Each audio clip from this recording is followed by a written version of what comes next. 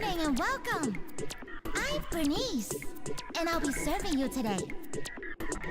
What can I get for you? A drink? Some snacks? Oh, a little flames! Mocktails exercise. The snacks are real nice. Soda's sound mix dry. I'm lit, you can't deny.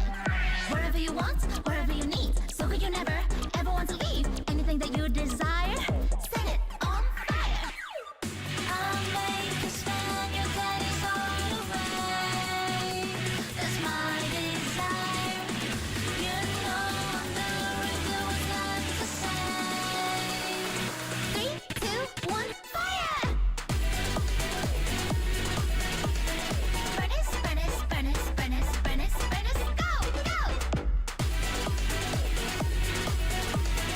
Furnace, furnace, furnace, furnace, oh, a little flames! Furnace, furnace, furnace, furnace, furnace, furnace, go, go! Furnace, furnace, furnace, furnace, gonna watch it burn! You know, I look kinda cute and nice and pleasant, but I got a shop fuse for fools to get arrogant. Watch out, let me pour you a drink, but think about messing with me, I'll end you in the blood. So drink your drink, don't you run your mouth. You think about sipping the beat and things will go south. When I push you like that, okay, I'll burn you to ash, think twice before you play. I'll make you spend your days all away. That's my desire. You know I'm the real deal, what's left to say. 3, 2, 1, fire! Furnace, furnace, furnace, furnace, furnace, furnace, go, go!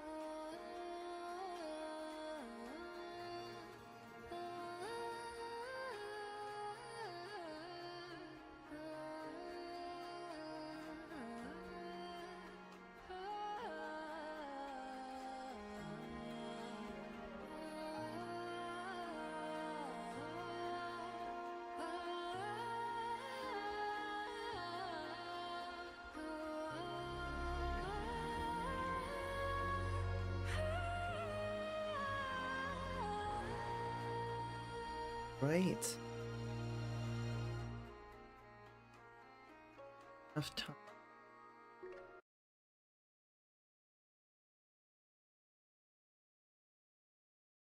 Right. Now's a good time. Ugh. I had to figure out for myself how to get some stuff set up for a stream. I could actually have a little layover. For when I'm AFK, so I'm all set up. And I hope anyone that's feeling comfortable, they have some food, maybe some, and of course some water.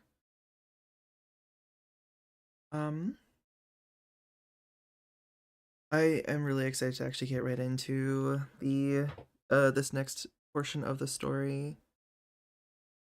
Oh, I forgot to turn on my game audio. That might help. That might help. There we go. You're gonna be able to hear. As you can see, I already have the lovely Durin as his banner. Has been up for a couple of weeks. And I did get him.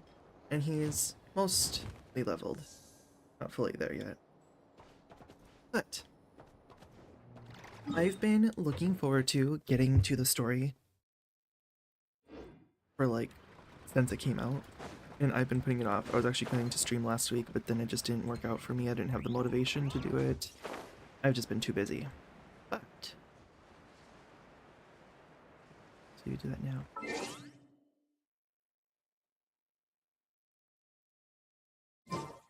Get to check out what's going on, because I actually saw, I'm gonna go over here so you can see, but when I actually saw like where the quest starts, it's over here by the Adventurers Guild and it's empty. Oh, never mind, there's Catherine. She wasn't there before, she just kind of appeared. Let's talk to her. Thank you for waiting. I finished checking your adventurer handbook. Here are your commission rewards. Thank you. We have no other urgent commissions on the books at present. Thank you for all your hard work lately. Yeah, I've been Perhaps working super you two hard. could consider taking a vacation. Ugh, it's really hard to take a vacation, to be honest. Amazing. I'm just on that never thought we'd end mindset, up grind having set. Grind set downtime and mindset? not cry. There, that's the word. Things were pretty hectic when we first got here. Everywhere you looked, it was either the wild hunt causing chaos or Mhm. the Fatui stirring up trouble. It felt like this whole region was one giant slime in a barrel, ready to go boom at It's any crazy moment. how, last chapter with Natlan, how we were working with the Fatui for most of it. It's like, yeah, they came in at the beginning and was like, oh, what are they up to this time? But then they ended up helping us along the way. So, like, I've kind of felt like, oh, the Fatui aren't that bad. Like, even in Fontaine, when we met Arlecchino, it's like, oh, the Fatui aren't that bad, really, it seems. But, like, when we come here, it's like, they're kind of up to some sketchy stuff.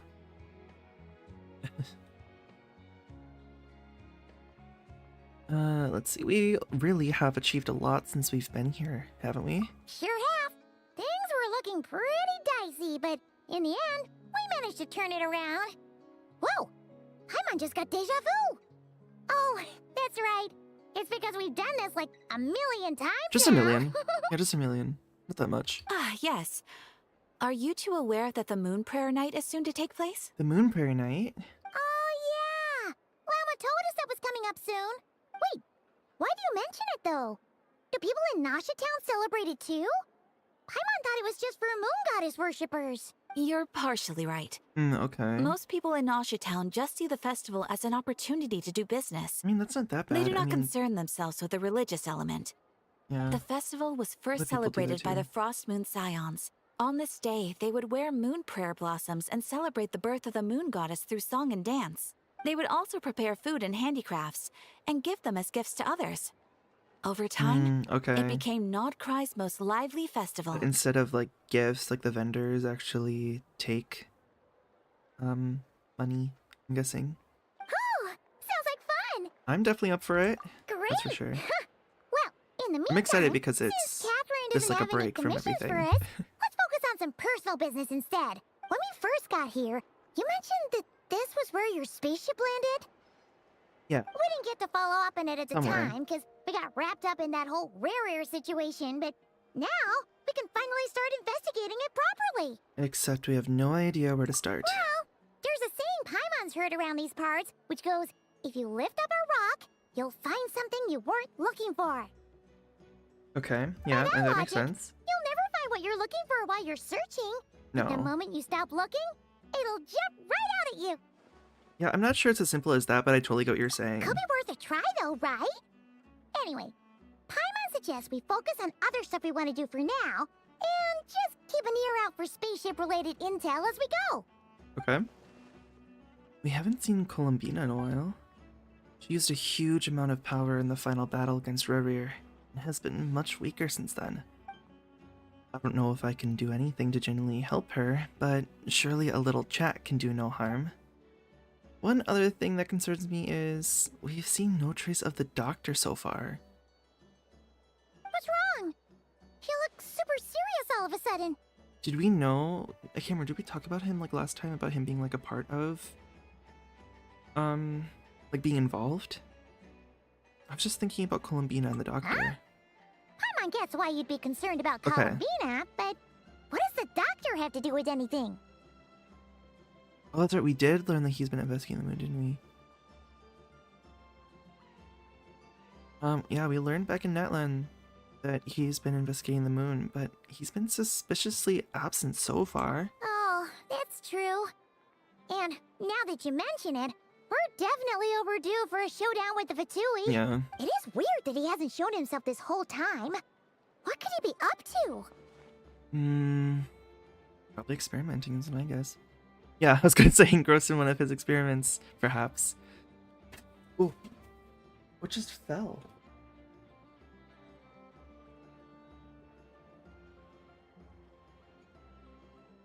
Sorry. Stuff just fall down on me.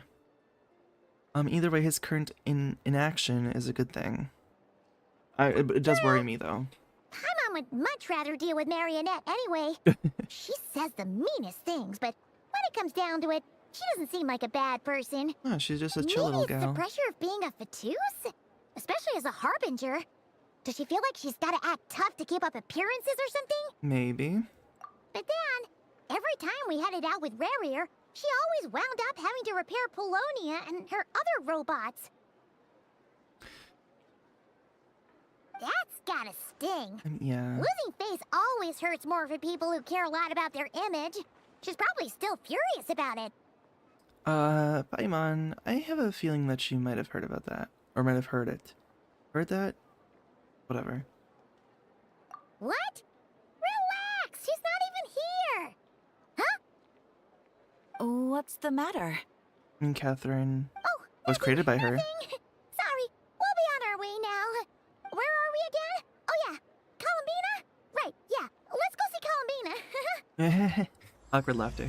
A Song of the Welkin Moon, Act 5, A Nocturne of the Far North. Let's get into it. Where are we going? Where are we going? Where are we going? Oh, that's right, Columbina. That makes sense.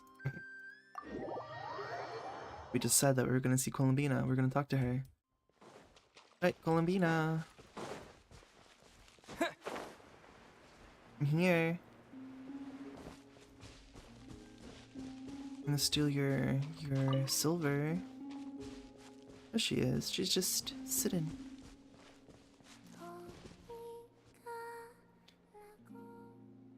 Oh, music went silent. Everything okay? Hey, she's sitting up. She's not laying down, so she seems to be to have enough Is energy. me sitting here a rare sight? No, we just thought you'd be resting. I mean, to me that also can be considered resting. Perhaps I would have been, were it not for the sudden arrival of some unexpected guests. Not that I it's our consider it a fault. disturbance. After all, you are the only ones who are free to enter. Oh, Would thank it not be you. a little unfriendly of me to lie down while we speak? I mean, what if we lay down together, just next to each other, and just chat it away?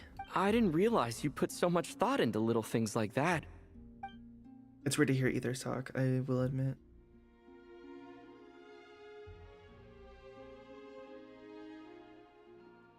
Only sometimes.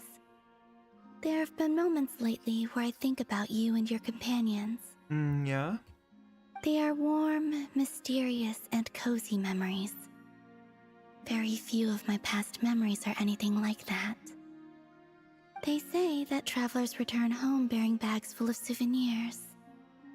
But my luggage was empty, and I believed it would stay that way. Return home? So, you're still planning on returning to the moon? Yes. This planet continues to I mean, reject how are we me, gonna get you to the moon? reminding me that I do not belong here. If I remain into that, there will come a day that I disintegrate. And I don't mean reduced to dust, or turned into food for the flowers. I mean, I will cease to exist entirely. Alright then. Well, we're sure Are gonna you able miss to come you. back but at any point? It sounds like we'll have to say Or are goodbye. we gonna make this world accept you? How do you intend to return? The moon prayer night is soon to arrive. On that day, the moon will be closest to Devat. Okay. The Kuvaki in this land will reach its peak at that time.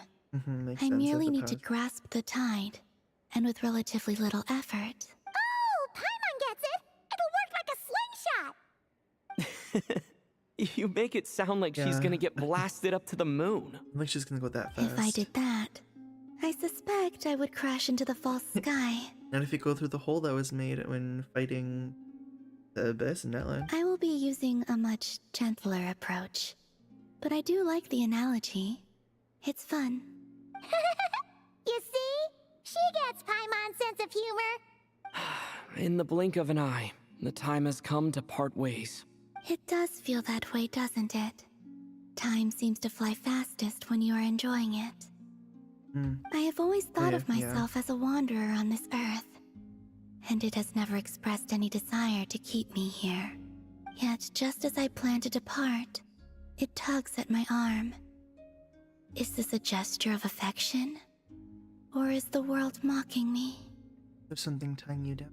Oh. Were you hoping I can answer that? Yes. Maybe. You are a traveler, so you must have a lot of experience in this area. It's a little. Then, what I would say is, enjoy the moment. That's right! Don't overthink it! Happiness is happiness and joy is joy! The point is to enjoy it, not analyze it! I see. Well, let's Then what I have a would good time say together. is, even though I am very tired right now, I am still happy. That's good. I can't tell from the tone of your voice. She talks at the same time. You don't have to be so like either. Oh, really? You don't think I sound happy? I'm just kidding. I could tell you were in a good mood today from the moment we saw you. Ah, a joke. Albeit not a funny one. It's not supposed to be like a joke per se. It's just supposed to be like teasing. Anyway, I assume you're here about you-know-what. Give me your hand. You know what? Makes it sound kind of. Actually, it's not that. There's something else we wanted to discuss with you. Oh. Then, do you still want to give me your hand?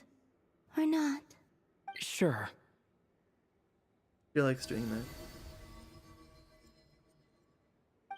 Special connection. Thank you. So, I've heard that in the Moon Prayer Nights of the past, people here would hold celebrations in the Moon Goddess's honor. Since you helped so much in our fight against the Rehir of Solnari, I think you deserve a farewell party before you return home. I haven't asked everyone else for their opinions on this yet, Oh, we just came but right here. I'd like to invite you to join the upcoming Moon Prayer Night. I've never joined a moon prayer night before. I'm not sure what I would even do. Oh, don't worry Just have about fun with that! us. We take care of everything! Celebration. All you need to do is show up. Of Yeah. course, there's no need to force it if you're not feeling strong enough. It's just, this kind of felt like a golden opportunity. Yeah, I get that. But they call me Kutar, and the Fatui have an arrest warrant out for me. I shouldn't appear in public right now. Yeah, they'll definitely. I'll make it work. You have my word. Yeah, we got your back. Well, he does. Paimon's actually not too sure what he's planning. Paimon's not really sure of many things. All right, if you're sure. I will not refuse your invitation. I suppose it wouldn't hurt to pack a few more sights from this world into my suitcase before finally Suitcase? You have a learning what my suitcase? homeland looks like. Oh, if you see Lauma, please tell her that my answer to the question she asked me is neither yes nor no. Rather, it is. There is no need. What did she ask? That was kind of cryptic, but sure. Guess it's between the two of you. We'll pass along the message. Bye for now. Is that? Did we hear about that? I don't remember. I don't remember. It's been too long.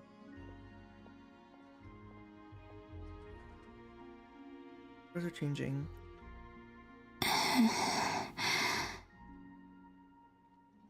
And also, I do not know. Oh.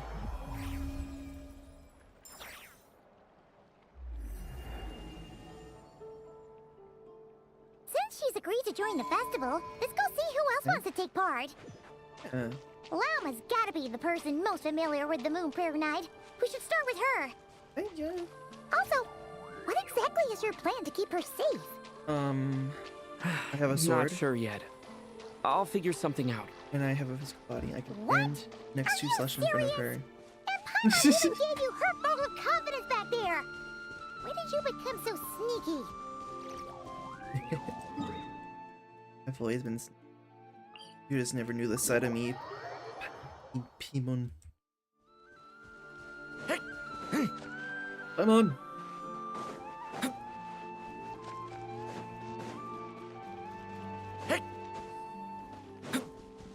I could have teleported closer, I think. Yeah, I could have gone to the other thing. That's fine. I'm here now. I just gotta climb this little bit. There's a guy over there. I just gotta climb this little bit, and then I should be okay. Oh, and Varka's here. Got his name for a sec. Hey, Llama! It's us! Huh? Varka? What are you doing here? Hey guys, it's us. Beats me. I had a bit too much to drink last night, and when I woke up, I was on Hisi Island. Girl, that doesn't sound too good if you were blackout. Mr. Varka is helping to oversee Nasha Town's preparations for Moon Prayer Night. He is here to go over some details regarding the decorations Okay. and custom cloth designs. Interesting. Right, yeah, that too. What do you mean, that too? So preparations are already underway? Yes, celebrating this festival is a long-held tradition here in Nodcry. On this day, the crescent moon at the top branches of the verdant crest turns into a full moon, and the Okay. moon prayer blossoms bloom with a special radiance. Our people take these to be blessed omens. It's an especially welcome event coming off the back of all that nasty business with Rare. Everyone got Yeah. put through the ringer recently, and now they're looking to turn their Yeah, fortunes just a time around. to rest and relax and get some, you know, like settle all of your not nerves, but just get settled. It's like settle down more. We just had a lot of excitement, the bad kind of excitement, and now we get to just kind of relax.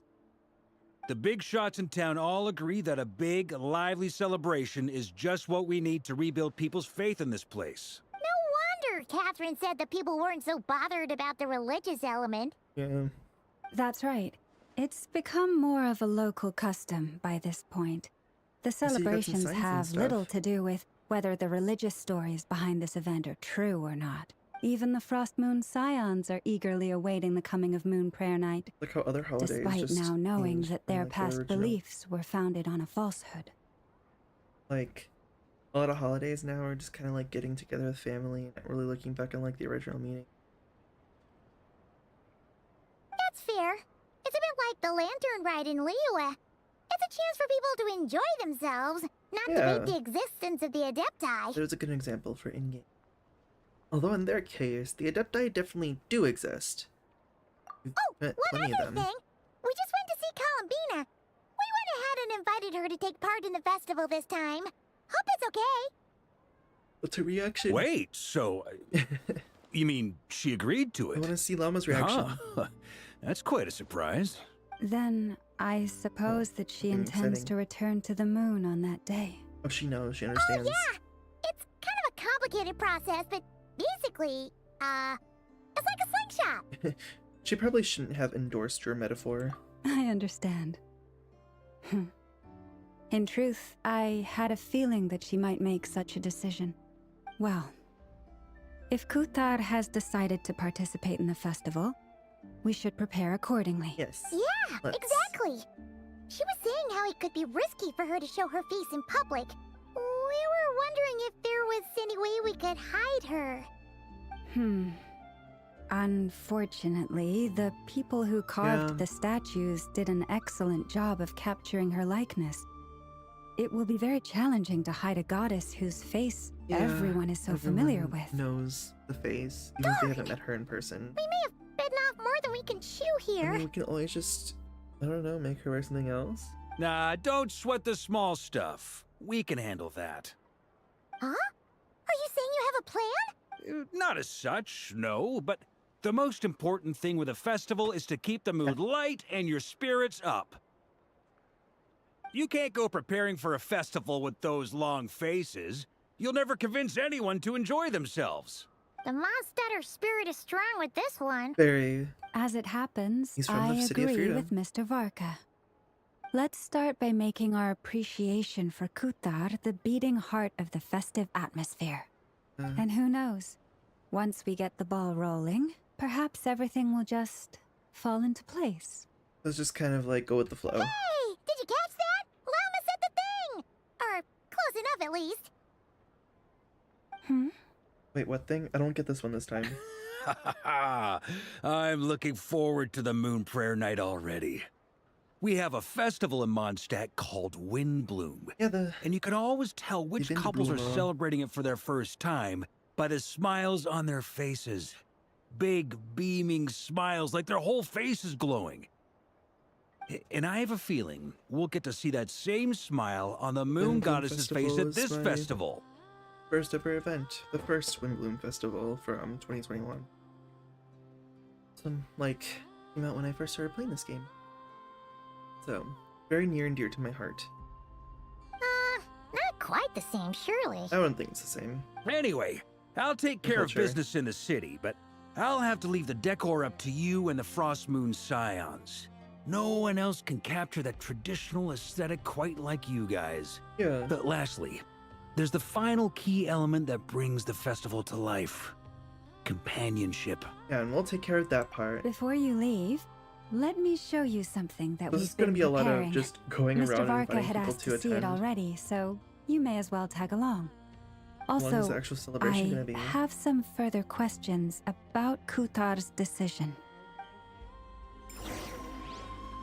Okay.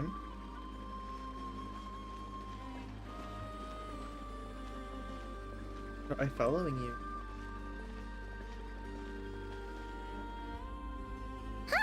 What's this? They They're sure playing look like they're drums. having fun. They're playing the drums. I believe so. Kuhenki seem very skilled at playing drums like these, although I'm not sure where they learned it from. Maybe it's an innate They learned it talent? from me. In their eyes, they're probably just playing with toys. Yeah. They learned it from me. Oh. Luanatar. Dar, you want to play too? Guess not. I'm Yeah. confused. She looks more confused than anything. Just a tad bit. Maybe we can teach her next time if we get the chance. Maybe. Alright, you had to move my mic real quick.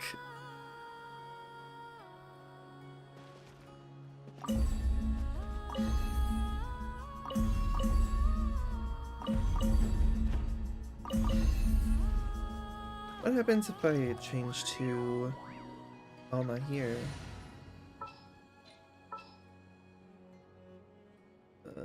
Ooh. Follow me.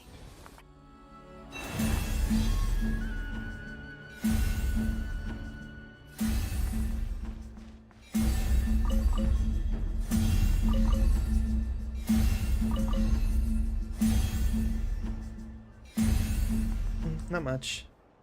Just play. I thought maybe it was going to be something a little bit more exciting slash special, but Increasing it's our not, it's comp? not, it's not. Let's. What are these floaty things? Moon veils. We Those hang them from buildings in the city during the very festival. pretty. When you look at the sky through them, it creates a lovely misty effect. I can see.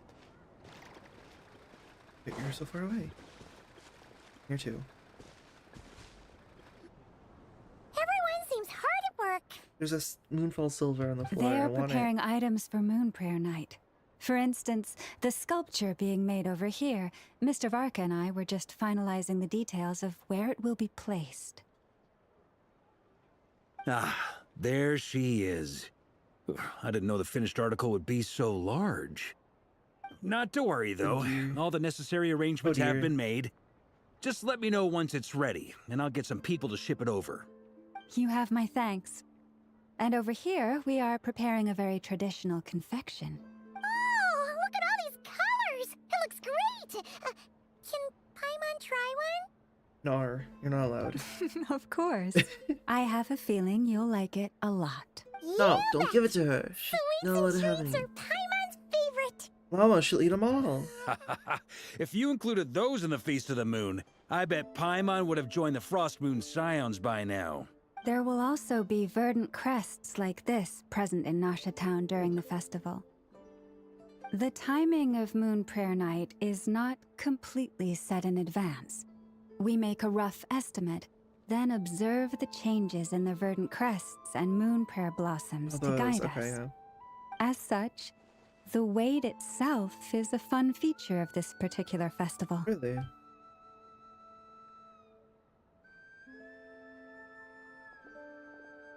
Moving on. So pretty. The statue. Let's talk here. To tell the truth, I am very surprised to hear that Kutar is willing to participate in the festival. I once asked her if she'd be willing to stay with the Frost Moon Scions. I could introduce her to everyone, and we could be a family to one another. She did not answer, but she has not Oh. appeared here since. Is this what her answer is about? I took this to mean her answer was no. But if that were the case, she would not have accepted this invitation. Speaking of answers, she asked us to pass along a message. There's no... Ah, I see. Maybe she is right. Maybe the Frost Moon Scions of today no longer need a moon goddess. But my wish was not for her to come here and She's be in a worshipped sense like the as a deity. archon, quote unquote, I of simply this wanted to land. offer her a place to stay. I mean, it's not like a bad thing, like the archon to like be involved with like people and actually like talk, like make acquaintance with, you know? I mean, a lot of the other archons have done that. I mean, A doesn't do it that much, but you know, I'm Like, sure you know, she talks to believes people, that showing herself here likes to be might there for the people. invite Fatui intervention, and as such, she does not wish to cause us trouble. But what really pains me about all this is that this is her birthplace. but she doesn't feel like She ought to belong here, yet no one has been able to grant her she shelter. feels that the world rejects her, so she can't stay here. Like, to her, this is not her home. I think I'm qualified to weigh in here. When someone's about to depart on a long trip, what they need is blessings, not burdens. Mhm. We should wish her the best, not Yeah. make the journey harder than it already is. Anyway, she's agreed to attend, hasn't she? All good we with need to Varka do here. is simply respect her decision. Yeah. Come on, Lama. I see your point. Yes, she will soon depart after all. Our job is to leave her with some happy memories. Besides, who's to say her journey to the moon is a one-way trip? It's Yeah, not like she she can come can't come back. back and visit if she wants, right? Paimon agrees wholeheartedly. Festivals are all about having fun, so let's keep it simple. Yeah. All right, I'm gonna head back to Nasha Town soon. Want to come with? I'm guessing you have some other folks to visit there. Definitely. Sure thing, We let's got go. Nefer, Bye for Yehoda. now, Wilma. Thank you Lynn's all. might be there. Goodbye. Dory's there. Probably still. A traveler needs blessings, not burdens. It sounds good in principle, but will blessings alone be enough for Columbina? Is she still there alone? Can I talk to her? Girl. Girl. Hey. Goodbye for now. I look forward to the festival. Nothing special for walking all or running all the way back up here. I see how it is. Let's go to Nasha Town and let's commit some crime against the locals. That sounds like a good plan. Oh, Flynn's and Albedo Hey, over there. and Durin. It's Durin and Albedo with Flynn's. What could they be chatting about? Death. Your guess is as good as mine. Ah, Grand Master, and the Traveler and Paimon. Hello, Hello there. It's been a while. Dragon Boy and Homunculus. Perfect. We have some new volunteers for our investigation. Sorry, what investigation? Wait, let me guess. The righteous Lightkeepers are finally ready to hunt down the Abyssal Dragon? Haha. Yes, that too. Abyssal Dragon. Yeah, right. Oh, wait. Why does everyone keep saying that too? Oh my gosh. Well, to be precise, the facts match, but not the causality. Oh, hi, Emmy.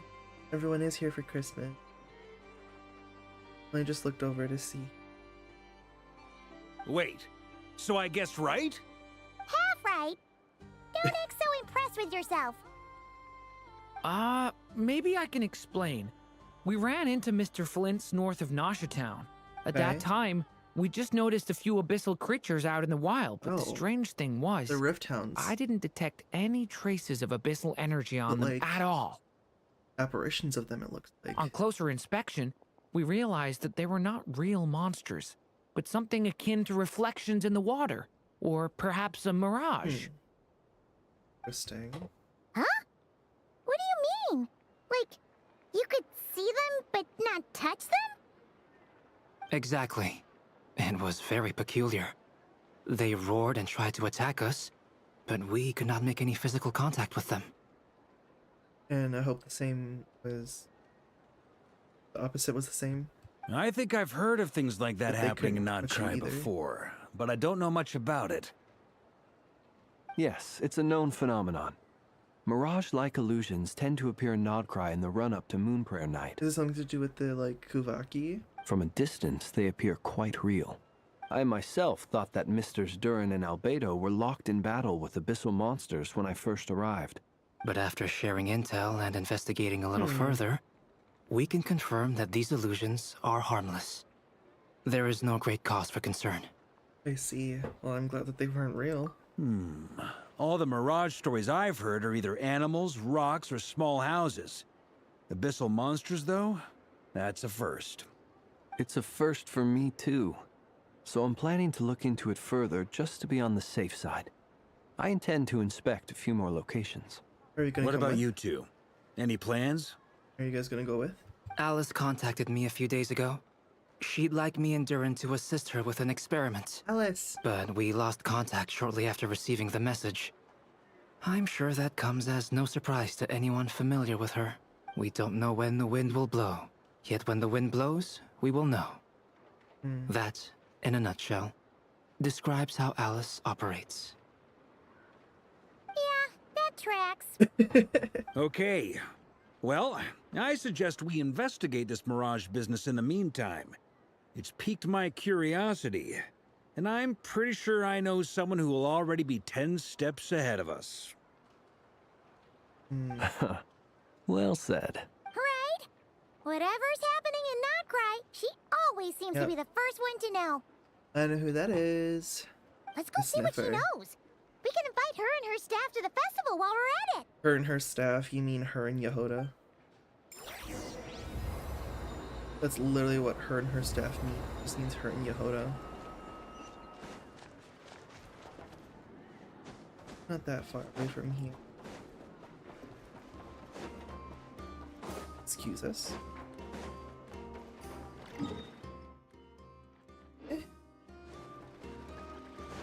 I'll just run.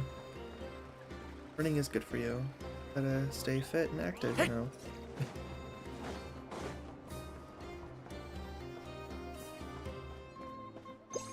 Oops. I didn't mean to do that, but it's fine. Excuse me. Excuse me. Excuse me. Excuse me, let me in. In, please. There we go. Hello?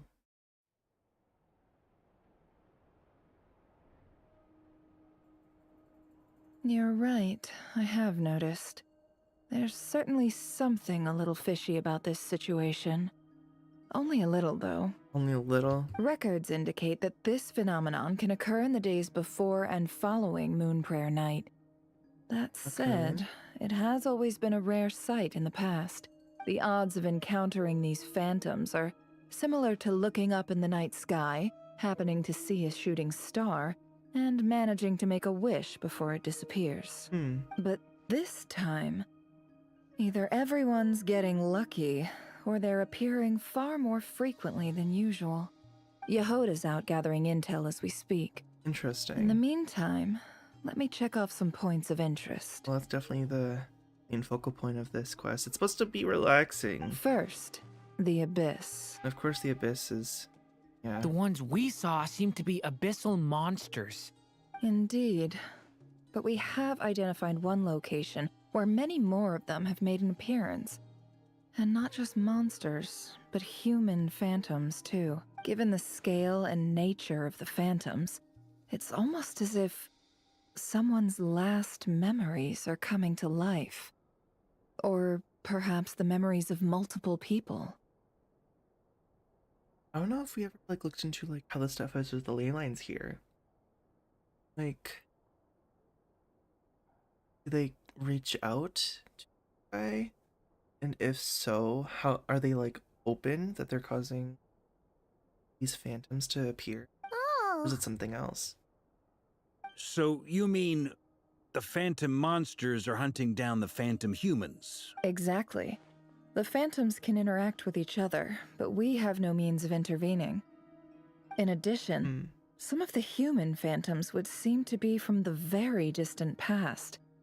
This is clear both from the clothing they wear and the stories they tell. They claim to be from Hyperborea, a name which I've heard from Lauma before. Yeah, that's where If this is where her true, bloodline It delineates means from. they must be from 6,000 years ago. did Paimon hear that right? 6,000 years? That's like as old as Zhongli. It sounds like this merits further exploration. That'd be a big help. I'll leave it with you, Albedo. My knowledge of ancient history is non-existent. I used to doze me off too. every time the pre-Knights Favonius era came up in class.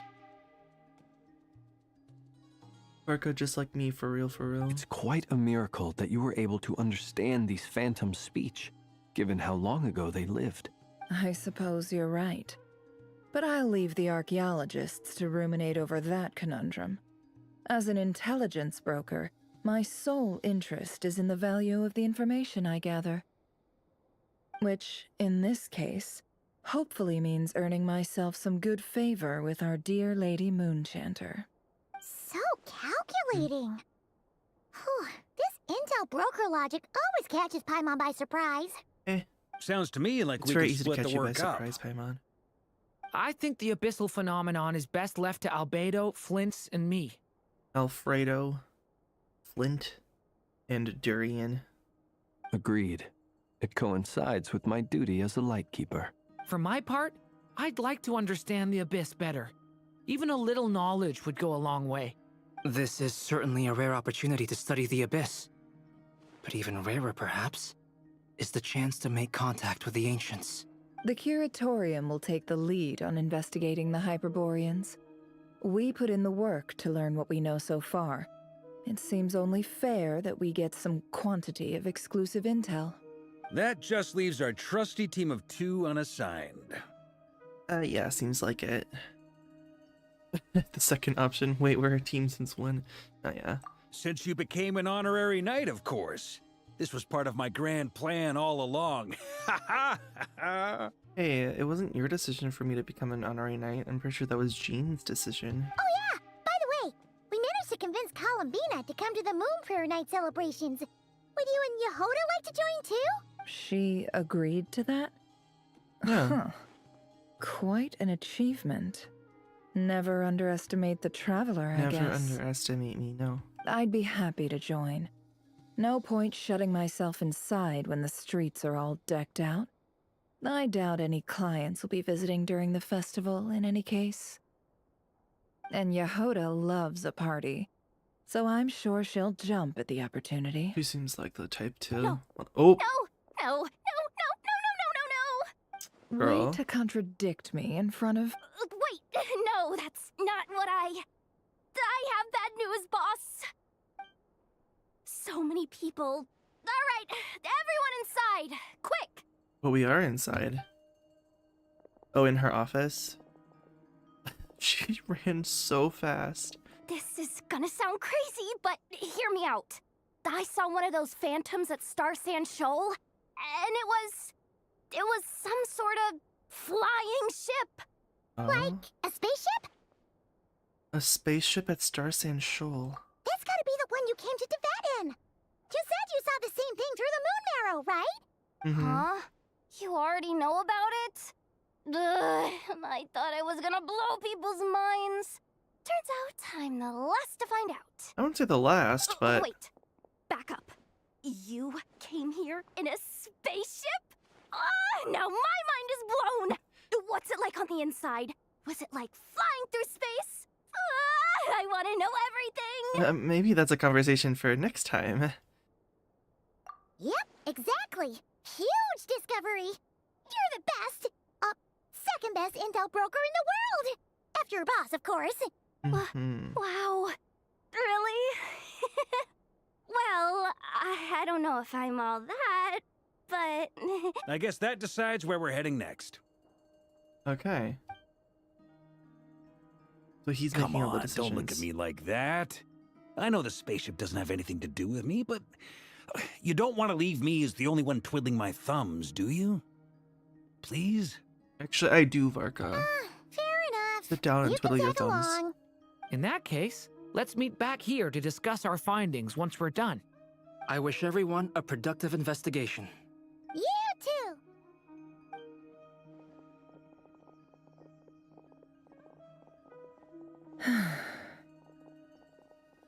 What's up, boss? Aren't we gonna head out? Tell me, Yehoda, when did the curatorium start Oh, giving out she's intel for mad. free? Oh, sorry, boss.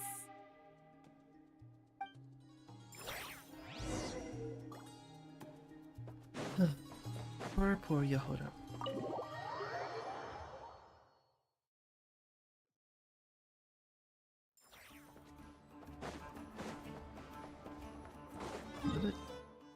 To the spaceship.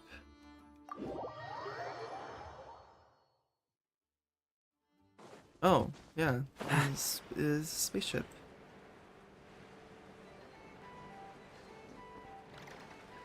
There's other phantoms around the area.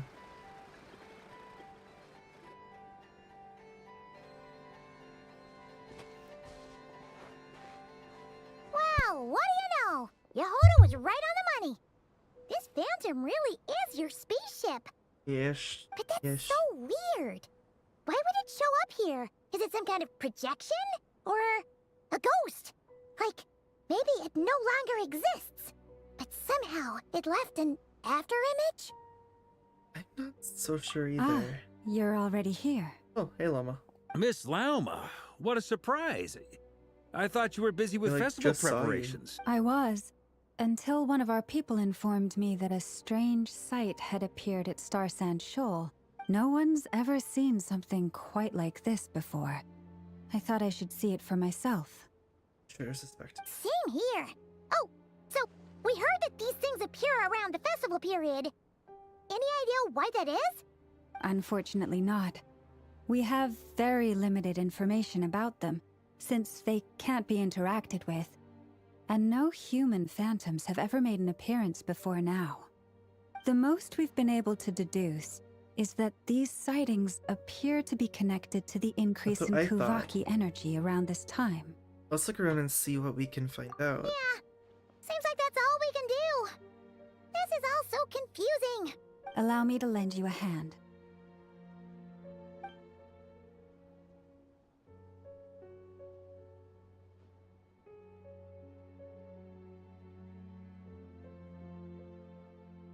I mean, are we gonna say anything because we know this ship?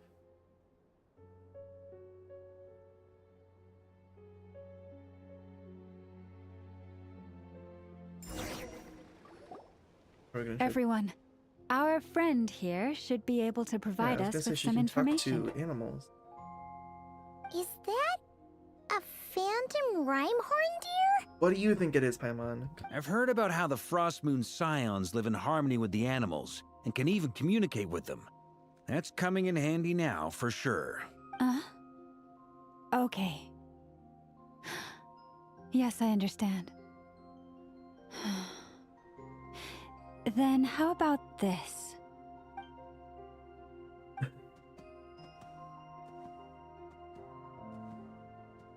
Oh, it's leaving. It appears to share our curiosity about this giant spaceship, so I asked it if it wouldn't mind investigating along with some friends. So is it gonna just like summon other phantoms? In or return, what? I told it about some nearby spots where the wild fruit grows abundantly. Can it even interact with like the fruit of this world? We may About, like, live this- in a this different universe? era from Yeah, these era. phantoms, but I trust that the terrain, climate, and ecology here are more resistant to the effects of time than some things are. But it's like 6,000 years ago, isn't it? Let's give them a moment and hope for the best. No. What am I thinking? I'm thinking of Hyperborea when that was this event would have been from like long ago, but not that long. And still, I can change. For a few moments, the Rhyme pin. All back together. Must have been a lot of fruit. Indeed. Now let me ask them some questions.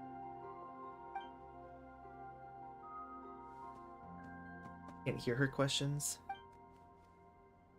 It did find a lot of wild fruit, enough for them to feast for a long while. This puffin circled in the air several times, but didn't spot anything out of the ordinary. Certainly nothing to do with the spaceship. Huh. Well, it definitely makes sense to get a bird's eye view. Indeed. Other than that, I was also thinking that the world these phantoms see is also different from ours. Yeah, I was thinking something similar. So, like, the fruit would be there that many years ago. Oh, I get what you mean. The wild fruit exists in both times and spaces, but there might also be things that only exist in that space-time, which we can't see. Because we don't see their whole world. We only see fragments. The spaceship. Good point. Great thinking, Lauma. Blunthorn rhinos can use kuvaki to shift great rocks, but this one says it couldn't get that ship to budge by even an inch. The sniffer mole tried too, but despite being a skilled digger, it could not get through. They say that the spaceship looks robust and undamaged. It seems completely impervious to any and all attacks. Whatever lies within is well defended from harm. So, just like us humans, there was nothing they could do about this spaceship either. Yes. Still, they deserve our thanks. We are grateful for all your efforts, dear friends. Now go, and enjoy your feast. I've noticed some other human phantoms gathered nearby. Come on, let's go talk to them. We can actually interact with them that way, but we can't touch them or anything. We can't intervene. Weird. It's similar to how the ley lines are. What is this thing? I've never seen it move, and there's no way to get inside. Goodness knows. My grandpa says it's been sitting here at least since his grandpa was still alive. Be like, hi, this is my ship. What about his grandpa? Did he say anything to your grandpa's grandpa about it? Huh? I don't know. In all likelihood, it was here back then too. Hard to imagine something this huge could move. Guess that means that as far as they're concerned, this ship's been around a long time. So what era are these people from?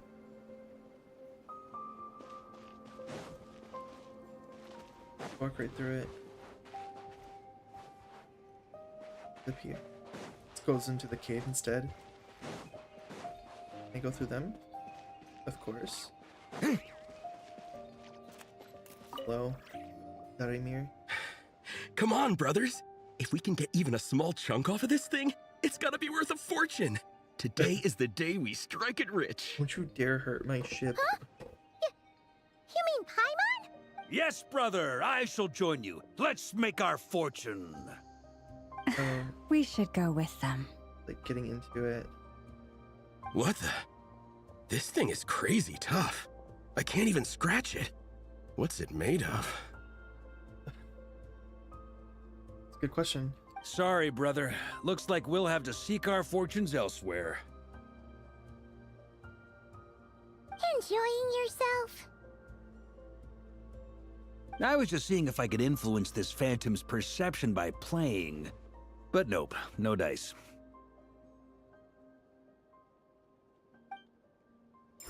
Interesting. I'm sure we're all starting to build up an idea of what's going on here now that we've spoken to some of the people. These phantoms are reenacting real historical events in Nodcry. It's almost like we're in some kind of interactive stage play. We can talk to the actors, but the plot is fixed, and we can't influence it. I see. It makes sense. History is set in stone. The objective facts of the past cannot be changed. Paimon totally thought you were just goofing around earlier. But actually, you were doing some serious investigating. Always, please. He's always on the... Like before, he's always on the mindset. Of course I was. Anyway, at this point, I think we're forced to conclude that although the Phantom spaceship is right there in front of us, we aren't going to learn much about it from these people. Only this showed the moment when my sister was searching for me. Maybe then I could have discovered why she wasn't in the spaceship. Or if it showed the moment when it disappeared, then I found out who was piloting it, where they were heading. But no such luck. All we've seen is an arbitrary moment in time during stay here. Don't be discouraged. If nothing else, this is proof of the ship's existence. And think about it. So many people tried to hack their way inside, but no one could get the door open. It's made of very tough material. To me, that says that we'll either find the ship itself or the story behind it. It's just a matter of time. Thanks, Varka. Huh.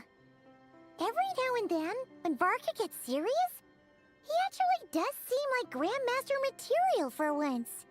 I wonder how the others are doing. Let's head back for now. Sounds good.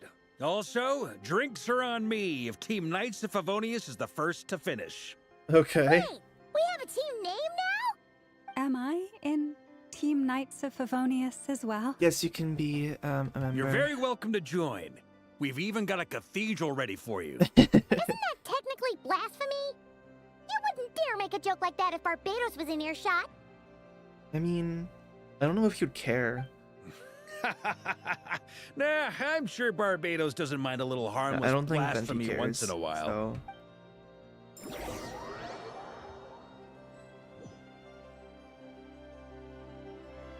Oh. I mean, we can't really help you. We can't attack them. Oh, no! Get away! Oh.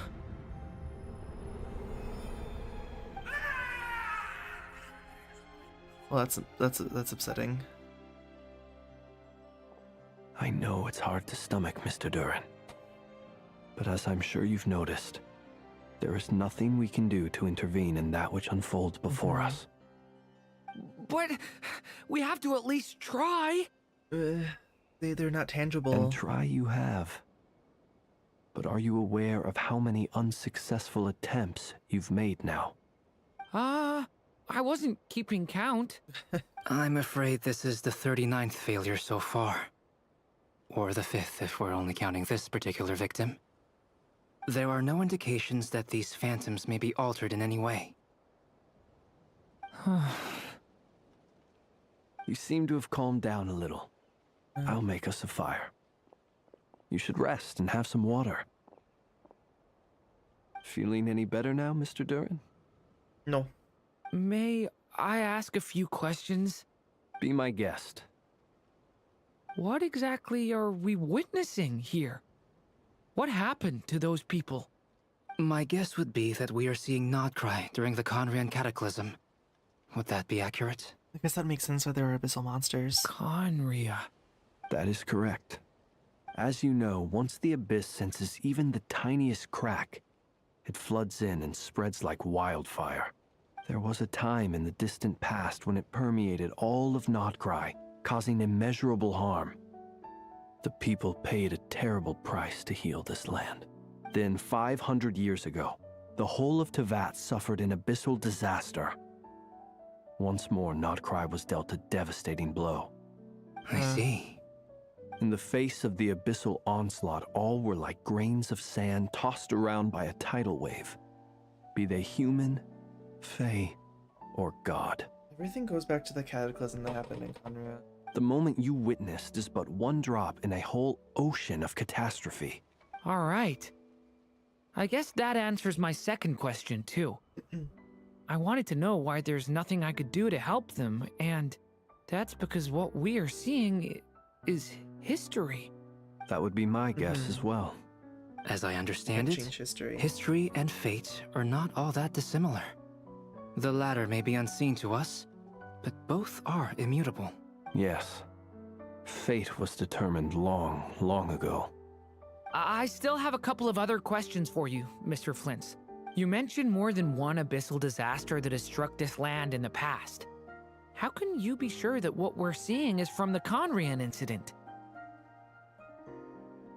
You probably lived through it. And also, how are you able to stay so calm when you're talking about these events? From everything I know about you, you're not cold or ruthless, and you're not indifferent to the suffering of others. Alas, I am forced to show my age. I must be 600 or 700 years old by human measure. Wait, so you... One is not easily moved by history when one has witnessed the truth firsthand. I'm sorry. Poor dragon boy. You needn't apologize. Your passion is a good thing to have. Treasure it, because someday you may find it in terribly short supply. Now, at the risk of offending you, I have a question in return. Your curiosity toward the abyss, is it born from hatred or because you sense its call? I only ask because I kept a fragment of Rarir's body in my lantern for a short time. Specifically, his heart. So I know what a burden it can be to carry the abyss with you. And I hear its power growling from somewhere within you. In my eyes, your mere existence is a miracle. My honest answer is... I don't know. I don't think I have the confidence to say for certain. What I will say is the abyss is not the only issue that haunts me. Even before I became who I am today, the question dogged me constantly. Dogged you? Should I even exist at all? My doubts remain unresolved. But when we fought Rarir, something became a little clearer to me. Sometimes it is the darkness within us that allows us to achieve the impossible. I certainly got the sense from your 39 attempts that you were trying to achieve the impossible. It sounds like you've resolved to see the truth for yourself. Absolutely. In that sense, he and I are quite similar. Then I wish you every success. I look forward to the day of your transcension. Well, if everyone's caught their breath, I suppose we should head back. Oh, and one last thing. I'd appreciate if you kept our discussion about history a secret. Doesn't want others know. That makes sense. We're going to Neferin Yehuda. Incredibly, our Just all of separate us. investigations led us all to the same conclusion. Hooray for consensus! Hooray! Yeah, but we barely learned anything, though. I totally thought this would be the mother lode. Talking with the ancients? I mean, come on! But nope. All we got was useless snippets of conversation. And all this stuff about moons and hyperopia. What a load of baloney. Girl, Seems like people back then had a few screws loose. Hyperopia. I understand your frustration. We found the same issue. Each phantom only showed a very brief moment in time. There isn't much value to be found in these miscellaneous fragments of a civilization's history, no matter how glorious it may have been. If there's a silver lining, it's that these phantoms are harmless to the present reality. They shouldn't get in the way of the festivities. No, Paimon we shall agrees. celebrate. And not just because it's the first thing she understood in this whole conversation. What are you thinking, You Nefer? look disappointed, Nefer. Is something the matter? What do you think? We all worked our tails off, but the only one to gain anything from it was you, Lady Moonjanter. Well, please do share the Hyperborean records with me. I will gladly inscribe them in our people's documents. Oh, duh! Yeah! That was it! Hyperborea! That's all Yehuda cares about. Hyperborea. I'm serious. Only an expert in the Frost Moon Scions and their history can turn these records into valuable research material. The alternative is to let them gather dust on the curatorium's storage shelves until the pages turn yellow. Nefer, you're wise enough to know that cooperating and sharing the profits is the best course of action here. Well, that goes without saying. Sure, let's do that. Huh? But didn't you say we aren't supposed to give out intel for free? Sorry. All she can give her a Shut look and up. she freaks out. Now is not a good time to push Nefer's buttons. Anyway, back to Moon Prayer Night. I'm thinking that we should prepare something a little special, aside from the usual decorations and so on. Like what? You mean a parting gift? Can't go wrong with food. Although, does food go bad on the moon? Perhaps a lantern would be a better choice. It might be dark up there. It could prove difficult to light a lantern on the moon. Magical stones might serve that purpose better. What about a clockwork mecha model from Fontaine? I've got a whole bunch at home. I use them for fighting practice in my free time. None of How'd she these want sound that? like things she would be even remotely interested in. But we don't interact with her enough to know what she likes. Yeah. It would really save us the guesswork if someone could find out what she's into. Wait, what the? Traveler? They're all looking at you. Okay, got it. I'll find a chance to ask her. Don't worry. Great! Haha, problem solved. Now, I need to stop by Dory's. Gonna need her help sourcing a bunch of stuff for the festival. Hopefully she doesn't Then let's swindle leave you. it there for now. We all have our own business to attend to. Traveler, if you find out what Kutar likes, let Yeah. us know right away. Of course, I gotcha.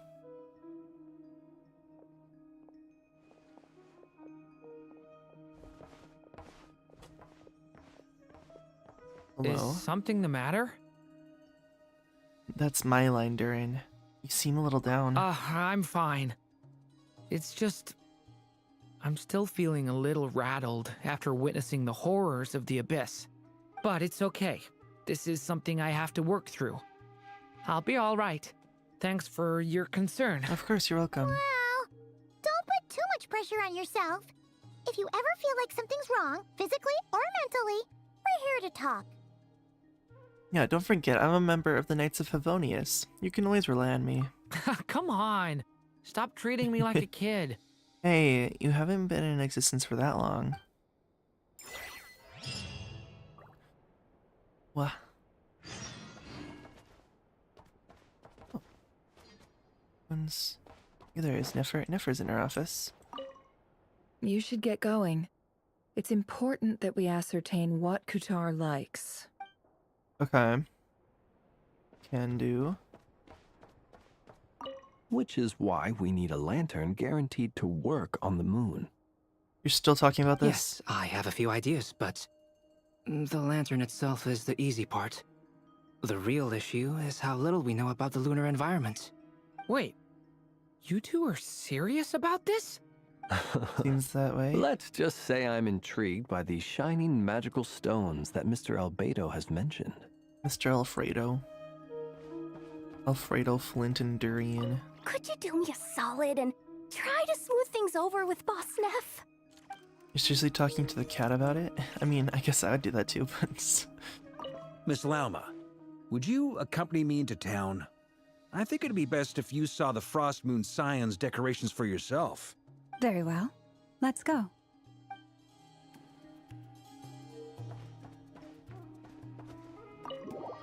Alright.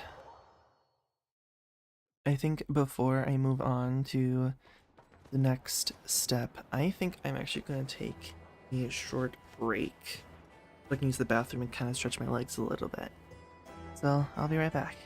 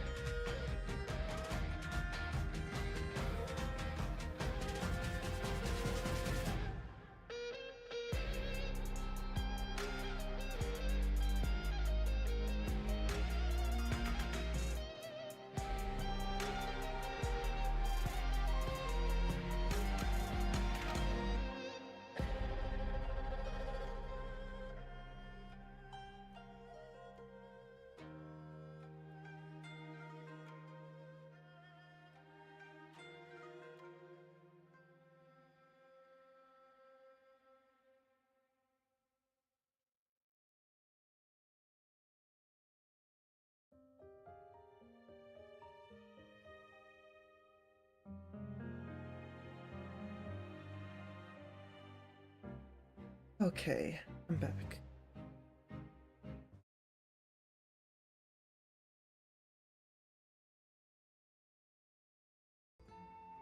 There we go.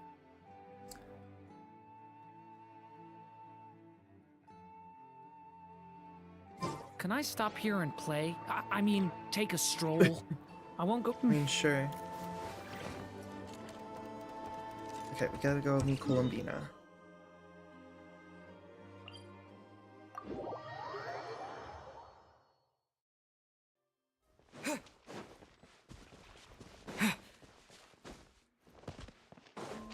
Is she still down here?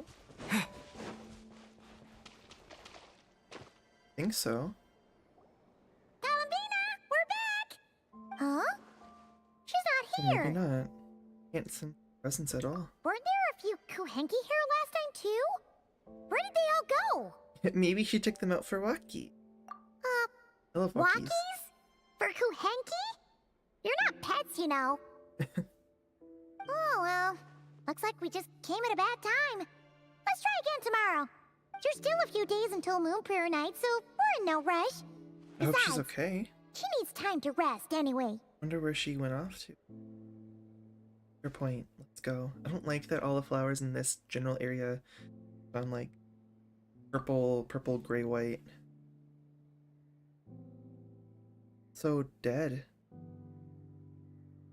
They're not the blue color that they... Are you back yet? Oh. Well, it's worse now. Oh, how strange. Looks like she still isn't here. This is a bit odd. Right? It's not like her to spend so much time outside. Especially since she's worried about attracting unwanted attention.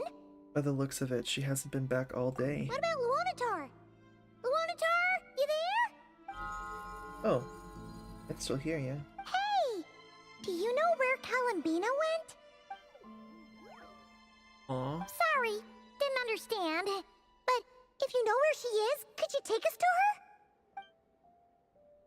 her? It sounds like an I don't know either to me. Yeah, that's even stranger. Paimon, look. The flowers. What about them? Oh, that's not good news. No, they're not blue. They're like purple. They change color when Columbina gets weaker, right? And they look super pale right now. Let's go. We gotta find Llama. Good idea. She might know what's happening.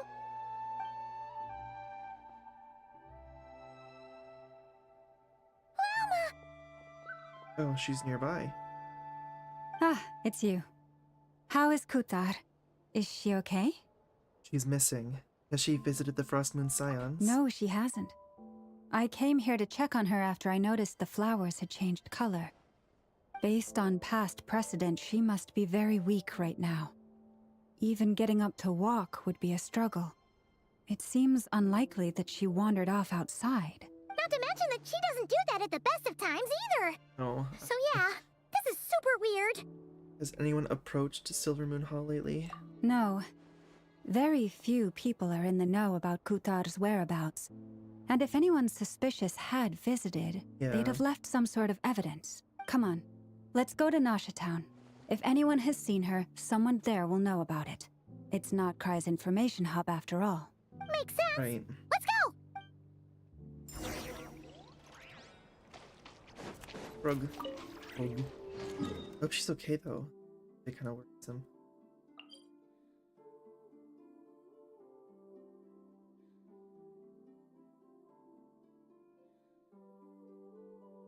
Sorry, I felt a sneeze for a second. Might come back. As of right now, it's past. Oh dear. I am feeling the urge to jump in a puddle. You told me earlier to not treat you like a kid. Wait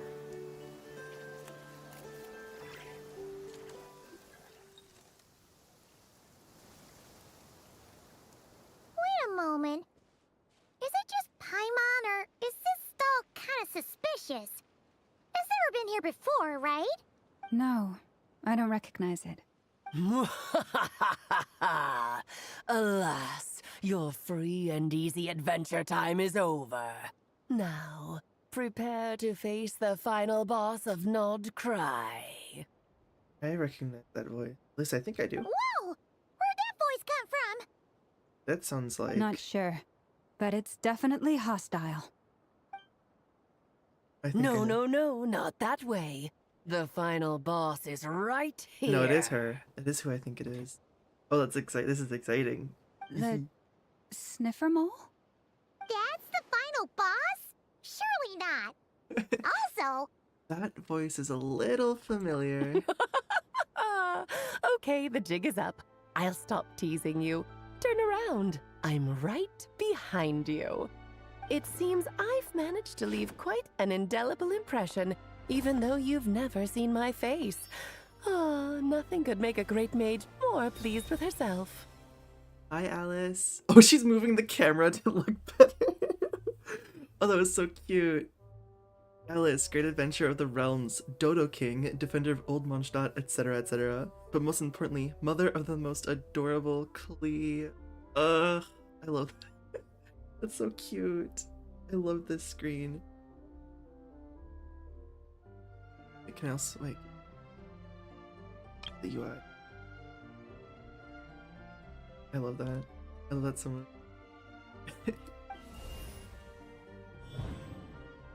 Oh, and she's breaking the fourth wall. What is going on? I've heard that all the big shots in Tevat have long, wordy titles that stun people speechless when they make their entrance. Unfortunately, none of them are affiliated with the Hexen Circle, and we ourselves keep a very low profile. The notorious name-dropping doesn't quite work for us. Still, I, for one, think I'm really quite amazing. I think you're amazing. I'm so happy to finally meet you after like 5 years. So that didn't stop me from coming up with a title anyway. Alice? It's really you this time? Not a lantern or a Dodoko, but Alice in the flesh? Wait, what is her... Oh, she does have a Mondstadt version. That's right. So, what do you think? How does it feel to finally meet me? Exciting. I'm excited. You look like... Look just like Klee. You look so young. You look just like Klee. Oh, that's the first thing you thought. A little surprising, but that actually makes me very happy. Because that means that when Klee grows up, she'll be just as stunningly beautiful as her mother. I love all the color around her. So she's a friend of yours? Yeah, although this is our first time like officially meeting her in person. Kind of. This is actually the first time we've seen her in person. I see. Madam Mage, that was, quite a powerful entrance. I certainly won't be forgetting it anytime soon. It's okay, Lauma, don't force it. Paimon will do the honors. This is Alice from the Hexen Circle. She's a friend of ours. And of Arcus, too. She's helped us a lot in the past. That's right. She's a good person, just kinda... unpredictable. Hehe. Very unpredictable. Well, what is the human heart if not unpredictable? If we could not do as we please, how would we differ from machines? I am Lauma, Moon Chanter of the Frost Moon Scions. It is a pleasure to meet you. Oh, I know. Before you got here, I spent a good, 15 minutes getting up to speed on Nodcry's present 15 situation. minutes to get up to speed on everything? In other words, I've read the whole in the last episode part, so we can skip the pleasantries. Fair enough. Well, Miss Alice, I can already tell that you have quite a unique personality. He'll get used to it. Paimon sure is.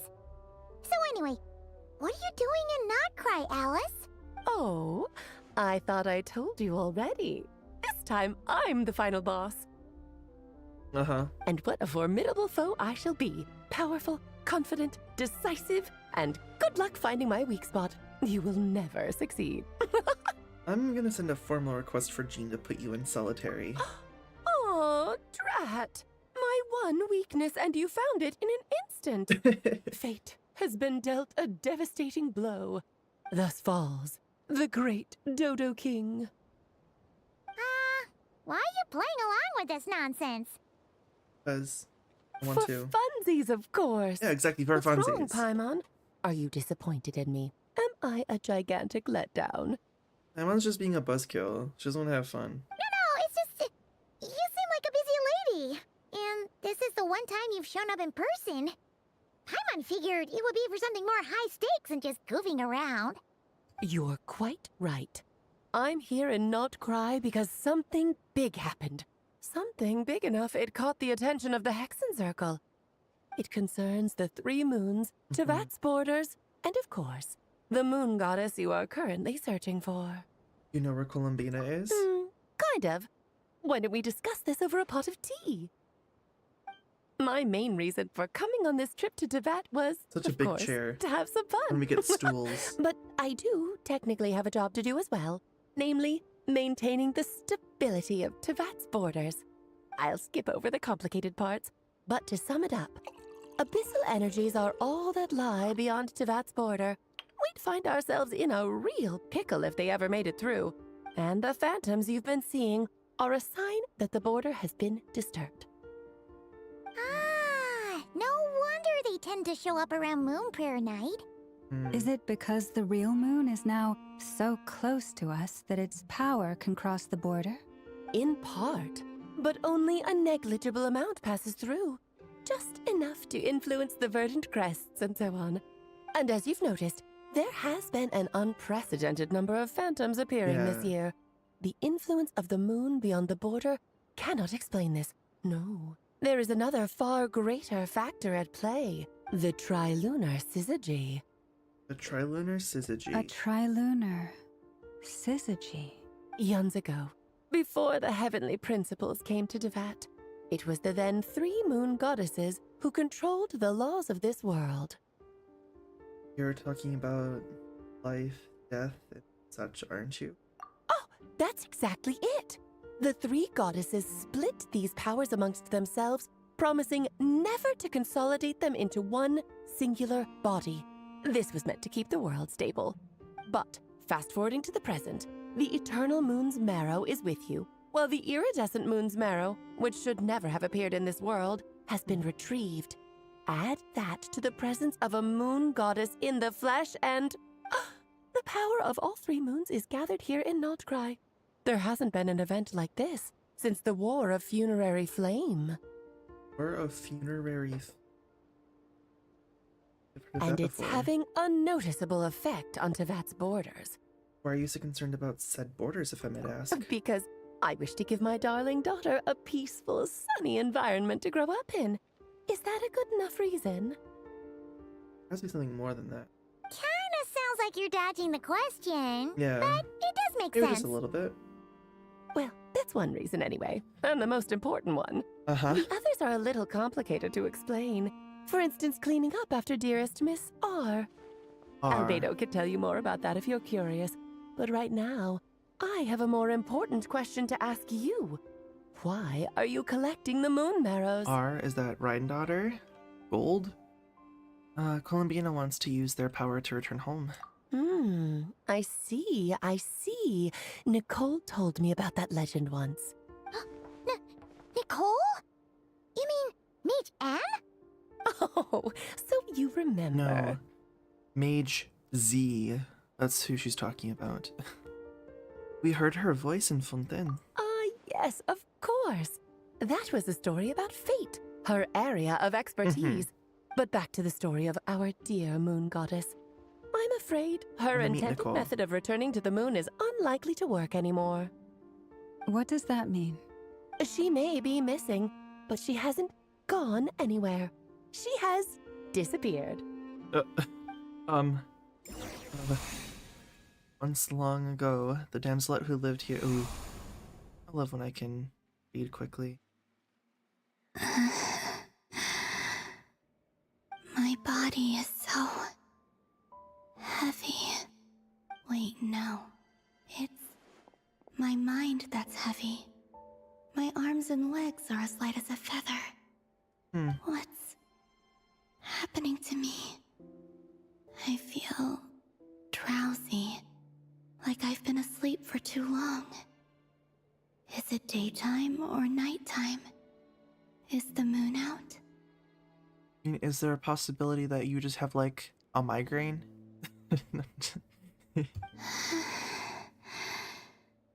I think I'll go for a walk.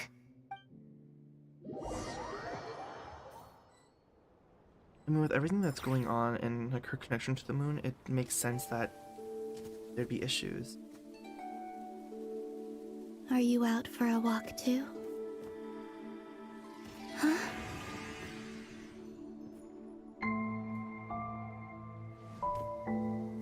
Oh.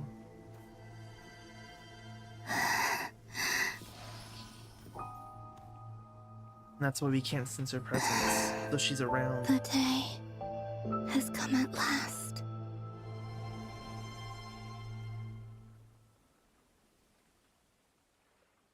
Oh, it's actually sad.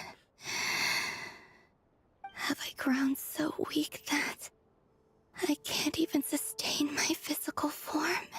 But Moon Prayer Night is nearly here. I was so close to returning home. Death is near. Is this how it ends for me? Will I return to the moon after I disappear? Or... I don't want it to end like this. I don't believe this is the end for you. So far, at least, I still exist. Even if not physically, I can still feel. But as my power wanes, I'm sure that too will fade. I suppose I might take one final look at this world. The world where I was born. This may be your last chance to visit the Frost Moon Enclave. Don't let it slip away. Come on, come on! Wait for me! The Frost Moon Enclave. How much it has changed since I was born. These decorations, they're so heavy. Where's the people live here? Because a lot of it's ruins. It's times like this when you kind of wish men could be priestesses and acolytes. I mean, why not let them? How fascinating. I've never had the chance to be privy to people's private lives in this way. In the past, people would get so solemn and serious the moment I showed my face. Like they were frozen stiff. Karina, Lametti, it's time to eat. Coming! I want to watch them a little longer. Interesting. You get to control her? Oh. Oh. Interesting. Interesting, okay. I wanted to play around with it more. So just Didn't realize I walked fill into the these area balloons that with air, next part right? Take place in. Yep. Try a couple now to test things out. The rest can wait till Moon Prayer Night. Think fast. Wow. Rita! She's cute though. Teasing an acolyte of the Frost Moon Scions?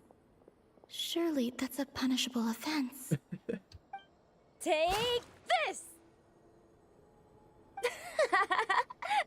They're fighting each other, that's cute. Huh? Having fun. All right, enough horsing around. Lady Lauma gave us a task. We should get back to it. The task is just to check that the balloons don't leak, right?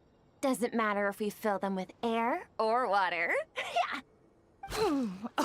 Okay, you got me there. And you got me there. But still, we can't use all the balloons before the festival even starts. That sounds like Escoffier's gay. We won't use all of them. And as long recognize as her Lady voice. Lauma's trusted acolyte doesn't snitch, this can stay as a little secret between friends. A couple more can't do any harm, right? No, Oh, you menace. Then, think fast! Just going at it. Is pumping a balloon full of water really so much fun? So curious. Right, go to the next. run around as her.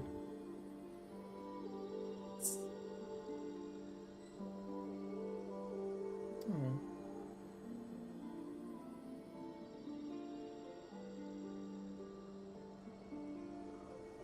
Interesting. I wonder if this is like akin to like how she's going to move when she's playable. We've never had a character that had like an alternate run like this. We've had alternate sprints, but not like an alternate run like this. That's neat. That's pretty neat.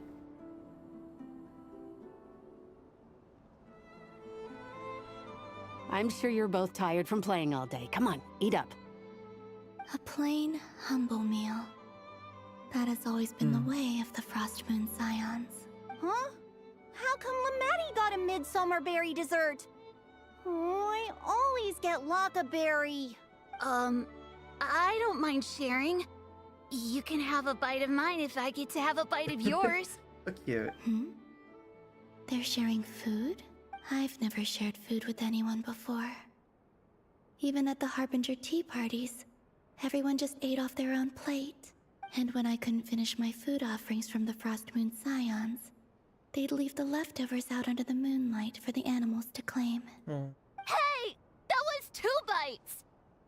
Oh, then you can have another bite of mine. Oh, you too. Oh, don't fret now. Here, have some of Granny's too. So this is what it means to be I thought family. she was just holding like a purple blob. I love getting blobs. Wait. And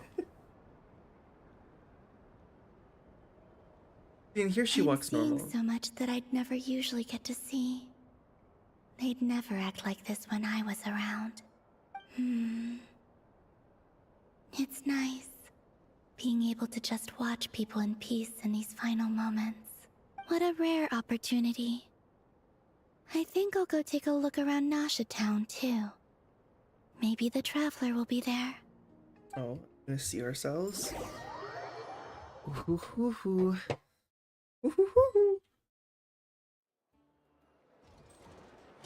There we are with Alice. After the War of Funerary Flame, the moon goddesses were no longer recognized by Tevat. They lost the whole foundation for their existence. So, is that when the Heavenly Principles took over? That's why the moon goddess's strength is fading. She cannot withstand the world's rejection of her. It's just like what Columbina said. The world itself is rejecting her. To be more pedantic about it, the moon goddesses did something to offend the heavenly principles, and that's why they were ousted. Something of a recurring theme in Tevat's history. It's because of the Heavenly Principles that Columbina is feeling the way that she is. Theoretically, speaking so candidly should put me in their crosshairs too, but they can't tell me what to do. I'll say whatever I want. I love her. Anywho, the moon marrow energies were but a drop in the bucket for her, and that battle against the Ray Hair of Solnari only weakened her further. Fortunately, it happened close enough to Moon Prayer Night when the Kuvaki concentration here is high. That's the only reason she managed to survive this long. What do you mean, fortunately? You said she disappeared. We're too late. Ugh, what a headache. I thought this was all common knowledge. I guess I have some more explaining to do. Okay, buckle up. It's time for another lecture. Another lecture. Now, I said earlier that the moon goddesses lost the foundation for their existence. The reason for that has to do with the natural order. Basically, the rationale for their existence in Tevat was lost. Is she just sitting on air? The same logic there's applies a to the chair. present moon goddess, too. Consider her existence so far. Her comrades in the Fatui called her Damselette. And she was worshipped as Kutar by the Frost Moon Scions. But these connections have now been severed, whether by her hand or yours. So the rationale that once sustained her existence is now gone. Wait, we did that to her? Unbeknownst to us. Well, Strictly speaking, yes. But let's not start pointing fingers, shall we? I'll only end up as the big bad villain, and that's not the kind of final boss I want to be. You're making light of this. Hopefully that means you have a plan. Of course I do. I'm only the greatest mage in the whole entire world. Now, if you wish to find your moon goddess, there are 2 problems we need to solve. Which are? Firstly, we'll need to strengthen the connection between her and Tevat, at least enough to sustain her until Moon Prayer Night. Strengthen her connection. But does that mean I'll have to rally all the Frost Moon faithful behind this? Maybe. I'm afraid a bygone faith and a former home won't be of any help to her now. Do you know her name? She doesn't have one. Her name? Never. She said that she didn't have one. Yes. Names are very important things. A name is a fundamental concept that anchors one's entire existence. I asked her once, but she said she didn't know. Then your first job is to find it. As a moon goddess, I'm sure she must have a name she identifies with.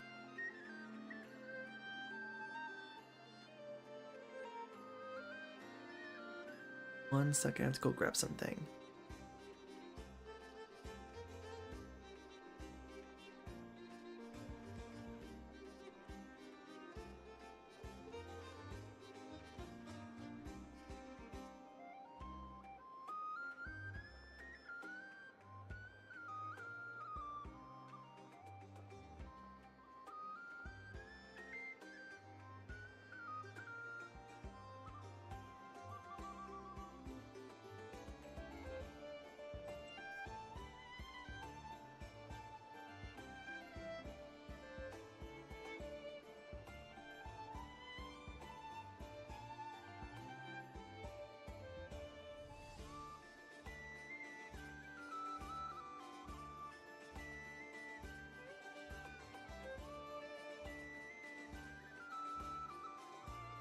Sorry about that. I got called away and I had to grab something. I came back. Neither Columbina nor Kutar is her true name, and she's never really accepted either of them. Yes, knew that. So, finding out her real name is enough to sustain her existence? What is her real name? Yes, I know it sounds like a small step, but every journey begins that way. So for now, that's all we need to focus on. The second problem is with her plan to use the moon marrows to return to the moon. Unfortunately, piercing through the false sky will take an enormous amount of power. Yeah. Given her current condition, does not have. she won't be able to provide anywhere near enough power, even if she recovers her physical form. But no need to fret. Nicole's the expert in this field, and I'm sure she'll figure something out. Are we gonna meet her? Are we gonna meet her or what? Wait, Mage N is going to help us out too? That means we've got 2 Hexacircle mages on the case. This is turning into a pretty big deal. Actually, this is more of a side quest for me. A side quest? Like you said, I'm a busy lady, so I can't stay for too long. I'll have to return to Tevat's border soon. Thanks for telling us all this. That's the upside you get for looking out for my little Klee. Hopefully that will incentivize you to carry on keeping her company in the future. Anyway, jokes aside, you'd better get moving. It will take quite a miracle for the moon goddess's consciousness to hold out till Moon Prayer Night. Oh, I suppose I might as well tell you where Nicole is before I leave. Yes. Off you go now. Time to meet your new friend. Oh, yes. And a little suggestion. Don't forget to mind your heads. Mind our heads. What? I wonder how Durin's doing. I should really go see him before I head back. You really are super busy. I most certainly am. There's so many children I have to keep tabs on just in Mondstadt. Durin, Albedo, Venti, Varka. Venti's one of them. There were some unexpected... By names, I mean name. Having... Well... Yeah, I guess Vark is also, like, interesting, but, like... Venti? Klee didn't make the list, huh? No, she can take care of herself. Of course not. Klee is my pride and joy. Yeah, she's I have perfect. no qualms about her, because she's the best child in the whole wide world. Uh-huh. Yep. Klee's a little angel. I'm glad you agree. Well, all the best. See you when I see you. Goodbye. Surprised she just like left in a walked hurry. away. Yeah. She didn't pack up her stall. Should we handle it for her? I doubt that's necessary. A mage of her abilities doesn't need her help. I must say, I'm now very curious about her daughter. Klee, wasn't it? What's she like? Bernie. That's a long story. Come on, we'll fill you in as we go. Did she leave us like a map or something to be able to find Nicole, or? We're going back to... What are we gonna see?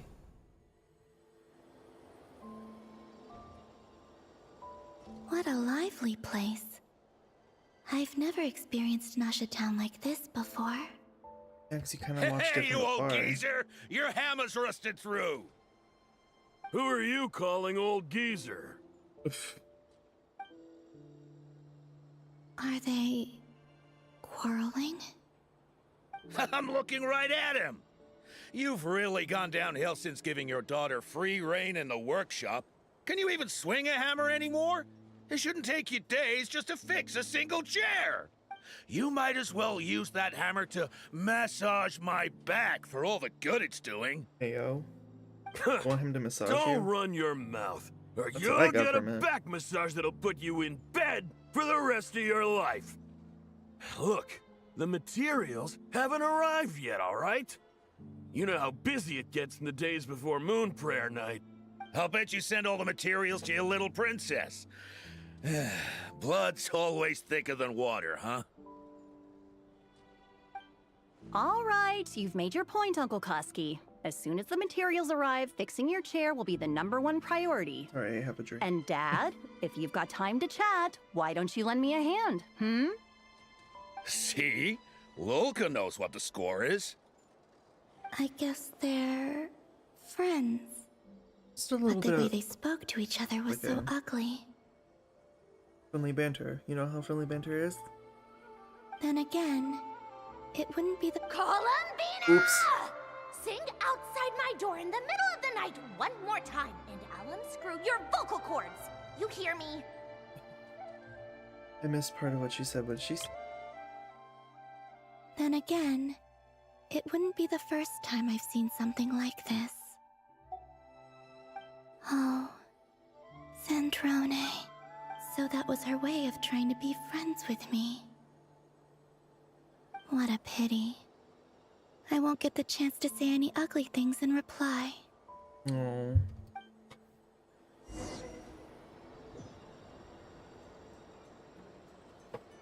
Okay. Where to? I can jump. Boing, boing, boing. Hey, have you decided what to give her for Moon Prayer Night? I sure have. She's gonna get the surprise of her life when she's least expecting it. Then I'll whip out the ring and pop the question. Oh, marriage The proposal. surprise of her life. What a fun turn of phrase.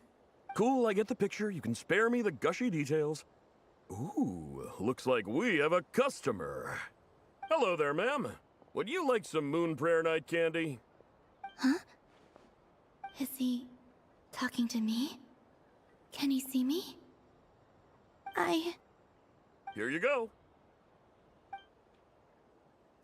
Oh. Come back anytime. Right. Now, where were we? I don't know what I was expecting there.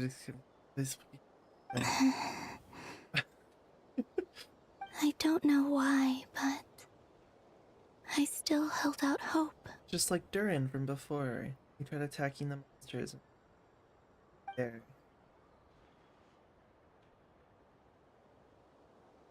The most important thing right now is to find that mage. This name thing seems super important too, but where do we even start looking?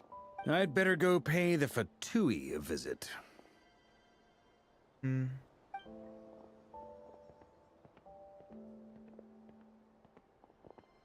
It's really bad.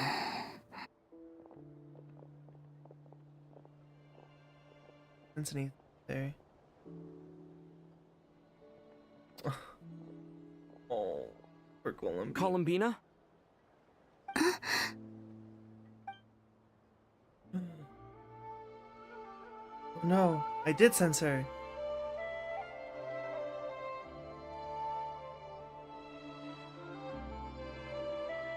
For a split second. Traveler? Let's go! This is no time to be spacing I love out. that.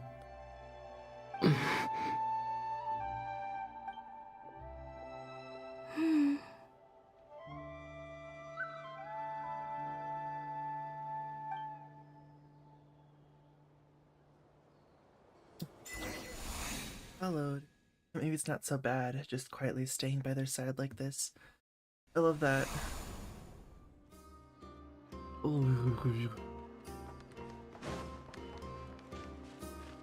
So we got Varka to join us to find Nicole. Where is she? She's back at the Frost Moon Enclave? Why is she over here? Where are they going? They mentioned a mage and a name?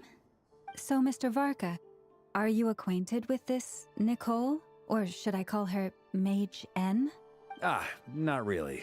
We've never met, though she has come up in conversation. Yeah. From what I've gathered, Alice kinda took Nicole under her wing. Taught her how to speak in a more ladylike fashion. That kind of thing. Huh. Huh. Hard to imagine Alice as an etiquette coach. Yeah, just a little bit. Yeah. Alice is a larger-than-life personality, I'll give you that. But then again, that's why she's able to draw such an eclectic mix of people into her inner circle. If I remember correctly, being an interesting person is actually one of her main entry requirements. So, if you ever wanted to join the Hexencircle, I'm sure you'd both be eligible to apply.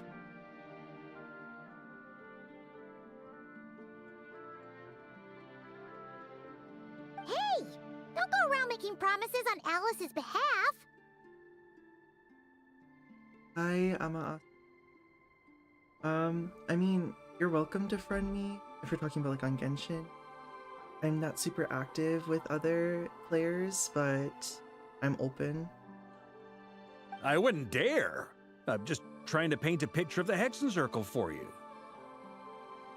Okay, sure. Anyway, since none of us have ever met Nicole, how are we supposed to find her? I mean, I think she just found Go up us. to every woman in sight and ask, "Hey, are you Nicole?" Hey, are you Nicole? Maybe something she's wearing will give it away? Like a wind bloom pinned to her chest or something. Wait a minute. Alice never said Nicole was from Mondstadt. Oh, true. What about a tea set? I recall that each mage has their own cup. That would be this young lady, then? Oh, look, I know we can't see her face yet, but I love that both Alice and Nicole are in this. Ugh. Hey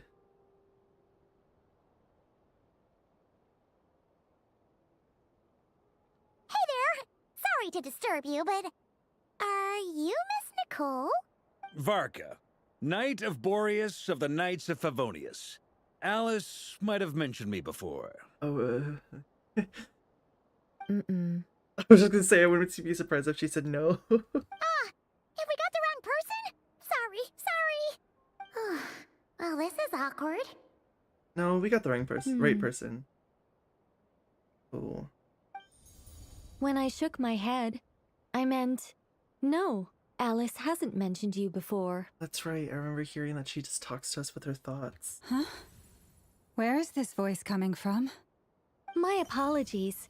For certain reasons, I am unable to speak. This is the only way I can communicate with you. It might take some getting used to, but I hope you can understand. Hey, it's fine. I'm more shocked by the fact that Alice never speaks about me. Hey, girl, I'm not surprised. As for you two, we have crossed paths twice before, Mm-hmm. but it is nonetheless a pleasure to finally meet you. Yes, I'm happy to finally. It's really you! Thanks for all your guidance in the past! You're quite welcome. This time, things are different. We have reached the unwritten pages of the story. You might say that we stand at the crossroads of fate. Now then, allow me to formally introduce myself. My name is... Oh, her eyes are pretty. Nicole, the unappreciated master sculptor, the immortal literary giant, if only they'd write, and the silent angel, yet also the orator, the instant they utter a word, etc., etc. In summary, to remain silent is to be the observer of the world. I need this saved. Fine. Fine now. No, stop! Alice! I can't believe it! I love that. I had a whole speech prepared. I'd agonized over every single word. She always picks the worst moments to ruin other people's plans. I'm so sorry about that. Alice took the liberty of devising some bespoke self-introduction magic for each member of the Hexen Circle. But I could have sworn I deleted all of the triggering conditions for it. How did it bypass everything? It's because Alice is too strong. Gosh, this is so embarrassing. This is a very different side of Nicole than what we're used to. Is she not used to face-to-face interactions? Guess not. Don't worry about Like it. that we can see Columbina We've behind seen that us. introduction magic once already, so it wasn't too much of a shock. Please go on, Miss Nicole. We'd love to hear what you have to say, or, well, communicate. I like how she got, like, a little bit hesitant as she was about to say. She's like, they have to... Huh? Are they talking to this lady? But... You can't hear. Will you all promise to forget that horrendously embarrassing introduction? Yes, for you, Sorry, Nicole. embarrassing. When? Barker, you're too dense. Among the words that hopped out just now, I saw angel. Yes, my name is Nicole, and I am one of a very few angels who have retained both their preferred form and their power. An angel, so like a Seelie? The Traveler and Paimon should be no strangers to this concept. There is another of our kind in Natlan. They call her the Lord of the Night. Mm-hmm. Alright! Paimon remembers her! We've never met her in person. Yes. Well, I have retained more of my power than she. It's because I don't have a long-term duty to fulfill. To be more specific... no. We'll be here all day if I get into the specifics. Moving on. If I'm not mistaken, you are here because you wish to learn how one might reach the moon beyond the sky. That's right. Is that something you can give us any guidance on? Yes, I do know a way. It began with the Hyperboreans, who lived after the War of Funerary Flame. Blank looks. Maybe I should start with the background of the war. How long are we going to be here for? Or maybe not. It shouldn't be an issue. I'll fill in the gaps for you when we have more time. What is Columbina doing? Anyway, after that war ended, the three moons retreated to beyond the false sky. The Hyperboreans were humans I once aided. They accepted the civilization and creations bestowed upon them by the angels.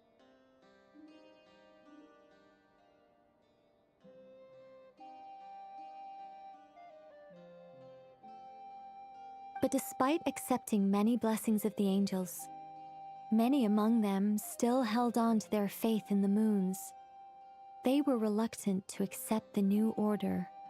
Even after the War of Funerary Flames, She's chasing they a sought to mole. contact the moon goddesses beyond the sky and receive their Or, guidance. no, it's not a mole. It's what that one's called. It's not a sniffer mole. But all three had passed away by that point. This mage has a unique method of communicating. Is she talking about the moons? Yes, but they did not know. And so, still they prayed for the moon goddess's mercy. After building titanic structures that consumed vast amounts of Kuvaki, at last they glimpsed the moons and heard their voices. But of course, they were gravely disappointed. For it was then that they realized the three moon goddesses were dead. I like how the men are all in the same pose. Oh, that's such a sad story. It is. Humanity was in a very sorry state at that time. The angels who had once aided them were gone, and the War of Funerary Flames had left them homeless and destitute. Just a second, I gotta ask. How relevant is all this history to the task at hand? Well, okay. I mean, it's... Okay, it seems we've drifted into irrelevant narrative waters. It's been a while since I've had the chance to speak inside someone's head. As soon as I got started, I lost control, and the words just flowed out like a waterfall. What I'm trying to say is... She's so shy. Right, yes, that's it. The relevant part is the ritual created by the Hyperboreans. The fact that they bypassed the false sky and saw the true moons implies that they successfully built a connection between Teyvat and the outside world. Which means, with enough Kuvaki and a sufficiently stable connection, it should be feasible to send one person over the border. Okay. Okay, so they built some kind of portal? Oh, yes.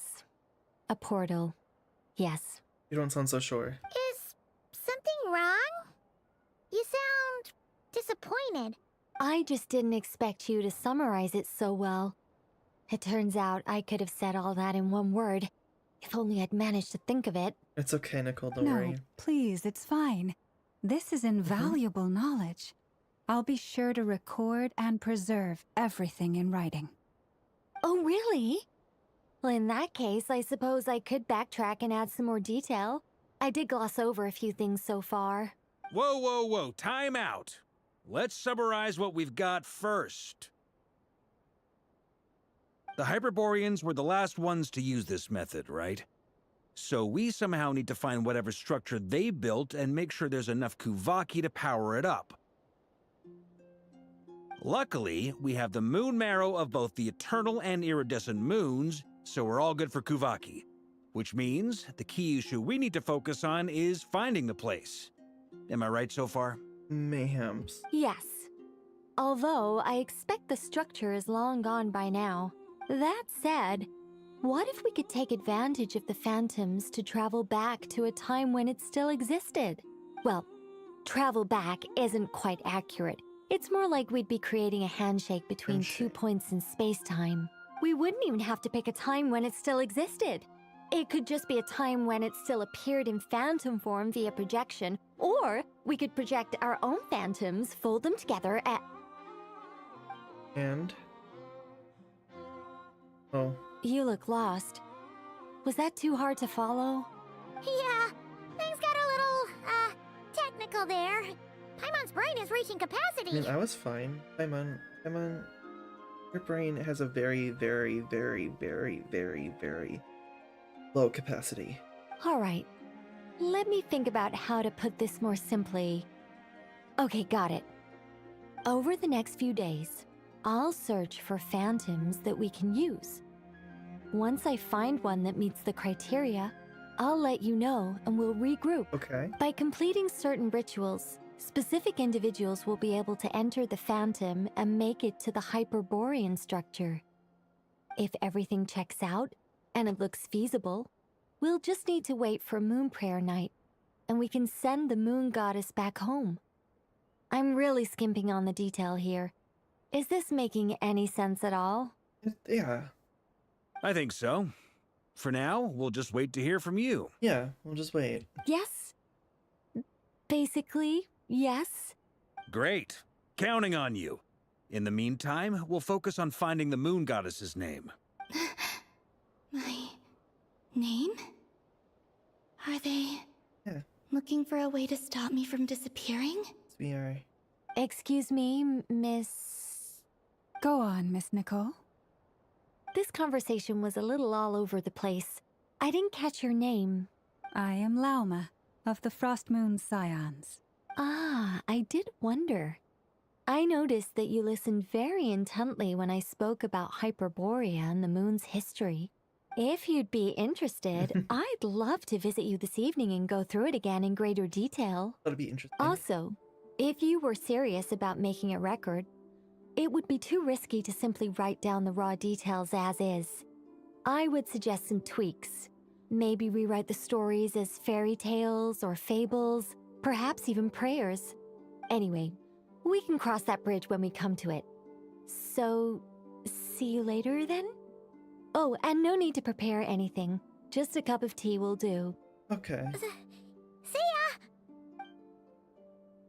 ya! Llama, you may have She made a new seems friend. friendly. It's just... It's so nice to find someone who's actually willing to listen. I've been dying for a chance to finally go through all this systematically from start to finish. Any longer and I'd probably start forgetting it.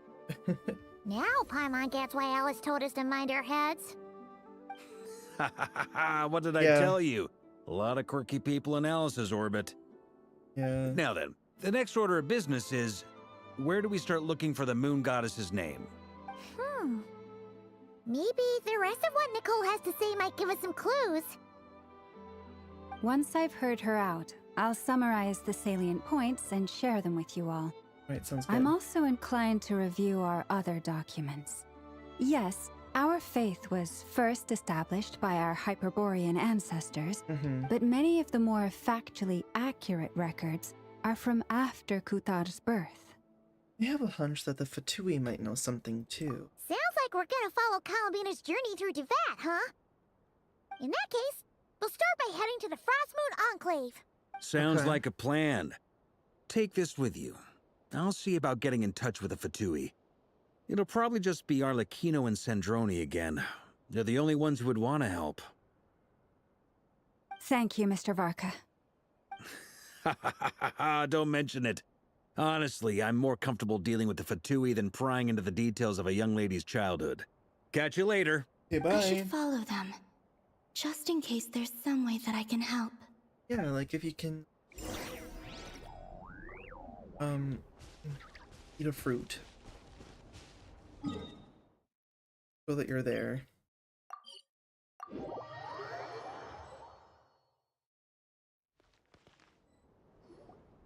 A while ago, I took the time to organize all documents in our possession that pertain to Kutar. What you see here is the material I consider reliable. Okay. You're saying there's unreliable material too? Yes. Most of the information we have was transmitted through an oral tradition. Inevitably, some of her stories were mythologized and deified over the years through countless retellings. That's why I organized them into reliable and unreliable. So some of it was really over-exaggerated. There's no sense seeking answers in history unless we can ensure the veracity of the historical record. Makes sense. Alright, let's take a look through. Clear and concise would be one way to describe the writing style of these historical records, but you could just as easily describe them as terse and dry.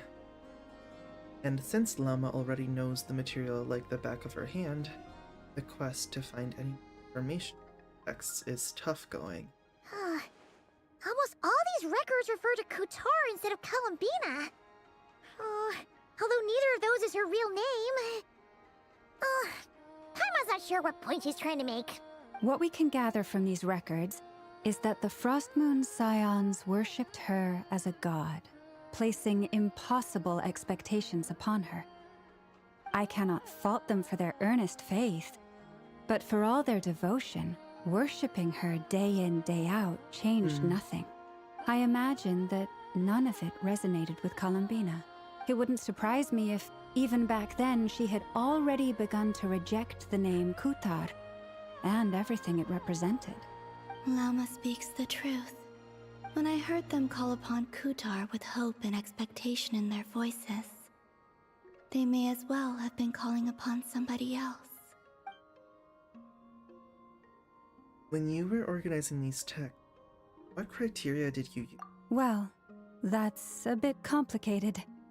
I looked at the level of detail, perceived authenticity, prose style, and how realistic their portrayal of Kutar seemed to be. Amongst the Frostmoon scions of today, only I know of her existence, and I alone have spoken to her face to face.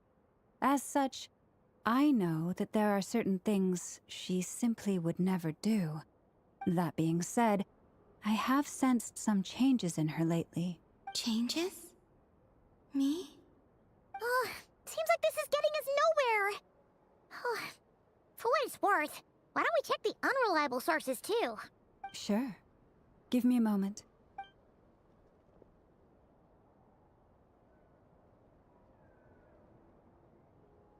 Exerting but a fraction of her divine might, Kutar sheared a great mass from the snow-capped mountain and cast it into the sea, upon whose surface shone the mirror image of the moon.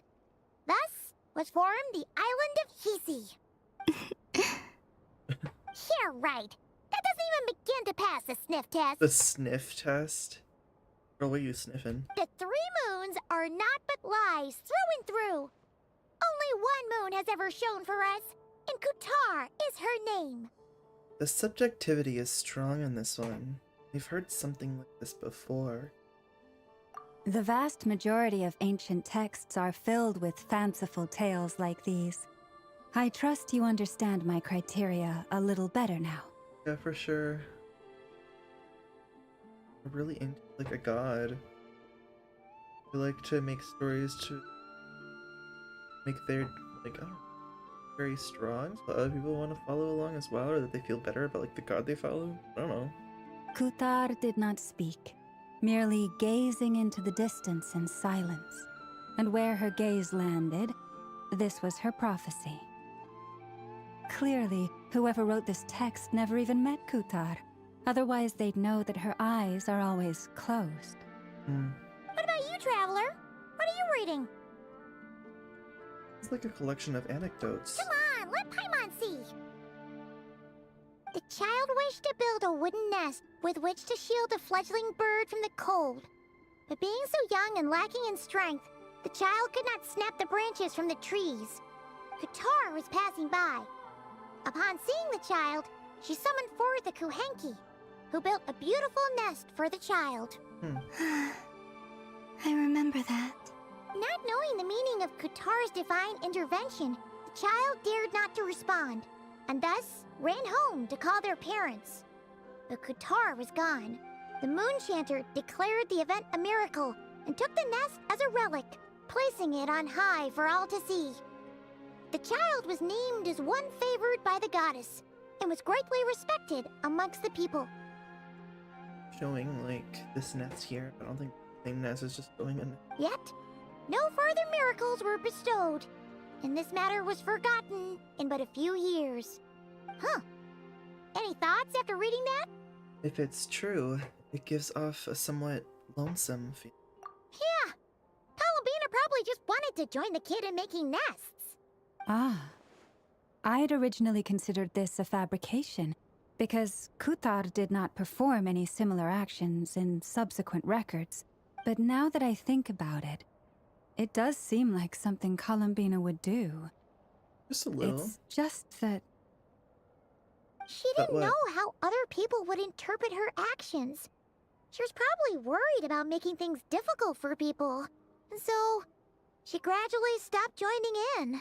Yes. Oh, that's so sad. Come on, she's right there. I know you can't see her, but she's right there.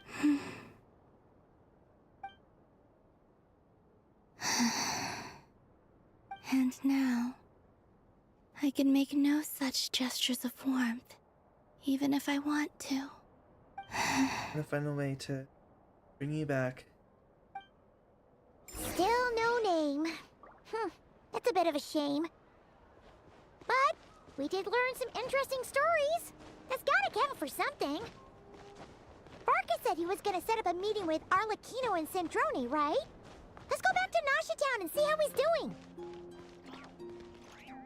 The Chester. Well, I'll do that later. I'll be back. Right, where are we going?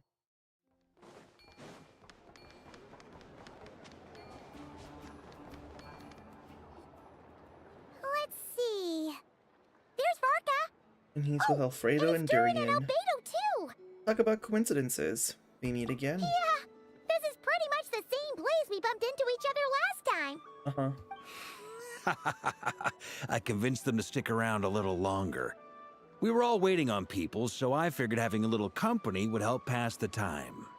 Yeah, I mean, yeah, makes sense. Makes sense. So you've been waiting for us? Does this mean that you've already arranged things with the Fatui? Sure does. Now you're back, we can go meet up with them together. How'd your investigation of the Frost Moon Enclave go? It went okay. Well, we didn't find out Columbina's true name. But apart from that, it went pretty well. Yeah, we learned some stories from her early days. Aha, just as well that I didn't tag along then. I'm sure our moon goddess wouldn't want every man and his dog knowing all about her private life. Still, desperate times, desperate measures, I guess. Someone had to do it. So, Varka was waiting on us, but what about you two? Are you waiting for Alice? Oh, no. We already met with her. And? We discussed that experiment I mentioned to you last time. Oh, and she also handed me this communication device. Ah, this looks familiar. I'm sure I saw one of these back on the Golden Apple Archipelago. Yep. That's right. I understand she informed you about the relationship between the phantom phenomena and Tevat's borders, yes? She wants me to help her with some more experiments on that front. Okay. She said that she'll contact me through this device with more information. Ah, I see. Following instructions and making observations. Pretty common research method. Takes me right back to Albedo's lab. Wait, Alfredo. who exactly are you meeting? Someone you know. Albedo's met him too. But I don't think Miss Lauma or the Grand Master have been introduced. I know. Introductions are overrated. Oh! Especially in cases like this. Hi. It's you! I forgot I named him Prunkety. So? It's not like the academia has prohibitions against going abroad. Also, I applied for leave.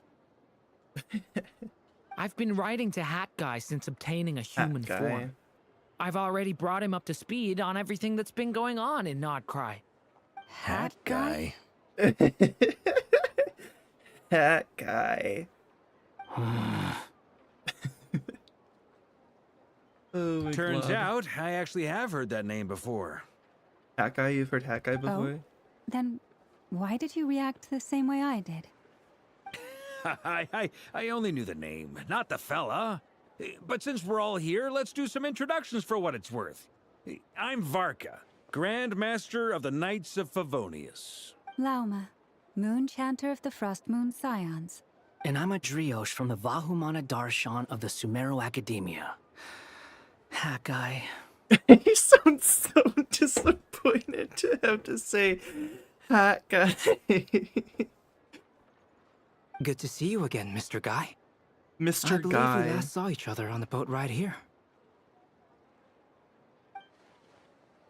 So they came to Nodcry together. Mind you, the only reason I came here is because there's someone I want to look into. Who's that? The Doctor, also known as Dottore, second of the Fatui Harbingers. Is he here too? I was fine meeting him once. I don't need to see him again.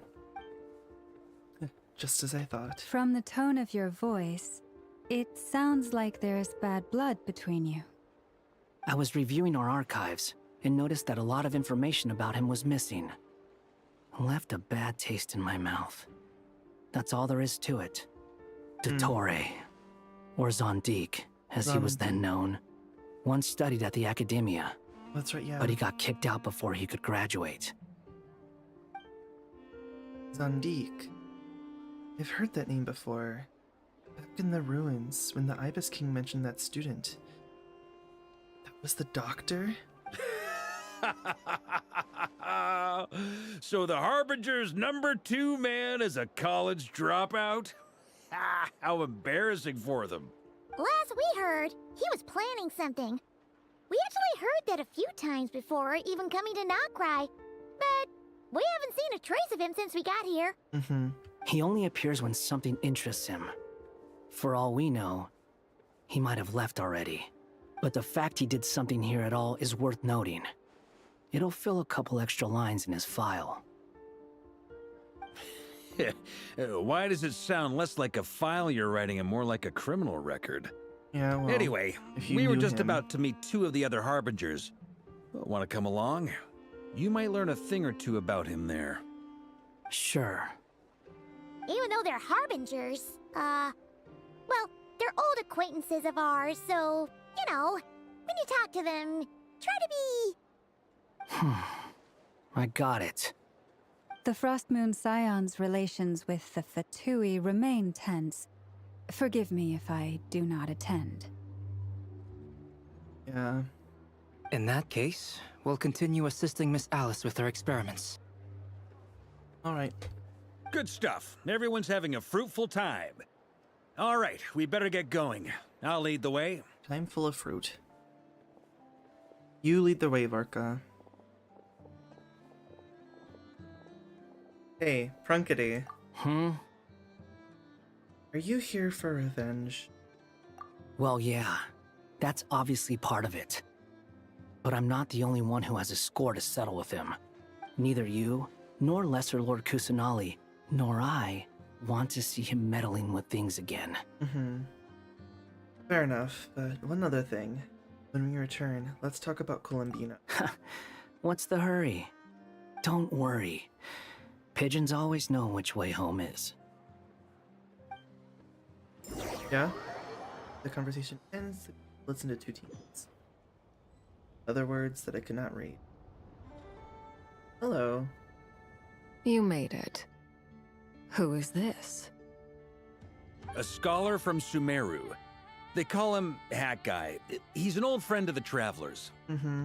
Wait, this is the Academia representative you wrote about? He doesn't exactly look the part. I believe this will prove my identity. You'll notice it bears the seal of the Sanctuary of Surasthana. Well, what do you know? So it does. All right then. My mistake. It's fine. I expected as much. What? He already knows you, girl. He's got you figured out. So as I mentioned in my letter, the Academia's got its eyes on Dottore. But this matter remains top secret. Apart from those assisting in the investigation, the fewer people who know, the better. If anyone asks, I'm here in Notcry to pursue my personal academic interests. Gotta say, Varka, you did pretty well to keep all this under wraps for so long. Sounds like you got in touch with the Academia about this way back. You flatter me. You're all Harbingers. What reason would you have to disclose information about Dottore? Where do I even start? Remember that time we fought Rerir at Star Sand Shoal? He sure let me have it then, didn't he? I'll bet Dottore had that all sketched out, with me as his convenient little pawn. He could not care less about us if he tried, but hey! The feeling's mutual. Does Dottore really strike you as the sort who values his relationships with his colleagues? No. He really fair cares about point. himself and his experiments. Definitely not. Which is why I always keep my guard up whenever he starts making suspicious moves. To that extent, our motivations align. On top of which, I consider you trustworthy people. Now, back on topic. In the wake of the Reikir of Solnari episode, Sandrone and I grew suspicious about Dottore's complete inaction during the entire affair. So we tried to find out what he'd been up to, but unfortunately to no avail. He never lets anyone in on his plans. The more he cares about something, the more secretive he gets. Yeah. Indeed. Perhaps he believes that by keeping a low profile, he can avoid trouble. But that trick isn't going to work on his colleagues. Yeah, I mean, he's been researching the ancient moon's remnants. And he's been trying to get his paws on the moon marrows. Only an idiot would believe he doesn't have something more planned. With this in mind, I returned to Snezhnaya and relayed my thoughts to Her Majesty the Tsaritsa, entreating her to have him recalled. That's pretty direct. Did the Tsaritsa agree? My guess is no. Yes. Oh. I made it abundantly clear that the Fatui's business in Nodcry is almost concluded, and we do not need 3 harbingers in this territory. Her Majesty concurred. Accordingly, Dottore has returned at her orders. I imagine he is continuing with experiments, which no one besides he would ever have any interest in. Common sense might mean nothing to him, but he's not stupid. He knows that no good can come from opposing the Tsaritsa. Why'd you say it like that? The Tsaritsa. Smarts alone won't get him all the way. He needs the Rooster's resources and Regrator's Mora, both of which the Tsaritsa can strip from him by waggling a finger. But doesn't he have a track record of publicly following orders while going against them in private? He probably has it down to a fine art by now. Wouldn't put it past him. We worked together on a research project once. Only briefly, but it was enough to show me that we're fundamentally different people. I see. No, the Harbingers are not tight-knit at all. He has no interest in doing things methodically, stage by stage. His thoughts jump all over the place, and the moment his curiosity is satisfied, or he gets the results he wants, he disappears. The only similarity we share is that, once we set our minds on doing something, we will see it done, whatever it takes. Oh, we definitely saw some of that in your battle with Rerir. You got so competitive. Ugh, do not remind me. Then I believe we all concur. Dottore will not simply give up. Fantastic. Now this is turning into a whole day of unpleasant memories. Ugh. Are you talking about the moon marrow stuff? He also strikes me as the kind of person to disregard experimental regulations, ruin all the equipment, and go way over budget. Then leave the first person he can find to deal with the fallout. Exactly. This one time, he was running some high-temperature experiment and the substance exploded. But does he care? No. He orders his subordinates to open the device so he can observe the results, which causes the gas inside to leak out. That gas was poisonous! If I hadn't been there, who knows how many people might have died? Here, Glock. And after all that, he left! While I was still cleaning up after his mess. What a waste of time, he said. Waste of time? Columbina poking her. He wasted my time! You've been bottling that up for a while, huh? Hat guy, I must say, you seem awfully familiar with internal Fatui affairs. Especially when it comes to Dottore. There's no reason for that. Not at all.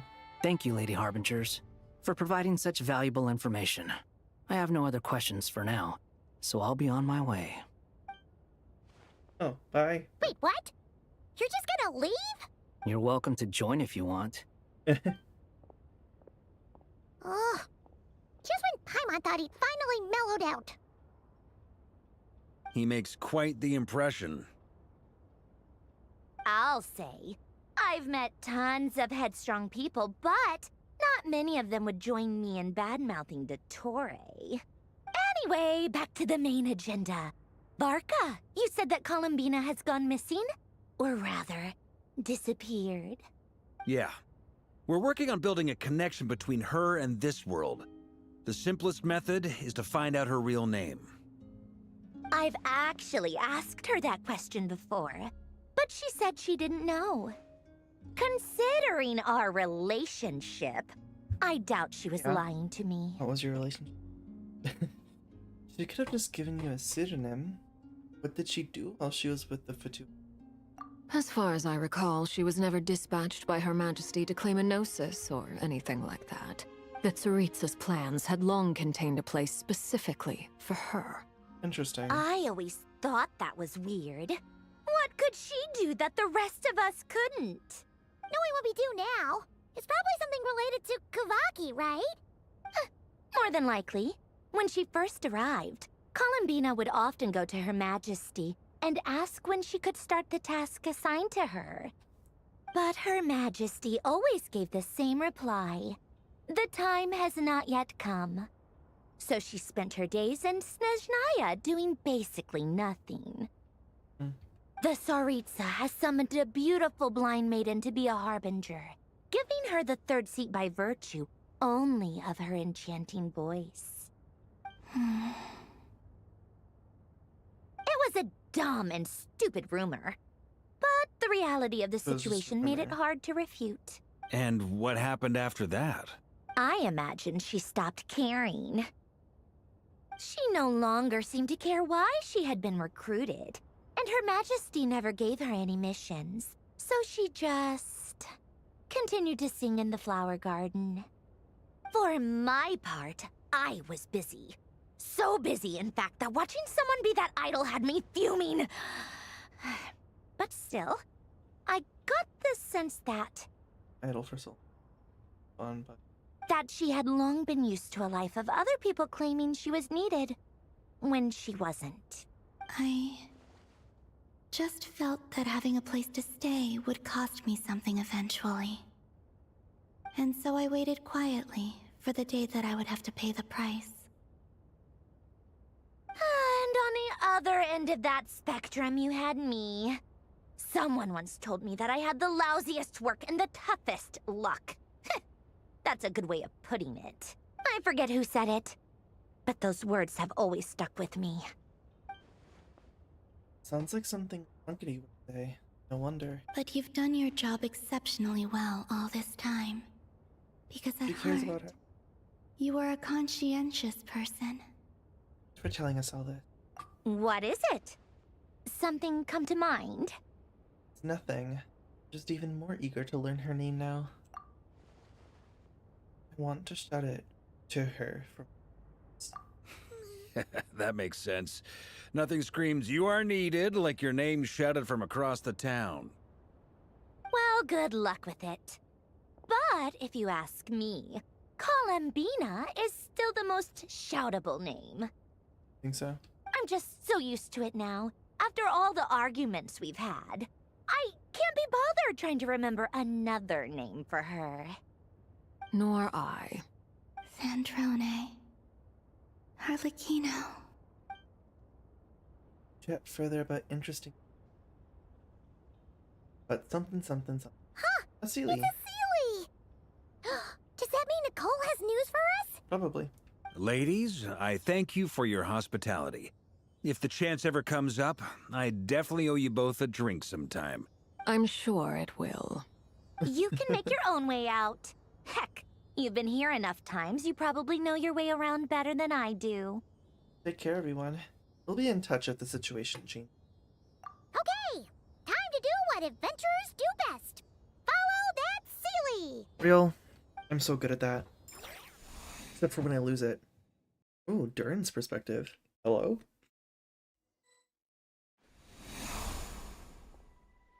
Here you are.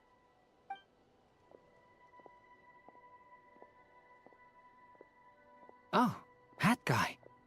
Hi. How come you're back so soon? Did things go all right with the Fatui? Fine. Dotori's been summoned home by the Tsaritsa. Couldn't get much more than that. How about you? Any progress with the investigation? Unfortunately not. We've tried everything. Different phantoms, different locations, different points in history. But the results were the same each time. Abyssal monsters roaming the land. People crying out in despair, with no hope of being rescued. It's an endless cycle. Every time I see it, I can't help but think, is this what it was like in Mondstadt when Dragonspine Durin attacked? Probably. And if I fail in the task I've been given, will I create yet another tragedy? That's just meaningless speculation. When we encountered similar phenomena previously, I tried to interfere with those illusions, using sounds and lights to guide them. However, we could not change their fates. At most, we were able to extend their existences. The events of the past are like fate that has been written into Irminsul. There isn't a living thing in Teyvat that can escape its past. Yeah. Well. But Miss Alice instructed yeah. us to try to find ways to change the outcome that these phantoms face. It's an impossible task. Can't you just refuse? Since she asked us to do this, I feel like it can't truly be impossible. Or if it is, well, mages can make the impossible possible. Yeah. I could not have been born as Durin otherwise. Yeah, I guess that makes sense. But you also said that your past 39 attempts were fruitless. Yeah.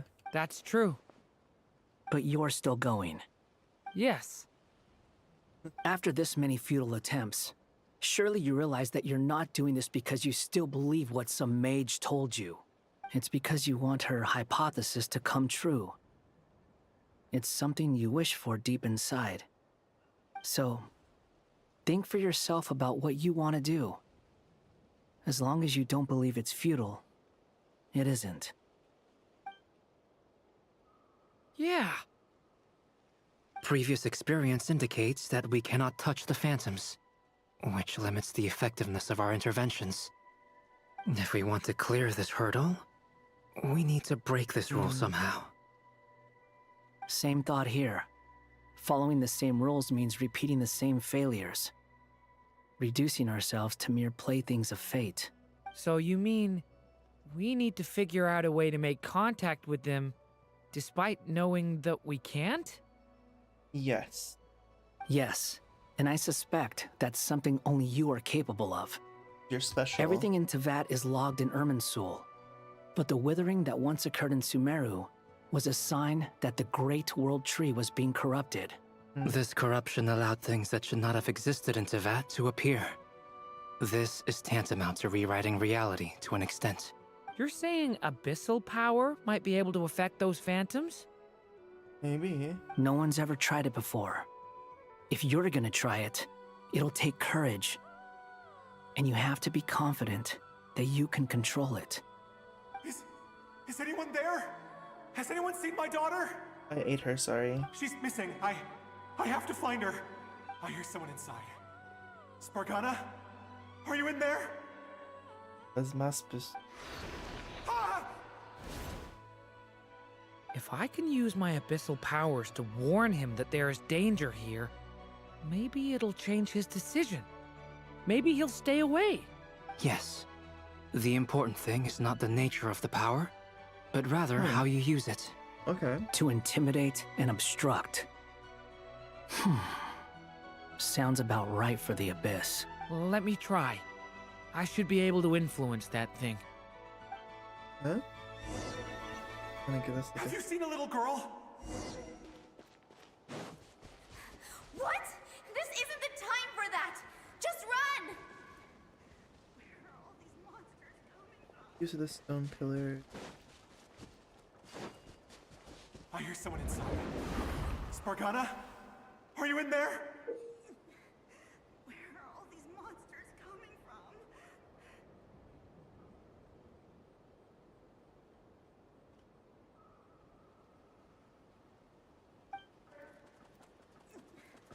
Where are all these monsters coming from? What is this? Looks dangerous. I should get out of here. Gotta look for.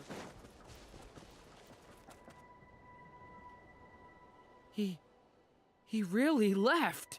Ha! We did it! Oh. Don't celebrate too soon. Follow him. Yeah. See what he does next. Let's keep going, Durian. Monsters approaching from the front. You need to stop them and create an opportunity for him to hide.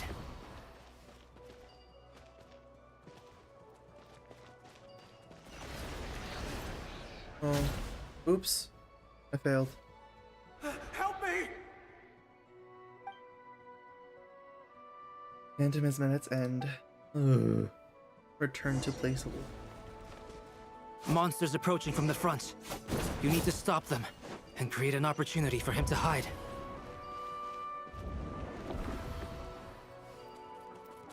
No! There's monsters ahead!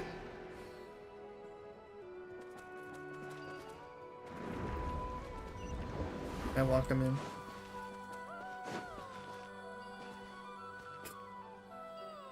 Is this not okay to lock him in? Can I do this? The monsters are gone. Is it safe now? How about that? I am so snart. So full of snart. The barrier's gone too. How odd. Anyway, I guess I'll keep going. Quickly, let's keep up. Oh yeah, let's do.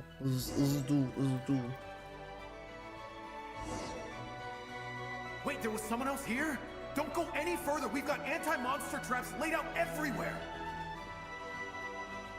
But my daughter must just be up ahead. I have to go. This way's blocked.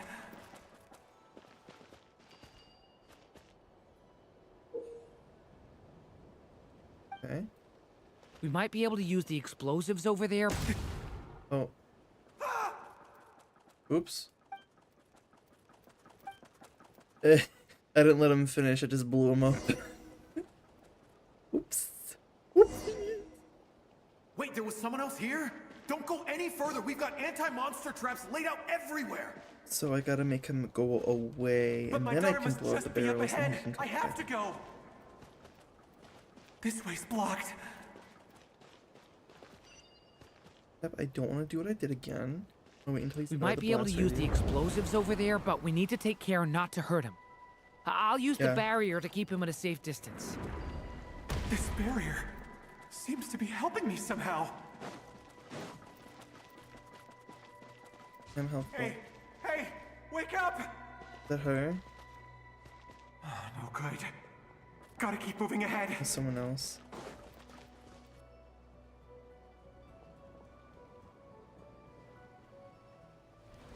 So many monsters!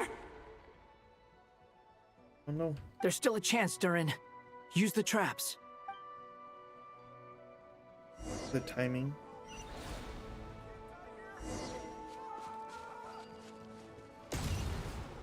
Yay.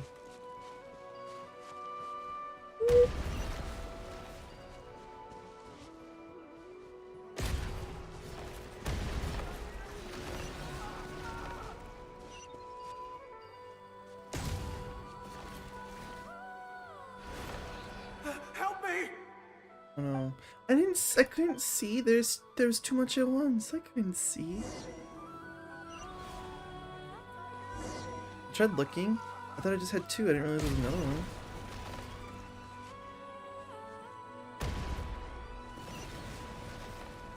Some ish.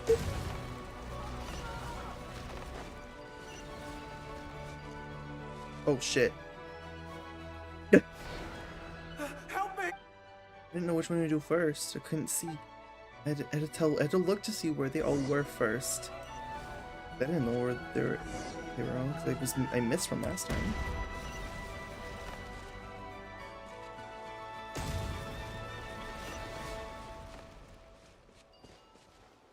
This. This. Shit. I did it. Oh. Almost killed him. Almost got him killed. This is a new development. I've never seen this happen before. We might just be able to save this person. Let's go.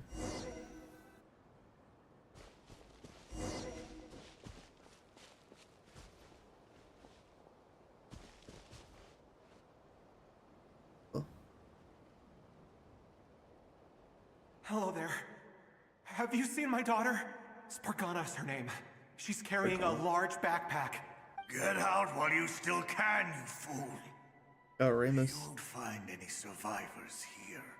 But I can't just leave her here. She must be so scared right now. Sorry. Wish I could help, but I haven't seen her. You'll just have to keep looking. Okay, thank you. If I do find her, I'll get her to shelter and come back for you. Don't bother. I've got nowhere left to go. Who is this guy? 'Cause he looks like he's like completely non-existent. He has like no texture. What's that noise? Monster! No, if he goes inside, he'll be walking into a trap. Let's try this once more. This time, we have to stop him. Rescue has reached a dead end. All that can be done is to wait for another chance.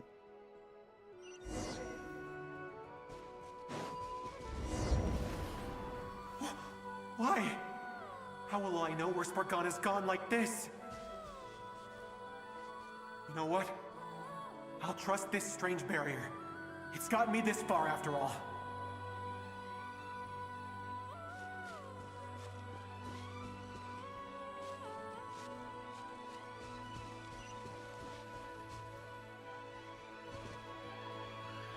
Spargana, are you there?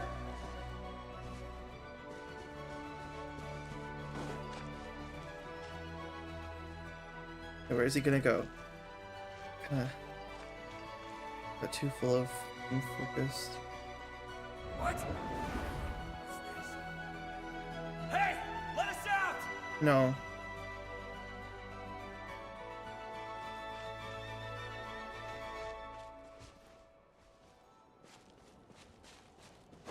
Just gotta keep going.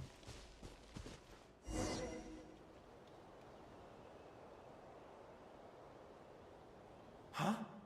That looks like one of my daughter's books! Thank you. Thank you! Yes, it's one of hers for sure. That's her name on it right there. She left her backpack here. Is someone nearby? Durin, just like last time. Use the explosives. Do it, Durian.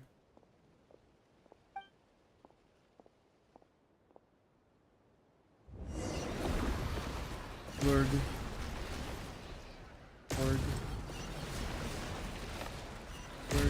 Lord. Hey, blow that up too. Blow this up. Blow this up. Hey, I blew it up. Oh no. It won't work. There's not enough left. If he makes it in, he'll die. But then, this clue could be the key to him finding his daughter. It might not be the only one. Better he misses that clue than loses his life. I guess so.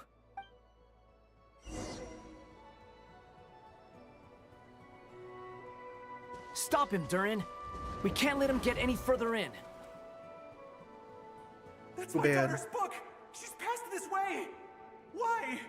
Why won't you let me go in? I've searched and searched. It's bad. Searched just for this! But how will I find her without any clues? It's bad. I no longer have anywhere else to go. Oh.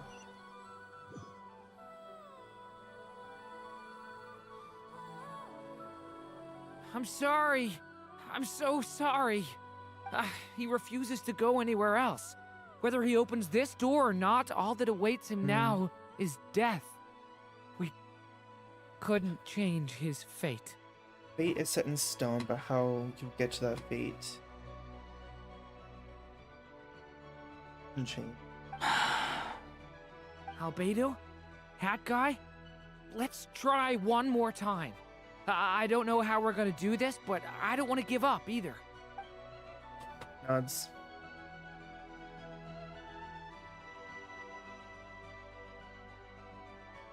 Why am I here?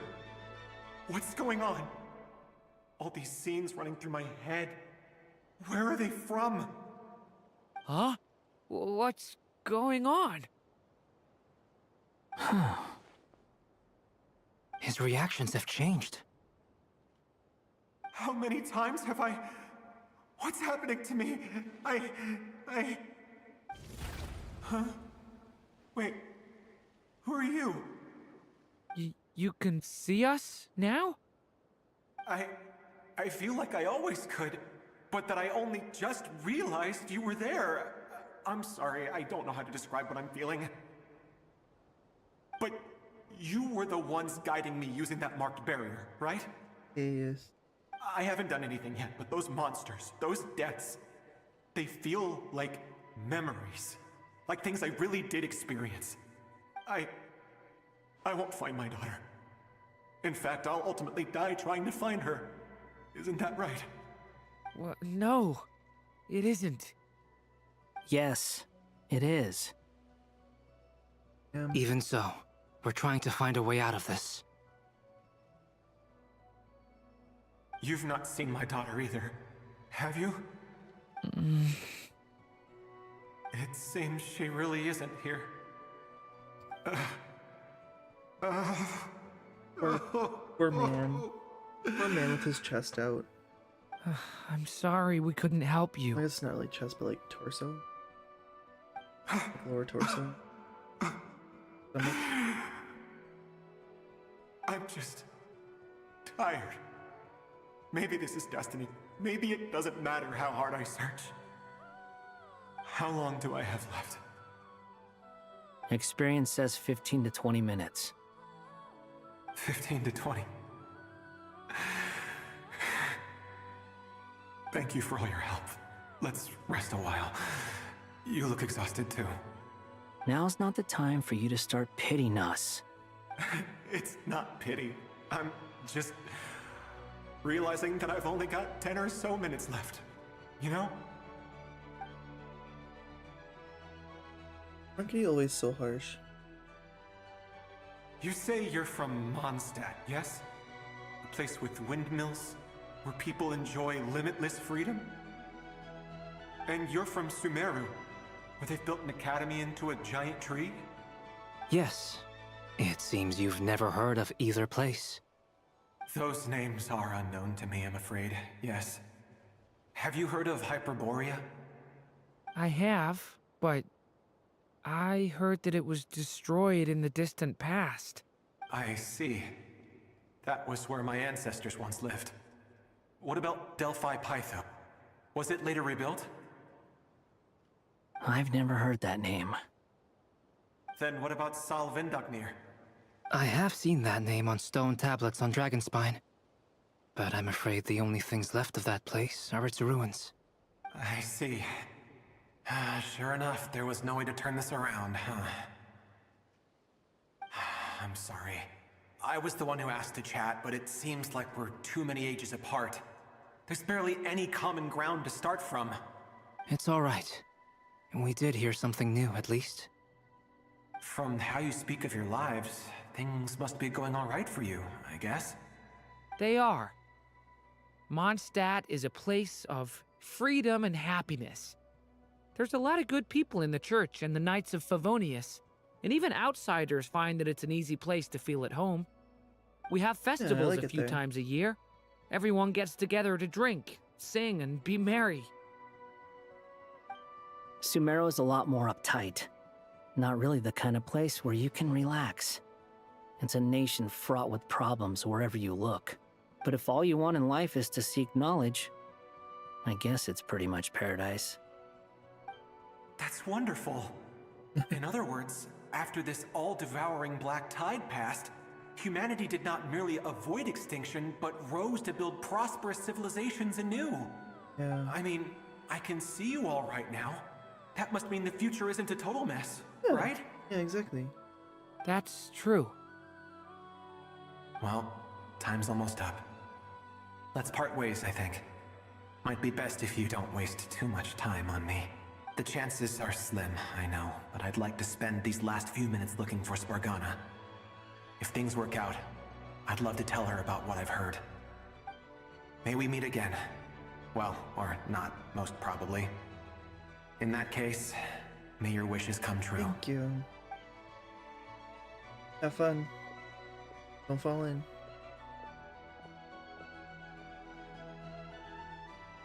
He's gone. In a few minutes, he will meet the end that was his to begin with.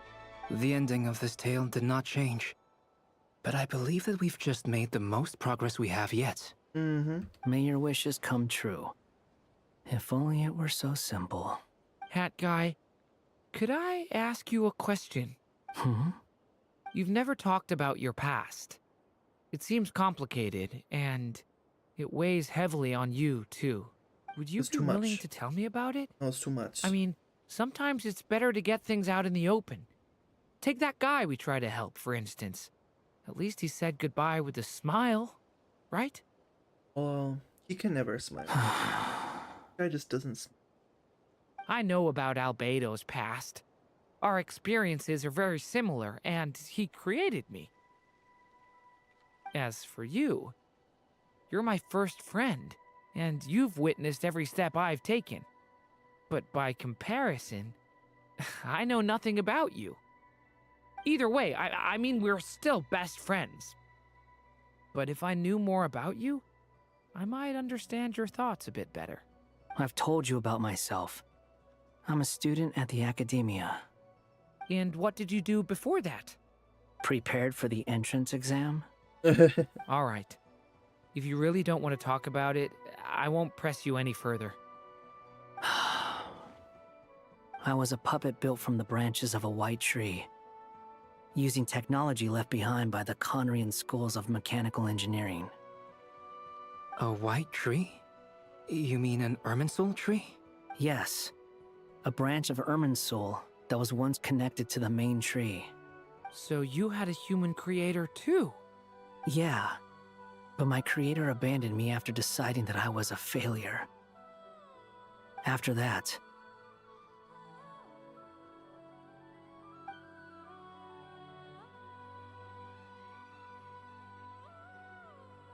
Durin. Resisting the influence of the Abyss, suppressing the urge to destroy, trying to do the right thing. None of these things are easy. No. But no matter how hard they are, trying to rewrite past wrongs is far harder. You asked me if you would create a new tragedy if you failed. I told you there was no point speculating It's such a about hard that. time talking about his past. But the real answer is, yes, you absolutely will. That guy. But at least you've got people here to help steer you away from the wrong path. So, just keep aiming towards the light. I will. I promise. All right, break time's over. Break time. The communication device. Hello, Durin speaking. Hello, friends, it's me. What have you been up to, I'm detecting some unmistakable fluctuations here at the border. The amplitude isn't particularly high, but they're completely different signals from the ones before, and the scale is comparable to those I've detected previously. Alice, we were unable to save that person. However, he appears to have retained a portion of the memories gained through that cycle, and was able to hold a conversation with us. Yeah. I see. Well, that is rather odd indeed. It definitely merits further attention. Could I trouble you to keep trying the same approach? I need to gather some more data. Counting on you. I should probably have Nicole come and check this out as well. Is that really the end? I thought there would have been more.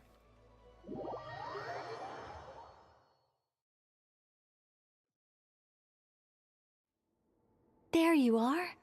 Wait. I was worried you might stop to collect treasure chests opened by the Seelie along the way. It would have taken you so much longer to get here. Another conversation I cannot hear. I am delighted to see that you understand what takes priority, and that your adventurer's instinct has not swayed your resolve. Really, I must applaud you for it. You should know. Paimon's head. Girl. Okay, I'll try and keep it short. My senses are telling me that this is where we shall find the entrance to the ruins. Oh, cool! Well, what are we waiting for? Let's open it up and see! Patience. This was a sanctuary of great importance to the Hyperboreans. A special process is required to open the gate. Oh! Like the place that housed the Eternal Moon's marrow? Special process. Yes, hi, honey.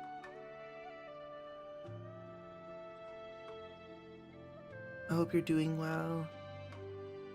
Oops, I forgot to read what Okay, that said. so what's the plan? Need us to do anything? And just the short version, I if got you too can. distracted. Seems like the ancients are very fond of making tricky gate puzzles. Yeah, I guess so. Ah. Alright then. I was planning to start with some background on the invention of these techniques. Are you sure you don't want to hear it? It's quite informative. Remember what you were saying about priorities? Fine. Simply put, we need 3 human representatives to successfully undergo a process of Kuvaki resonance. Think of it as a test from the 3 moon goddesses to see if the entrants are qualified, with the most recognizable qualification being Kuvaki. Pretty sure Does it have Llama would ace anything that to do- test. Yeah. I mean, Oh, wait. But we need 3 people. could we use Arlecchino? I also have no doubt that the Moon Chanter would be qualified, but we would need 2 other people with the same constitution. Therefore, the most feasible method is not so much to follow the rules, but to figure out how the test functions and find a workaround. I've done some research, and it turns out the mechanism is rather crude. We'll simply need humans to stand before it who have sufficient Kuvaki energy within them. Okay. I'm with you so far. How do we get the Kuvaki in them?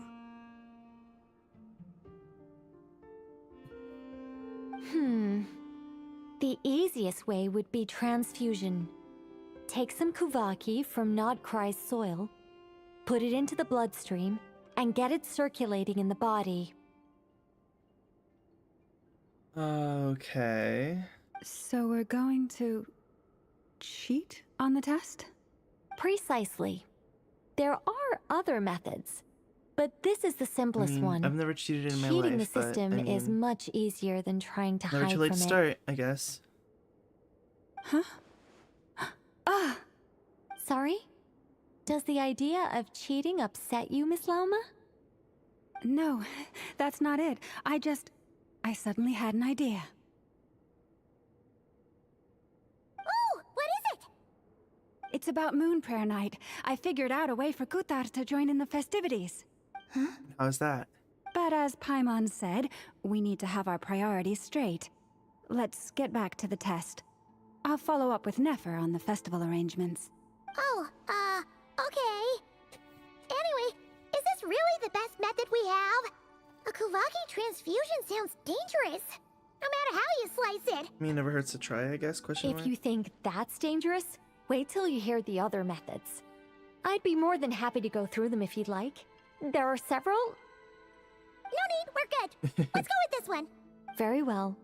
Kuvaki transfusion it is. Now, I should mention that the risks can be greater or lower depending on individual compatibility. It would be rash to simply infuse the Kuvaki and hope for the best. If the body rejects it, the reaction can be quite severe. The symptoms are similar to another condition that some people living here suffer from, known as congenital Kuvaki sensitivity. So, before we execute our plan, I will perform a simple test of my own to see who is compatible and who is not. All right. Once that is done, we will have to complete the resonance process as rapidly as possible. The participants must remain stationary while the Kuvaki circulates and bonds with them, and they mustn't eat or drink anything. What? No eating or drinking? That's some hardcore fasting. They'll all be monks by the time they're through. Real.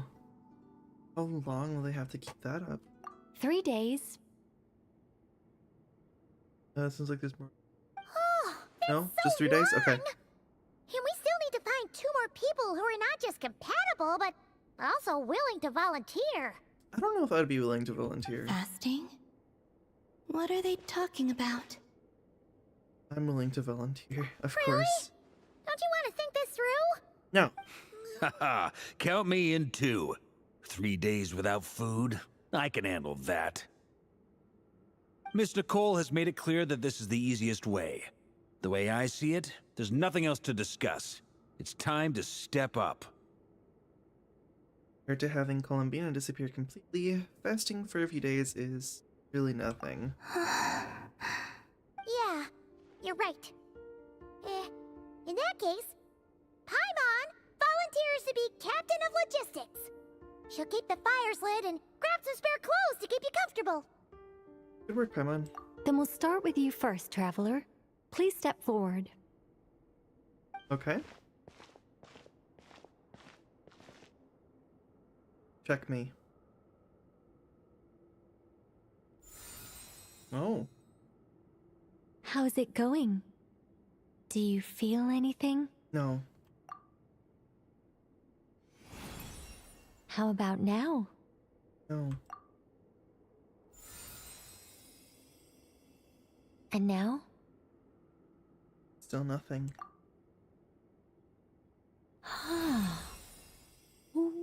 What about now? Nothing at all. Did you do something? You guys, it's not a competition, you know.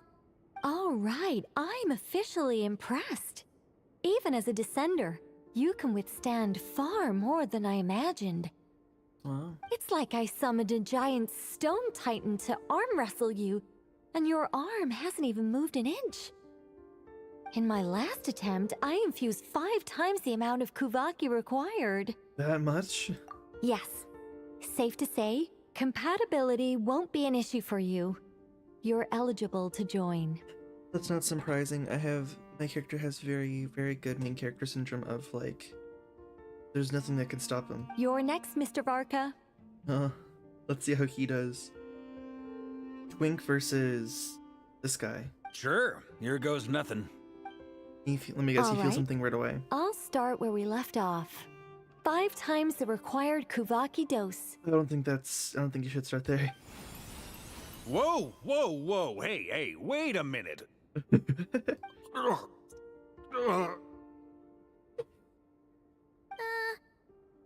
it going? Ooh, no, not great. I kind of want to puke. Feels like I've been drinking too much. A few bottles of wine, then a big stein of Dark Horse, with some hard liquor from Liyue mixed in. Glub. You think this is funny? I just lost to a young lady in an arm wrestling contest. Girl. I'm never gonna live that down. Girl, shush. My apologies. I'll lower the concentration and try again. Oh. How's it going now? I'm not as dizzy as last time, but I can still feel it pulsing around. In that case, you wouldn't be an ideal choice, Mr. Varka. Let's try someone else. Okay. Let's go ask some of our other friends then. Who would be like a good person?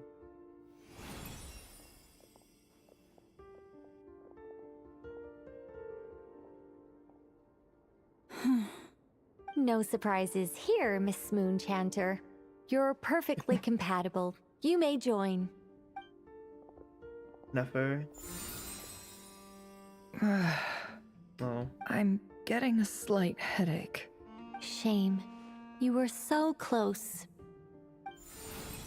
Oh, not Yehoda. Whoa! I'm itching all over! Allergic reaction. We can't have that. Huh? I know. Well, are you gonna start a walk? Why is that so funny to me? I don't think... The Hexen Circle is an organization that cares for and protects children. We will not have them do dangerous things. Not even tests. Does Nefa count? I mean, she's a robot. Is something the matter? The candidates have to be human. I guess that rules me out too. Huh. Everyone except the Moonchanter got beaten. Guess I don't need to feel so bad after all.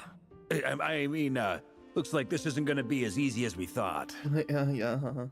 Perhaps I could ask for volunteers among the Frost Moon Scions. I'll see about talking to some trusted Lightkeeper colleagues.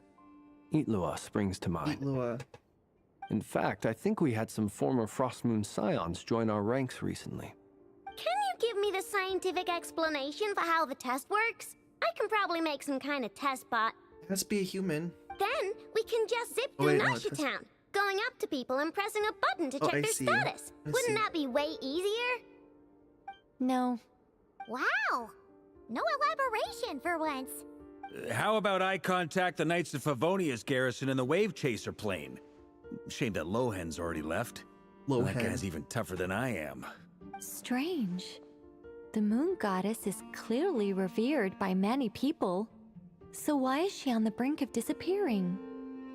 She mentioned that the world has rejected her from the very beginning. And when we fought the Raikir of Solnari, it seemed like she exhausted her power for our sake. Also, Paimon's not sure revered is the right word for how people feel about her. Gratitude, certainly. For my part, anyway. It's basic reciprocity. She helped us, so she deserves our help in return. Yeah. Even though she looked like she didn't care, she still saved a ton of people, including me. A review of the relevant data leads me to conclude that Miss Columbina is a good person. Yep, you bet! They really think so? You are. I'm super surprised that Columbina isn't her actual name, though. I think it really suits her. It's light and graceful and... yeah, just a really pretty name. I know, right? Unfortunately, that's not our decision to make. Columbina. That was the code name the Fatui gave me. But it also came up in the song I heard when I was born. But is that really all there is to it? What do I truly think of my own name? What do you truly? Is there anyone left who will still call me by that name? You told me to pick whichever name took my fancy. Why did I pick Columbina? Maybe because I felt that she never wanted to become Kutada and worshipped us. Moon Prayer Night is getting closer by the day. We're running out of time. We need to look for other candidates. I literally thought Arlecchino, and here she Then comes. allow me to try. Huh? What are you doing here? You contacted your friends via the Adventurers Guild. Sandrone has been keeping an eye out for something like that, so she informed me. Since I have the ability to accommodate a moon marrow, I should prove to be a suitable candidate. Arlecchino. When can we begin? I see. We can begin right away.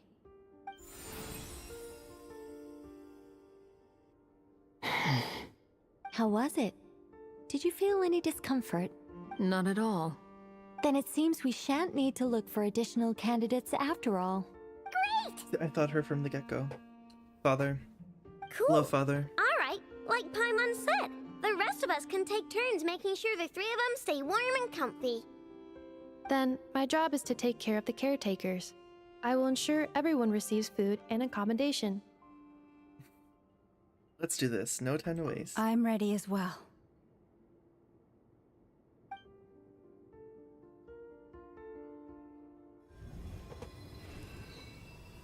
Whoops.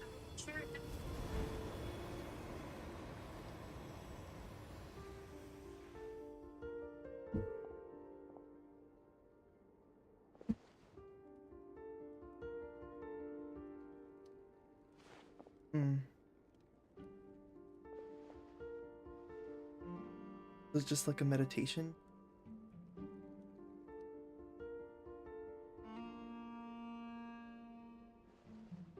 This open?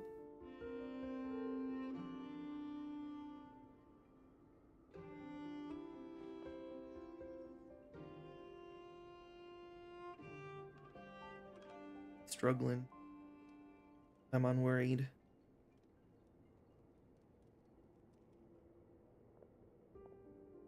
Okay, we got it. The work is done. The sacred scroll shut. The stars grow dim, the people silent. The white sun sets, the silver moon rises. O path to the temple, appear now before us.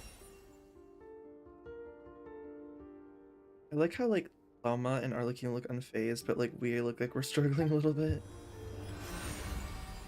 Open. Wow! It really opened!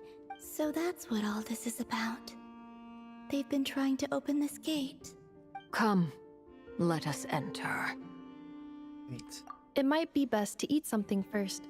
Take care to Don't chew eat too properly much. and You've been swallow fasting slowly. for 3 days. It will give your body time to readjust to the digestion process. They will head in soon.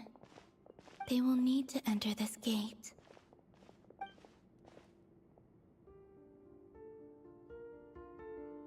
Huh? I cannot pass through. Is it because I have no physical body? Oh, she's worried about us. It has been 3 days. My strength has all but completely faded. Can I really hold on until Moon Prayer Night? I believe in you.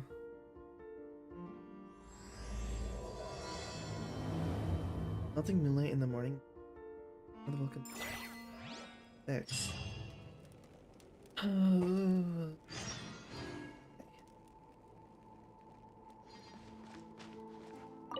I have confirmed that you are all in good health. With that, my work is now complete. Congratulations are in order. Thank you, Nefa. Orca? It's good to know you're all well. Puts me at ease.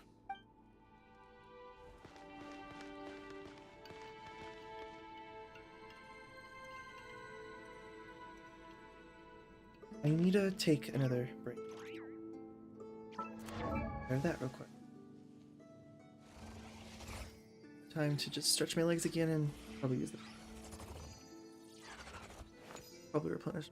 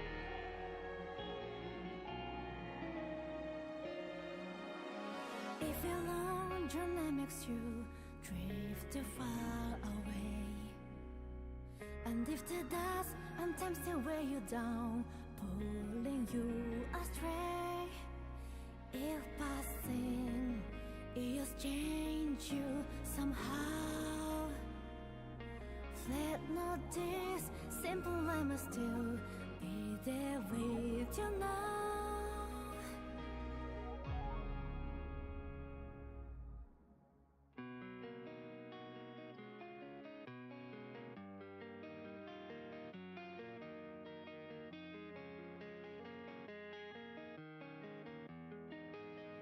Please know that I stay to wait. Please know that I stay to see. Okay, and I'm back.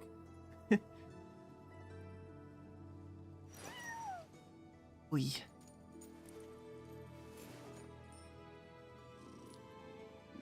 I think that was probably the longest I've been stuck in dialogue for. Crazy. Don't trust your eyes uncritically. People only see what they want to, so don't be your own fool. And to Phantom of the Sanctuary. Once a sacred place of the ancient Hyperboreans, its grand architecture stood as proof of their devotion to the moons. Yet now, even its crumbling ruins have turned to ash. The travelers should be well aware of the fate. New beginning born.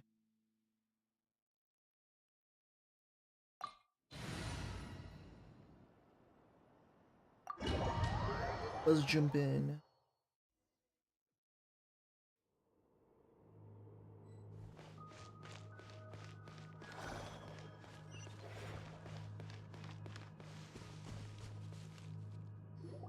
A little eerie. Are these people... Judging by their clothes, they appear to be phantom Hyperboreans from the distant past. That could mean they have some clues about the moon goddess's name, right? Hams.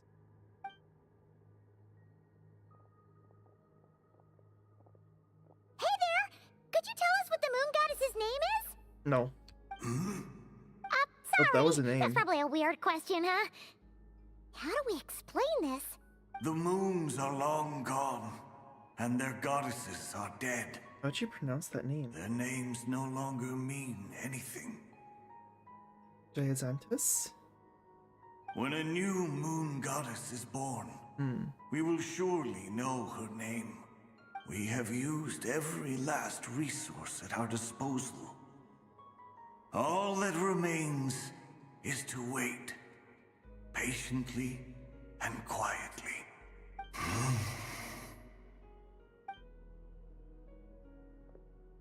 Were the people of the past all this devout? Interesting. It looks like this phantom doesn't intend to converse with us any further. Was sometime before Columbina was born. Surely the new moon goddess he speaks of must be Columbina. Alas, Kuthar's birth came long after the age in which he lived. Oh, salvation did not come. But, maybe if we find a phantom from a more recent age, they might know Columbina's real name. Maybe. True. Keep an eye out. We should be able to tell which era they're from by the clothes they wear. Nicole, nothing to say on the matter? Yeah, you've been pretty talkative this whole time. What changed? Oh, nothing. I'm fine. You all make good points. When the Hyperboreans speak of moon goddesses, they mean the three from truly ancient times. I can't imagine they would know anything about our current moon goddess. Yeah, no. There once was a time when the moon goddesses blessed them greatly and protected them from harm. So, when the war between the gods and dragons plunged the world into chaos, it seems they looked once more to the moons for help, praying for a new goddess to be born. Yeah, that checks out. Let's continue on. Who knows what else we may discover? What an interesting team. Why was Paimon allowed in? Why does she have to come too? You love Paimon, but at the same time.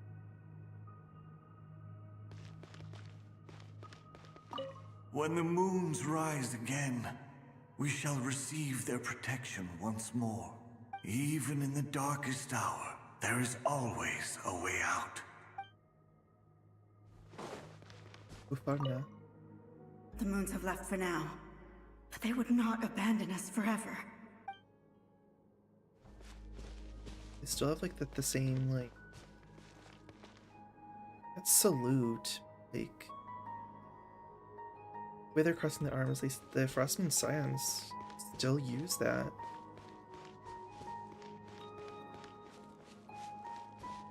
Like to show respect. There's a door blocking this path. Not a problem. Try this. Eats it.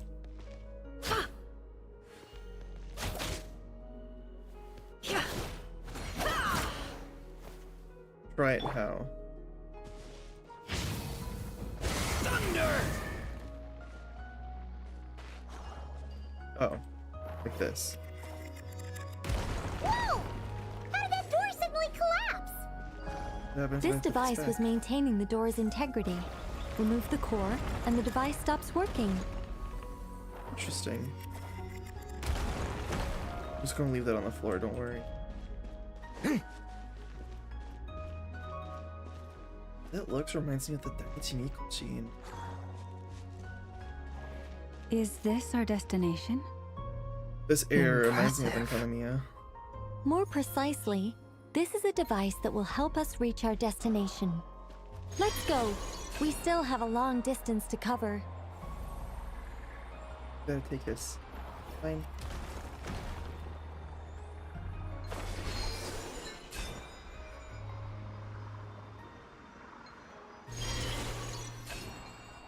Let's go. Go zoom.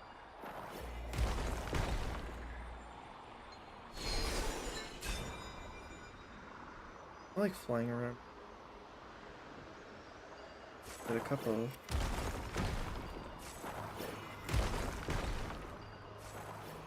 Okay.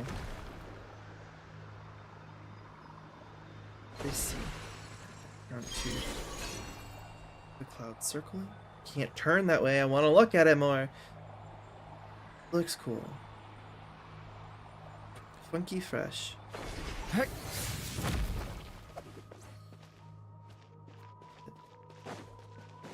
ahead is blocked by broken rocks! Oh. Let's try that device again. Remember the door from earlier? Huh! So it works in reverse, too! Yes.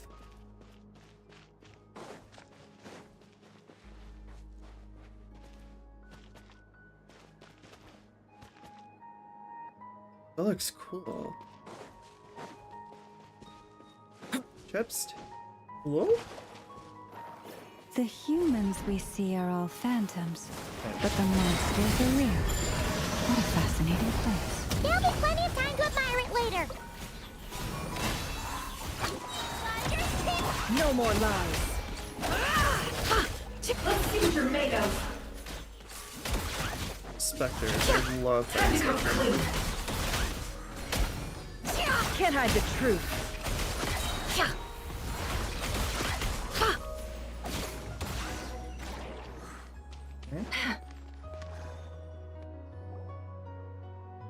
Ooh, there's a whole bunch of artwork in here. Seems pretty old. Nicole, this is probably your area of expertise. What do all these paintings mean? Let me see. Those are probably the moon goddesses. To understand these murals requires some knowledge of the history surrounding the War of Funerary Flame. I shared a little of this with Lauma before. Yes. I think I follow. The dispute between the Moon Sisters. The transformation by Nibelung. Nibelung? Nibelung is like... How do I explain? That's like Germans, like... Nibelung? I know it's the name of one of the Moon Sisters, but Nibelung is like, would be like... When something is like... It's cloud. Right? No. No. Never mind. Dumb. Either way, it's still... Nebel. Oh, Nebel is... Nebel is cloud. Sounds like a long story. Maybe it's one to save for when we get back? Oh no, it's no trouble. I'd be delighted to share the tale again. I like Nicole, she's pretty cool. Alright then. Tevat's 3 moons and their goddesses were brought into being by the will of Nibelung, the then ruler of Tevat. So they had a creator. But when the heavenly principles came, they changed the world completely, down to its very foundations. Because we know that the 3 Moon Sisters are dead. The moon goddesses were nowhere near strong enough to challenge this entity. But the heavenly principles did not view them as heretical entities that had to be removed. Essentially, the 3 moons existed to keep this planet alive and operational, which did not directly conflict with the heavenly principles' aims. Nevertheless, the inherent precariousness of this arrangement would soon be revealed. Nibelung returned. Yes. He did, and thus began the War of Funerary Flame, a battle for dominance between Nibelung and the heavenly principles. Was Nibelung a dragon? Discord would soon emerge between the 3 Moon Sisters. One would voice the opinion that they should follow Nibelung, for it was he who first hung the moons in the sky. Another would argue that taking sides in the conflict would only bring the world closer to ruin. There was no telling where it would lead, especially since their creator had returned, bearing the perilous power of the abyss. Nibelung would eventually discover their disloyalty. He had all 3 imprisoned before transforming the moons into weapons with which to fight against the heavenly principles. What? Weapons? Yes. The very moons that had once defended the planet became instruments of death and destruction, striking terror into the hearts of all living things. Is that why? And although the heavenly principles and the 3 Moon Sisters had once been at peace, It now seemed that the moons posed an unacceptable threat to Teyvat. It is possible that the heavenly principles did not know of the goddess's imprisonment. If so, the weaponization of the moons would surely have been viewed as an intentional breach of the peace agreement. What happens then? Regardless of who knew what, when, the heavenly principles shattered 2 moons and flung the other beyond the skies. Whether the goddesses managed to escape Nibelung's captivity after his fall, nobody knows. But this much is certain. From that day on, the moons no longer belonged to Teyvat. The rejections slowly drained their power until eventually they passed away. And that happened because of the heavenly principles. They made the world reject the moon. So that's the full story. You say the moon ceased belonging to Teyvat from then on. Why then would Columbina be born here? That is perhaps due to the lingering connection between the Frost Moon, which was not shattered, and this world. You could see it as the 3 sisters' dying wish. They never desired war. All they ever wished for was to protect this land. I see. If the final fate of the 3 goddesses is as you say, then Columbina faces the same grave danger. Our investigation has yet to bear fruit. We must hurry. Yeah, Yes. you're right. Let's keep going. Nicole, why'd you talk to us about so many things? We gotta go.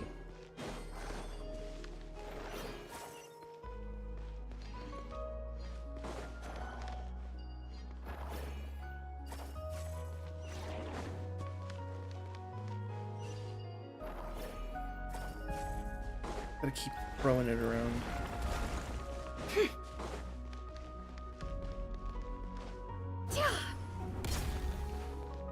Hello.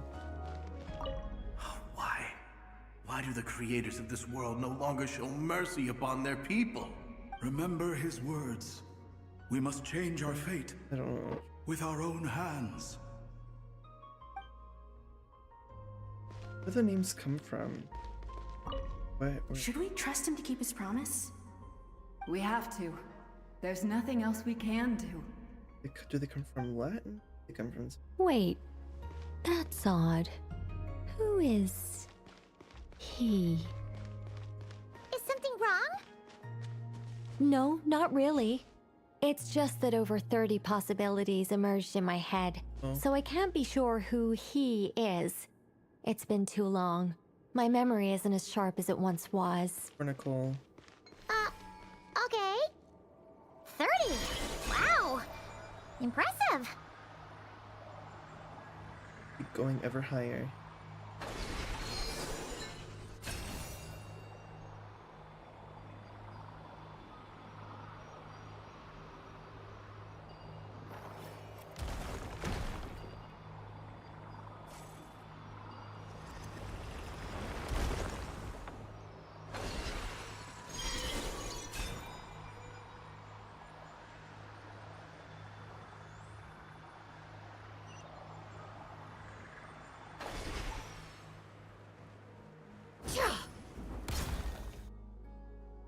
This is such a huge structure. We're finally here.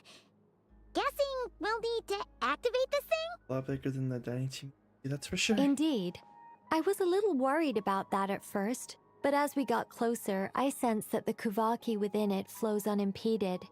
It should be functioning normally. The only issue is how to activate it. It's looking a little worse for wear. What about the cores from some of the other devices we've seen? Can we repair it using those? In all likelihood, yes. I imagine that would have been the Hyperborean's backup plan. Let's look for some cores.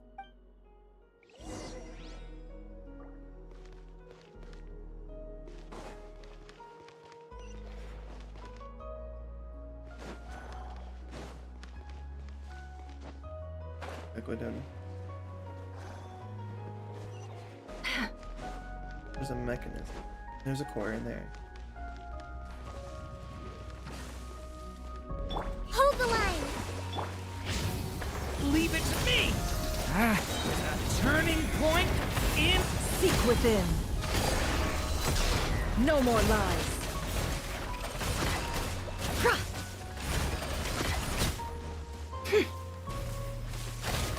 Let's see what you're made of. Torrent, bring refuge!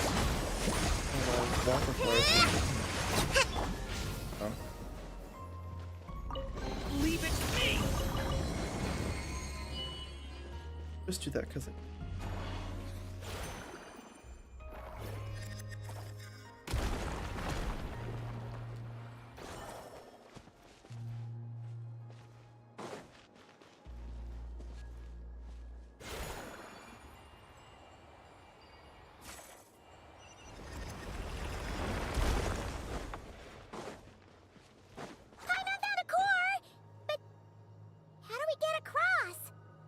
Walk up, then jump down. Okay.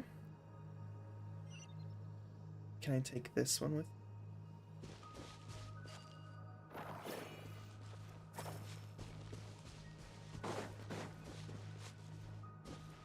Hey.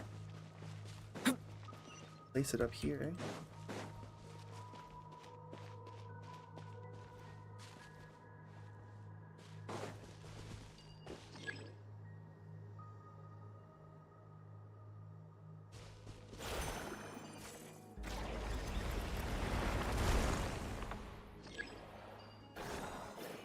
That'll make that collapse. That should be enough cores. Let's head back.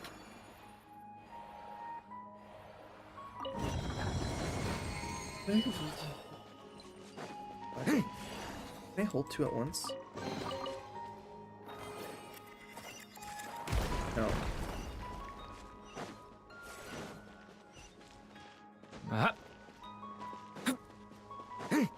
Go upbeat.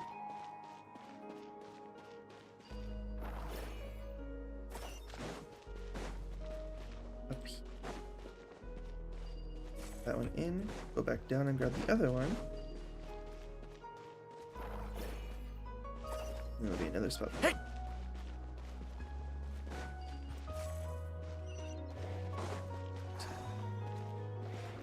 Let's start this. The device is up and running. It's hard to believe that the ancients were capable of constructing such things. Paimon sees our destination! It's right up ahead! Yes, let's go. I got like a feeling of nervousness.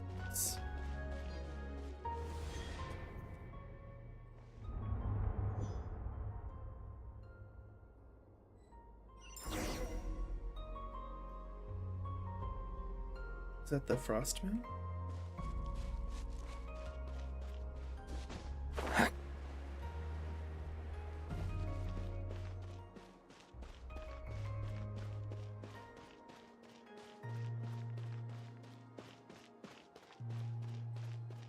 That I can't use my camera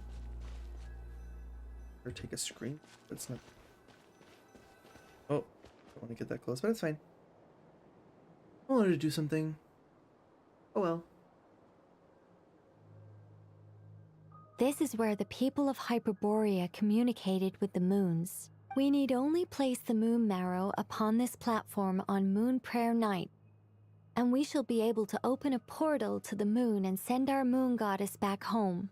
Okay. The assumption being, of course, that we can find her first. I've got a question though. The moon is beyond the sky. That's right. You want to know if it's safe there, don't you? Exactly. I've been corrupted by the abyss. And yet, she has no choice but to return. You know this. Oh, that's not the only issue here. This is the end of the line, right? We've explored everything we can. And despite looking at historical artwork and talking to people from Hyperborean times, we're still no closer to learning Columbina's name. If it's not too much trouble, could you tell me exactly what Alice said to you about finding her name? Oh, sure. What she said was... Then your first job is to find it. As a moon goddess, I'm sure she must have a name she identifies with. A name that would mean like a name that she feels most comfortable with. Neither Columbina nor Kutar is her true name, and she's never really accepted either of them.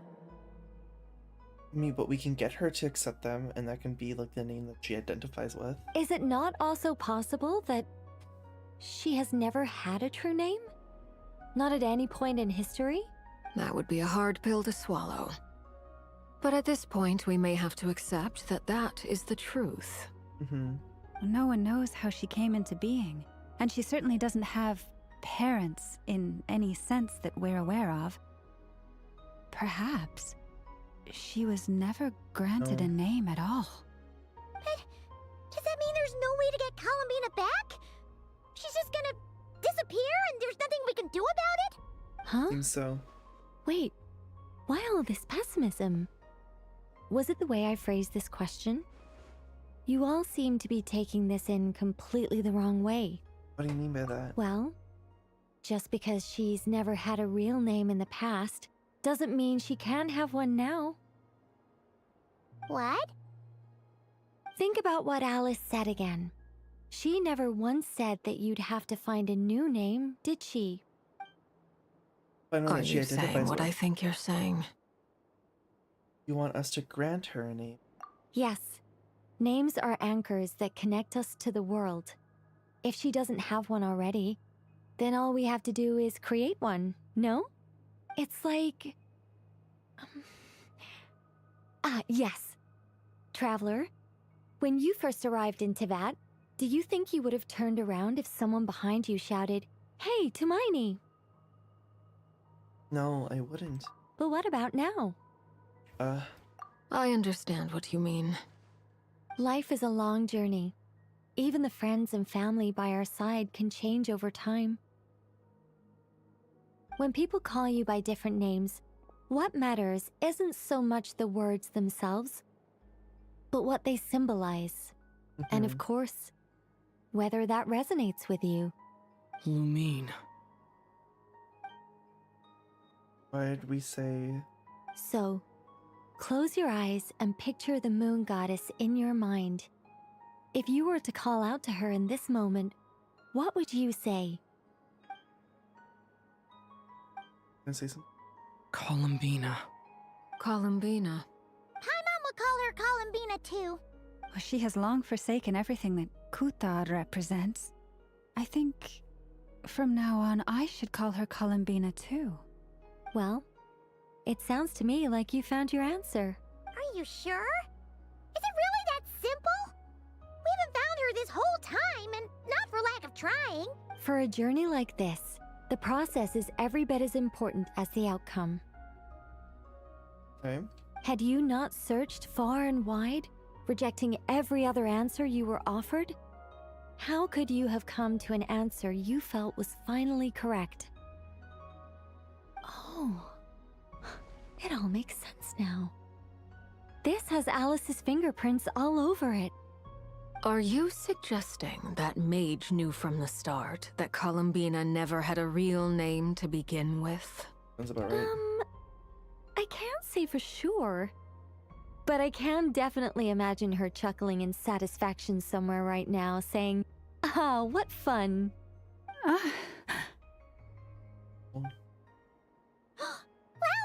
Your antlers!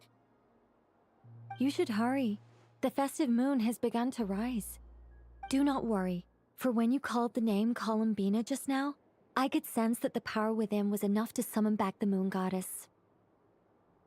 The power within what? The name? Yes. So, the thing is... What's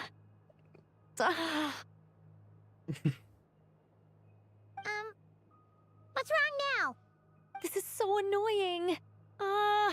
I really want to explain how that whole thing works. Starting from the founding principles of Teyvat and... Oh, I could talk about this for hours. She's all yapper. But... She likes to yap. She deep likes to breaths, info dump. Nicole. Deep breaths. You're an angel. A sober, sensible, solemn angel who has her priorities straight. Uh-huh. Okay then. Sorry for asking. Clearly a bad call on Paimon's part. Anyway, you all need to hurry. Last thing, remember how it felt when you called out that name. Then it is agreed. By the name Columbina, we shall find her. Then we'll throw her the best Moon Prayer Night party ever! And at last, we will send her home. Yes. After informing your friends, everyone splits up to look for Columbina by calling. Visit the place where you first met. Silvermane. I can barely move anymore. My consciousness is fading away. Have they come back out? I'd love to see them one more time.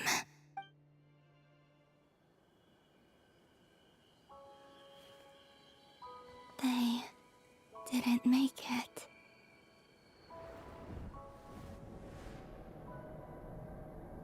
Could you tell me your name?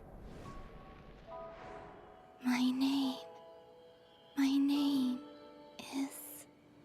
Columbina!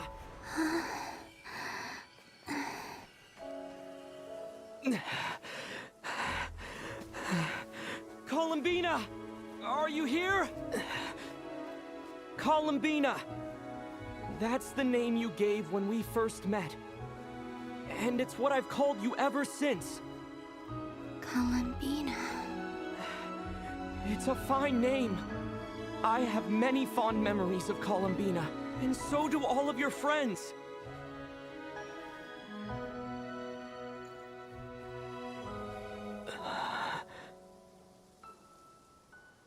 If you like this name...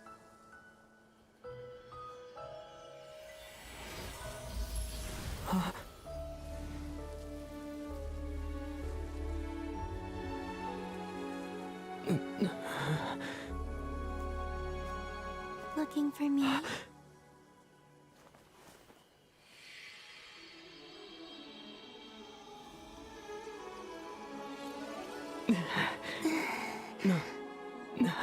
I like it.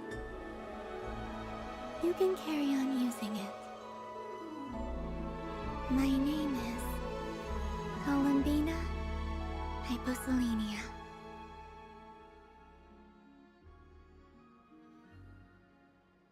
Columbina Hyposelenia. That's a wonderful name. The way she got like all up close when she said, I like it. Oh no, feel some type of way. I never thought that Columbina would become my real name. But after I met you and my other friends, the things that this name stood for slowly began to change. It went from being a Fatui code name to something my friends call me. How much she's changed since we first met. She never used to share her innermost thoughts. What is it? Why aren't you saying anything? I'm just so happy for you. Thank you. So, where's everyone else? We can go and meet them very soon. Everyone went to different places to try calling your name. Great. I'd like to thank them as well. Everyone's done so much for me. Searching for my name, entering those ancient ruins. Huh? Wait, so you were... Yes, I was there. Not physically, but my consciousness was still holding on.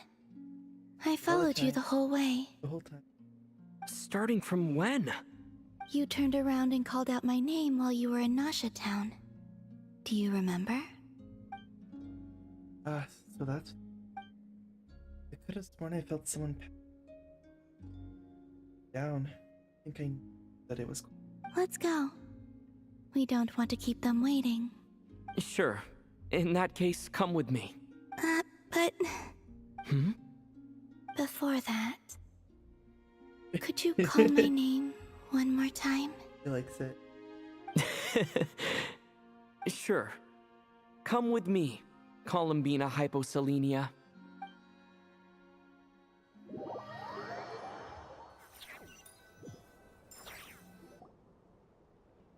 Columbina spreads the good news to your friends by way of small animals.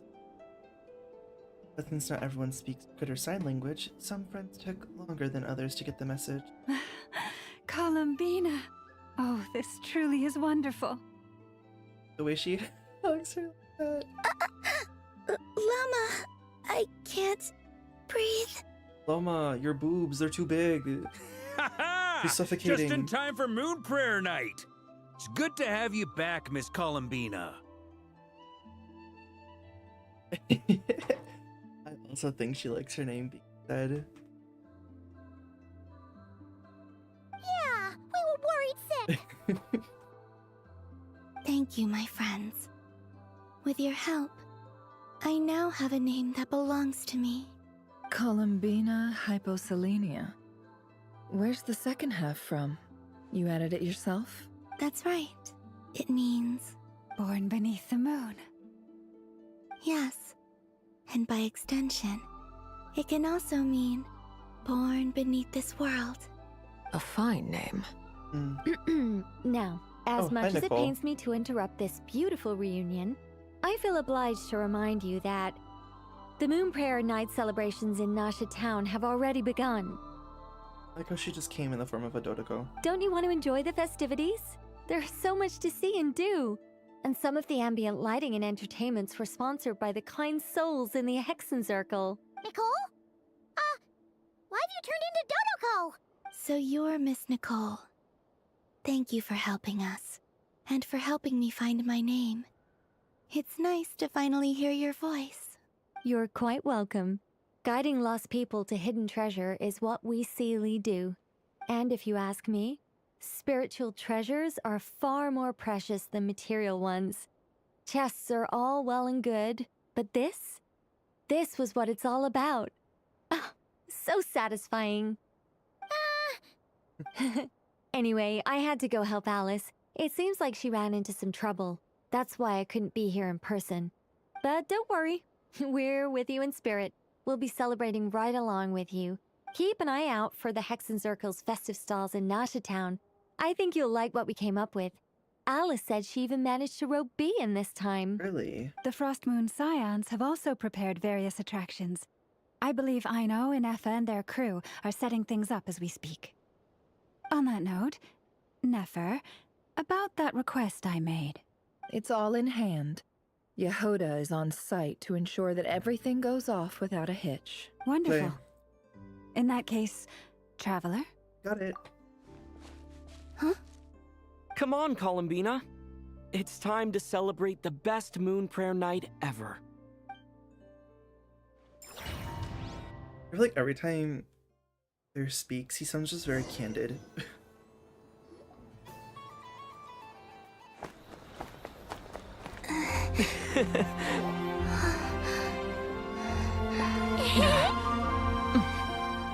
Hey, young lady.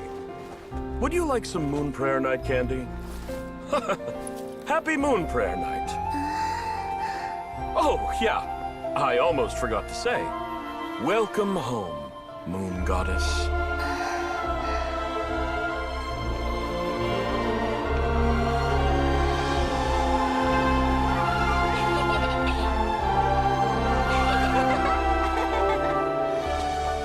Welcome home, Moon Goddess.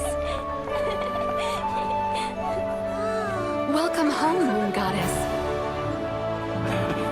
Welcome home, Moon Goddess. Turning Nasha Town into her home is a festive gift. A rather brilliant idea. Perhaps this is what Nodcry, Columbina's home, should have been like all along.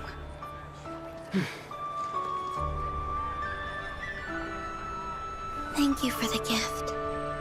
I like it a lot.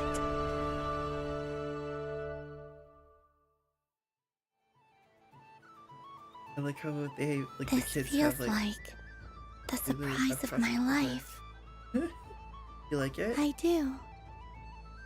I never imagined I'd ever get to enjoy Moon Prayer Night with everyone so freely. If you're happy, we're happy.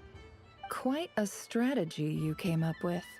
Hide the tree in the forest. It's not your usual style, Lauma. Is there something about Moon Prayer Night that enhances what's in your head as well as the antlers on top? Wow. Apparently so. It even inspired a perennial penny pincher to use their resources for a greater cause. It truly is a magical festival.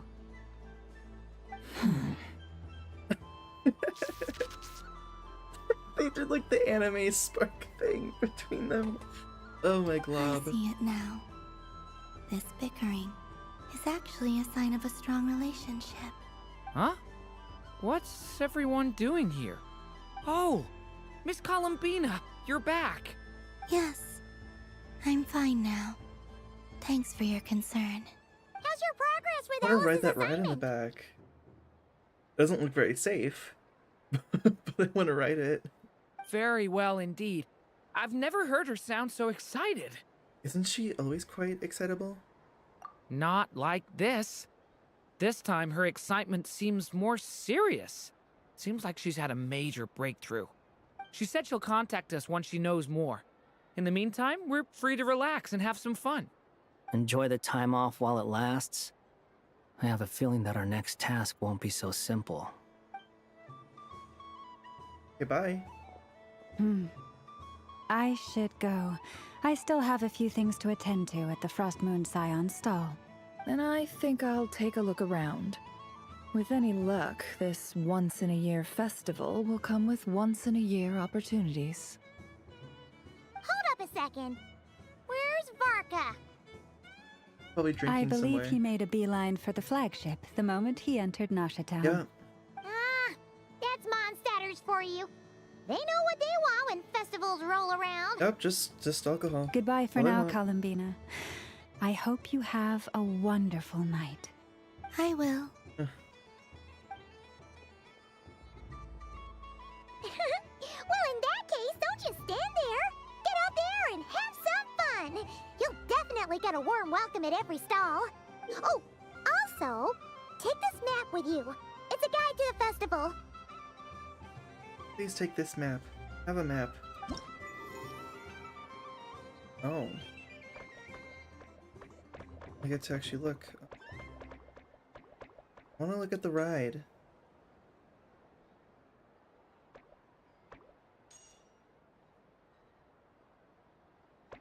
The Frost Moon Scion stall is click on over them. here.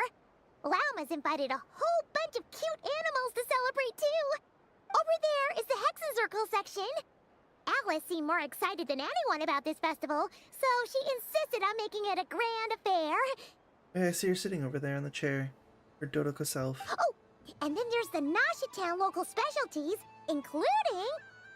Actually, forget that. Better if you go check them out for yourself. Right. Thank you. It looks like a lot of fun. Enjoy your moon prayer night. You're not coming with me? We'll be around. But don't you want to browse by yourself for a bit first? Oh, she likes us too much. It's fine, don't worry. We'll be nearby. Yep. If you find something you like and want to try it out together, just give us a shout. We'll be right with you. I don't think she's the type to shout. Otherwise, just relax and enjoy yourself. There's so much on offer, so try to experience as much as you can. And don't forget to stuff yourself with all the delicious festival food. We'll probably run into each other while we're browsing. All right then. Off I go. Have fun. Where should I go first? We get to run as her? Oh, Dory's over here. Let's just talk to Dory. Must be the maid. Oh, But I was aiming right at it. why did dialogue trigger right next to, like, where it would suck me into something? Aw, what a pity. I saw it with my own eyes. You were so close. So very close. Dory, you're not good at consoling. That's not true. It dodged out of the way right as I was about to snag it. I'm sorry? You heard me. This paper frog can move. I swear. Oh my gosh, it's... Dear, oh dear, what are you saying? How could a paper what were their frog names? move? Unless you believe there really is magic in this world. They're from Simulanka. Even if I, the mere humble merchant that I am, knew such magic, surely I would not use it on a paper frog. I'd sooner give Mora legs, so it could walk right into my purse.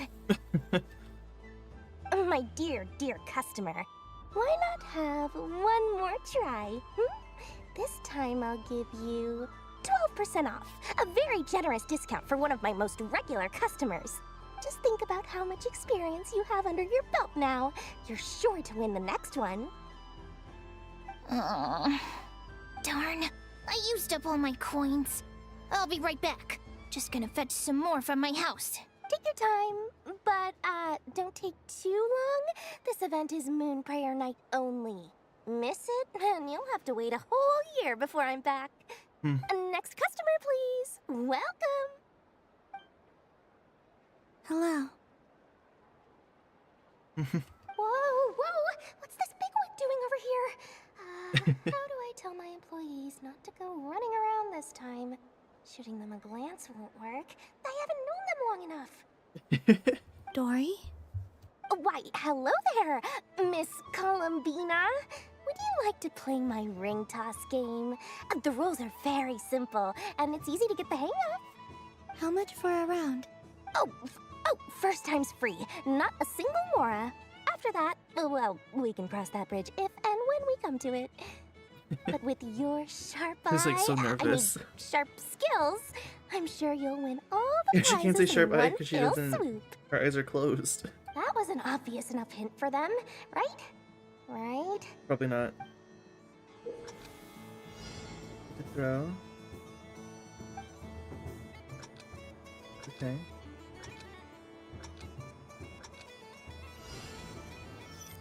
Here comes the ring! Oh, peanuts.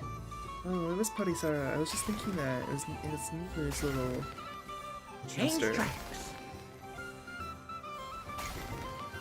Roselle, should we move or not? No. Just a tiny bit. All right, then I'll... Oh, sugar plums, not the clock hands. Sugar plums. I did it. Yay.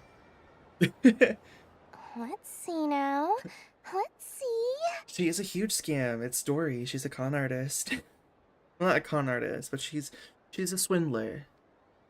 Wow, very good. That's the highest score we've had all night. And here's your prize.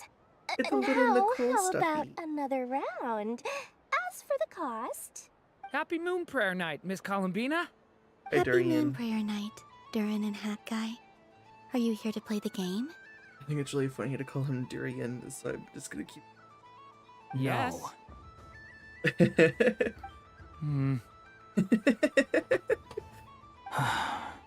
You said we were just coming here to say hello. I did, but then I recognized a few more people as I got closer. Do my eyes deceive me? Is that... It's our little dragon. He's all grown up. I love that so much. Someone's popular. Well now, since you came all this way, why don't you try out this lovely game we have going? First try is free. He'll have a go. I'll pass. It's only one free try per customer. You can't give your try to him. I'm aware. How has Elder Almond been lately? He's in great shape. He goes for a run in the forest every morning to stay fit and healthy. He tried to go boat racing with Firecracker a while back, but he couldn't even make it onto the Lotus Leaf. Firecracker was in fits of laughter. How about you, little dragon? Can you still fly? Yes, I can. But you've become less chatty. Has growing up been tough on you? We call that maturity. You know, the thing people sing about. The knight wields a sword of stone to defend those hearts that are made of gold. Stone is very heavy. That's what keeps him from talking too much. That's awesome! I want to be a knight when I grow up too. Ring, here I come! Oh, the hat-wearing man. I never The thought I'd hat-wearing see man. you again. You seem more determined than when I saw you last on the train. If you say so. It's so good. Oh, I do say so. The people you once helped see it clearly. It's because you are once again on the right track. May the engine in our hearts propel us to the station of our dreams. I can move! I can move now, Roselle!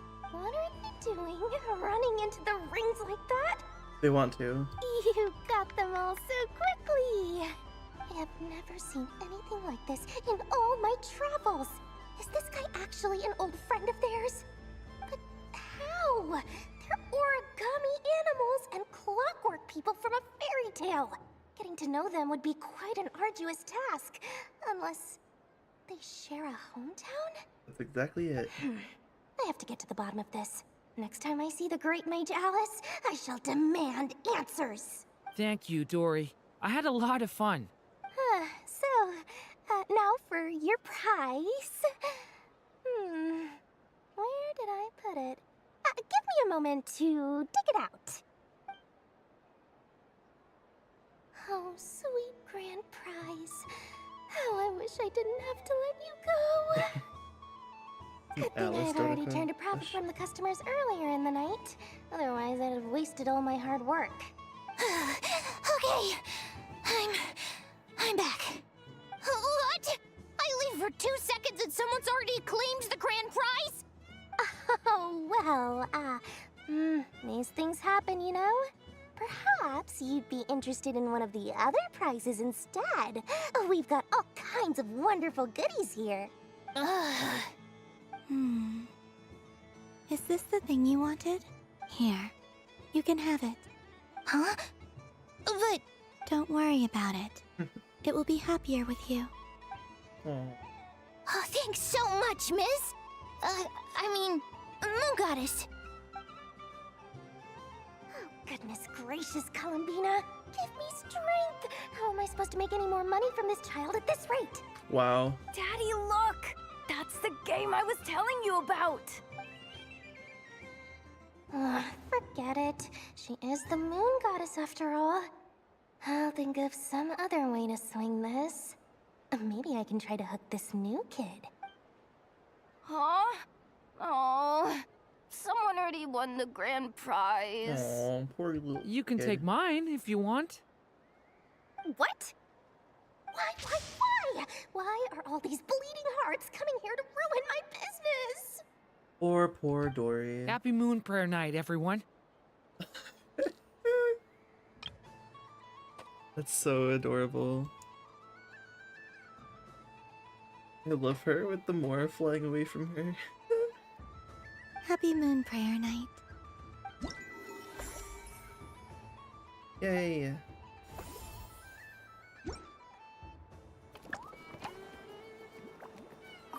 If all the prizes are gone, I might as well close up shop for the day.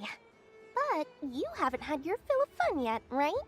So the next time a customer shows up, you're going to have to run faster, all right? And remember, run out of the rings, not into them.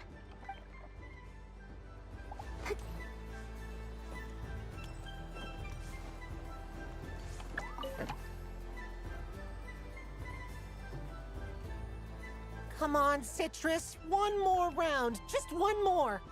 But my neck... oof. It's acting up again. You should take a break. Health comes first. Yeah, don't push yourself. We'll find someone else. Hey, don't look at me. I'm the referee. Why is that Kermit? What are we gonna do then? Do you need any help? Yes, we do. We need one more player for our game. All right. Could you teach me how to play? It's really simple. You just throw the dice and move by that number of tiles. First one to reach the finish line wins. Rolling a hamster means you move one tile. A paper frog is 2 tiles, and a flying squirrel is 3 tiles. 'Cause they go the fastest. Okay, I get it. So, we're all set? In that case, please take your places and let the game begin!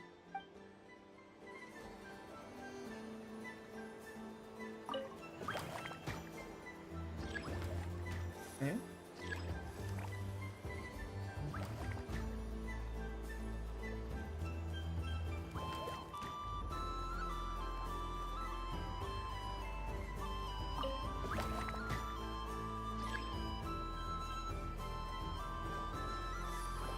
I'm so close. I shall win.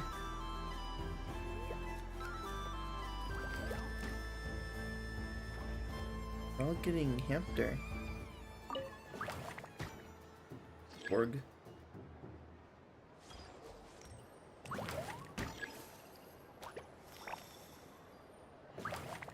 Is it 2 steps forward? Was this not 2 steps forward? And the winner is Cranberry! Bravo! Wait, I'm confused. Did I get it wrong?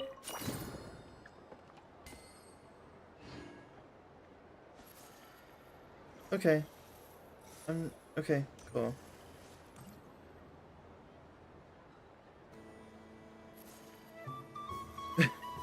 It does sound like too much like Kermit. They're gonna get him. Oh.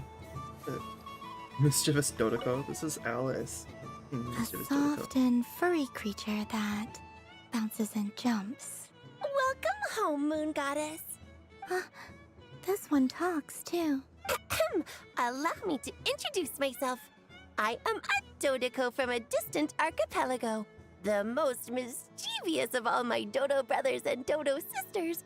When the going got tough, I powered through, and when I met obstacles, I boomed them away. That sounds like a lot of fun. Doesn't it just? Oh, but then the trouble started.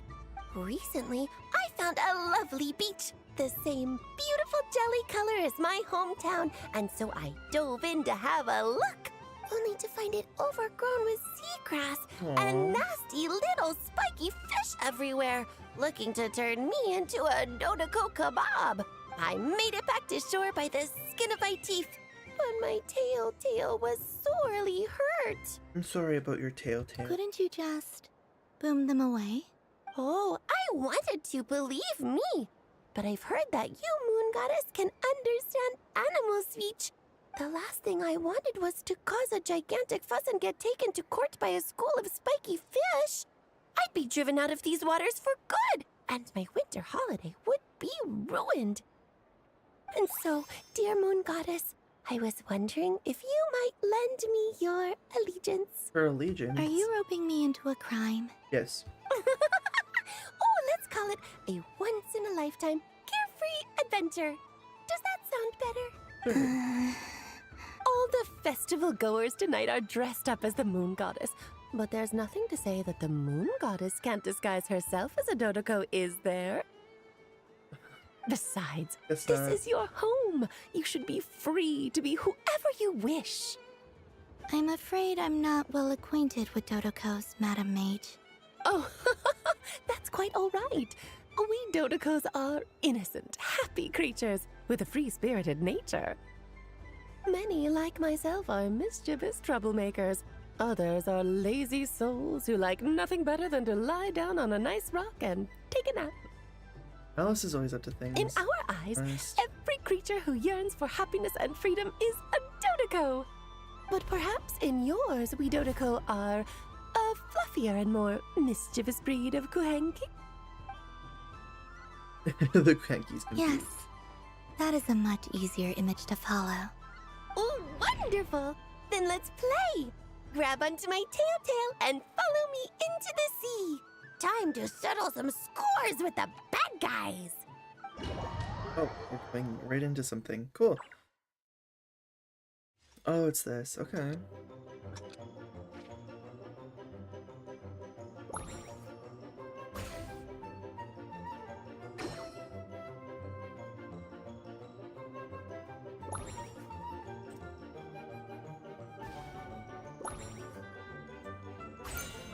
Death.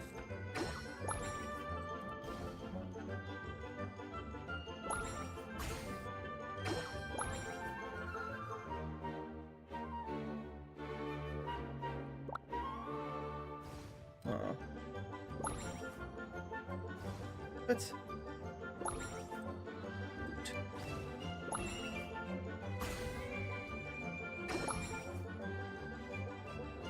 Yeah. Let's just have to blow them all up.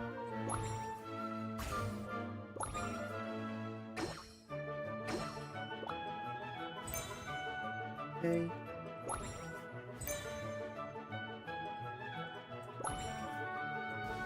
Ugh.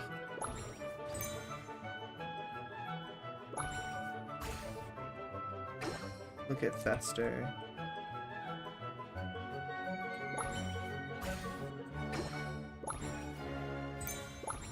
Whoops.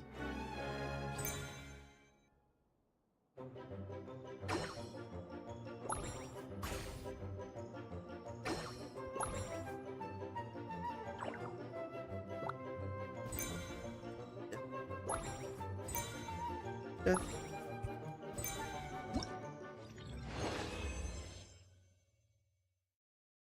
I killed them all. I killed them. Made them go boom. It was basically Bomberman. Ooh, a remarkable talent. So, what do you make of it? The use of Jumpy Dumpties doesn't come as naturally to me as Kuvaki. But their unpredictability makes it fun. I think they call this... novelty? Indeed! And how did it feel blowing those pesky nuisances away? Not bad. Any guilt? What do you mean? Oh, wonderful! Lovely answers to all 3 questions. You've passed the safety test. Now I can give this special bomb to you as a souvenir. Remember, if you find any meanies living on the moon, you can use this to boom them into oblivion. I will. I look at Nicole, but I'm actually interested in talking to B. Hi, Barbeloff. Welcome home, Moon Goddess. Oh, you're the genuine article. Alice was right. This Moon Prayer Night was worth watching after all. Another one that talks. Greetings. Pleased to make your acquaintance. I am the Hexenzirkel member they call B. Barbeloth Trismegistus. AKA Mona's teacher. Columbina Hyposelenia. Pleased to meet you too. Hyposelenia. A fine name indeed. Now then, Miss Columbina, do you wish to hear a mage's divination? Divination? The Frost Moon Scions used to ask me what would happen in the future. Is this like that? From the perspective of the one seeking answers, perhaps. As you look to your journey ahead, if you seek to understand the unknown, resolve your doubts, and soothe the confusion in your heart, divination could be for you. The unknowns on my journey. Of course, if one wishes to peer into fate, then hydromancy is the more precise option. But that is a complex affair, and to relegate that majestic art to the status of a festive amusement would seem somewhat uncouth. Besides, it is sometimes better to not know fate with great certainty.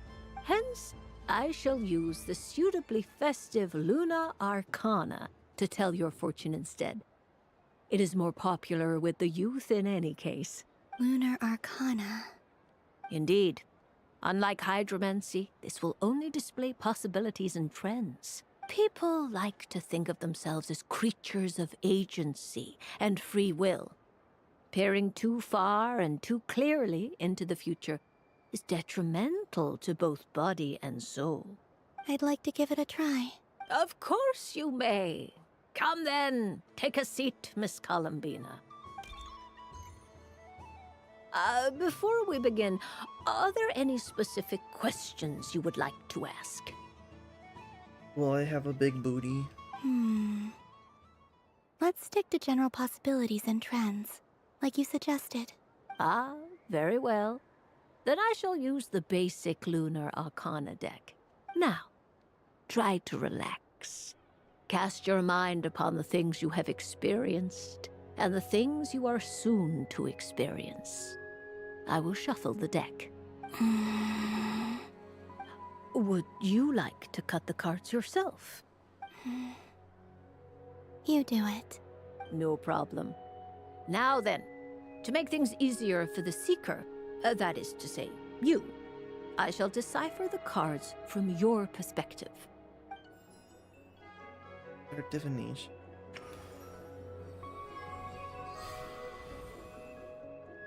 Please, draw the first lunar arcana. This represents destiny and is the foundation for the divination as a whole.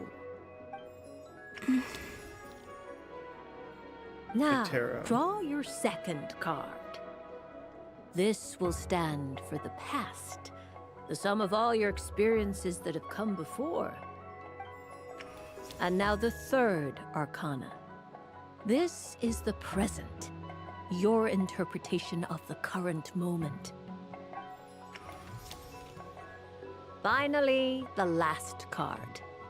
This shall speak of the future, which... Oh. Kuvaki Pulse? Fascinating. I've never encountered this before in my role as a diviner. Something has exerted an influence upon this card, causing it to leave its designated position. What do you make of this, Miss Columbina? Perhaps this is the guiding hand of fate in action. Of course, if you wish, you can choose to deny the validity of this card and draw the future for yourself. No, it's fine. Let's go with this one. A bold decision. I must say I'm looking forward to the results. Me too. Well then, let us flip the lunar arcana in sequence and see what emerges. Sure. Okay. First, destiny. Blessed you. No surprises here. The moon. card that represents yours is the moon. The moon. Indeed. The moon can represent the truth at some times, but deception at others. False peace, destructive calamity, and the world-changing power that lies within. When the moon is placed on the destiny tile, it indicates that your destiny is not what it may appear on the surface. Instead, it may yet have a hidden side. It symbolizes a journey through the fog, fraught with uncertainty and deception, where one must face inner challenges head-on. I don't understand. Patience, my dear. This is but the first card, which serves as a basis for the interpretations that follow. Our divination will only grow clearer from here on out. Now then, flip the second card, the one that speaks for the past. Okay.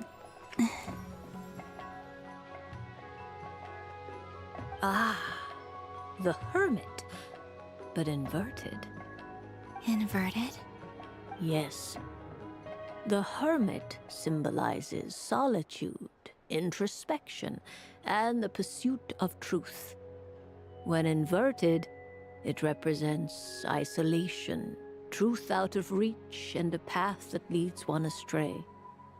Combined with the moon as one's destiny, the Hermit inverted represents a choice you made to stand alone in the past.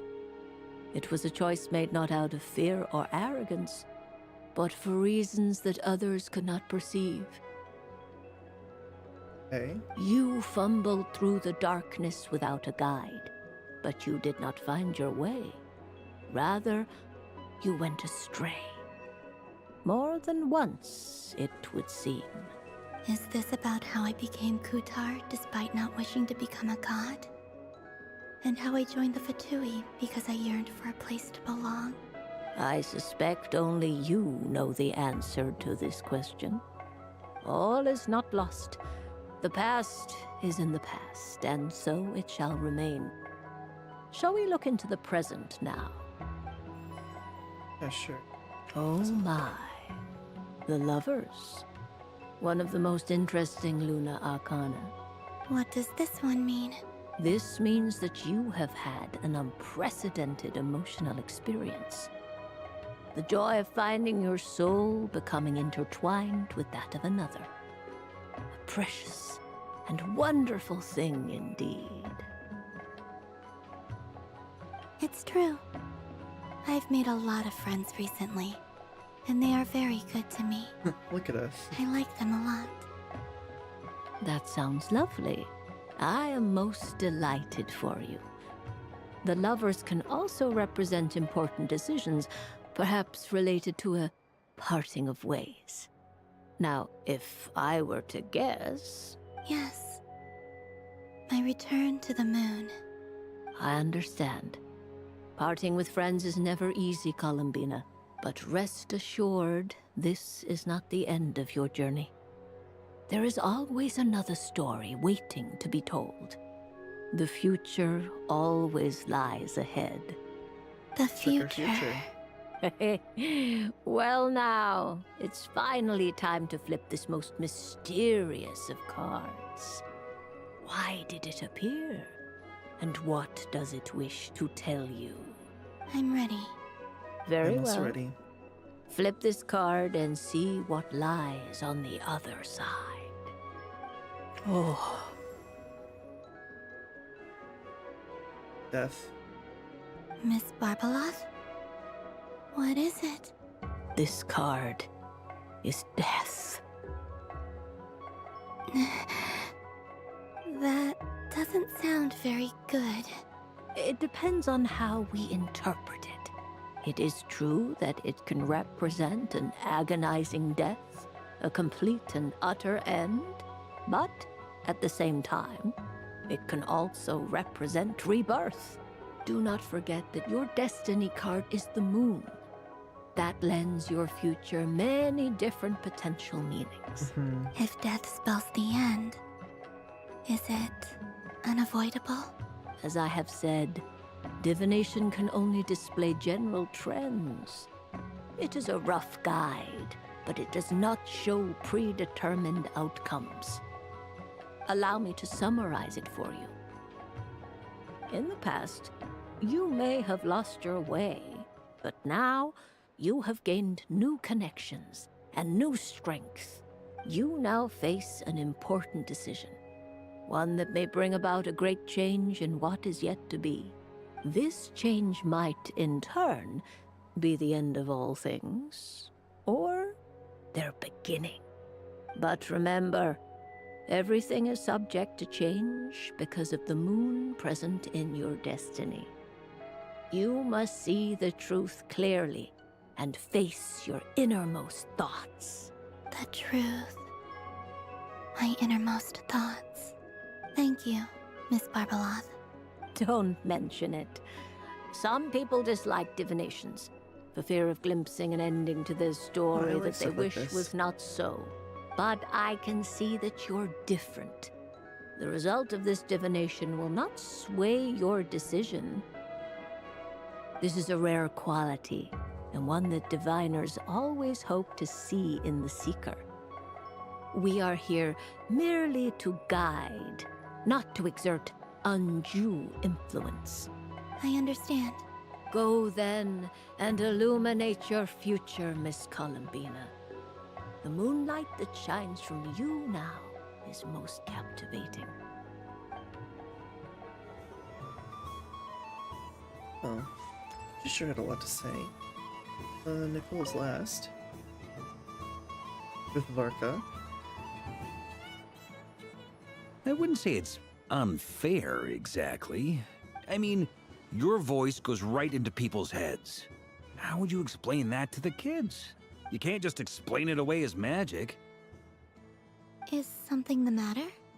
Ah, Miss Columbina! No, nothing you need to worry yourself about.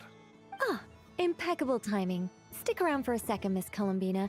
I need your input on something. This self-proclaimed Knight of Justice has yet to give me a satisfactory answer. I, for one, would like to hear your verdict on the matter. Hey, now, I left the flagship just to help you out, Miss Nicole. You left her drinking to help her out. What's going on? So Alice and I are both using long-range remote control spells that work on similar principles, allowing us to attend this festive fair in Dodeco form. Sorry, let me backtrack a little. While similar, there are some key differences. Alice, being a great mage, wanted her Dodeco to reflect something of her own charm and mystique. So she adjusted the way its tail moves when it spins around. An entirely gratuitous move, in my opinion. I hardly see how anyone is going to notice that. If anything, I'd say that anyone who stares intently enough at a Dodoco's tail to notice such a small detail is someone we ought to be highly concerned about. I only say this to emphasize that my question has nothing to do with tails. Now that we're clear on that, why is Alice's Dodoco permitted to interact directly with the children celebrating Moon Prayer Night, while mine is not? Your voice speaks directly into people's minds. See? Exactly what I said. Miss Nicole? Ugh, I can't stand it. Oh, I poor know that Nicole. probably makes me sound like a whiny child acting out in front of their parents. And it's a little embarrassing now that I think about it. But hey, I've said it now, I can't take it back. That would be even more embarrassing. Also, don't go reading too much into that analogy. It was off the top of my head. I'm actually an awful lot older than either of you. Miss Nicole, are you saying that you'd like someone to play the game you've prepared? I'm not so invested in that. It's just something cobbled together using items I borrowed from Alice. She probably didn't even make them herself. The point is, I want to know everyone's thoughts after they receive their prizes. But as you've said, I can't just ask. I've been biting my lip for so long, and I've had no one to vent my frustrations on. I thought this was going to be a nice, straightforward festival where I'd get the chance to guide people to treasure.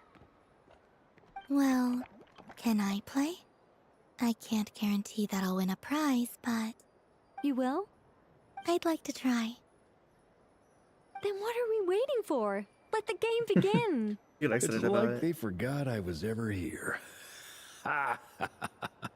Go back to your drink.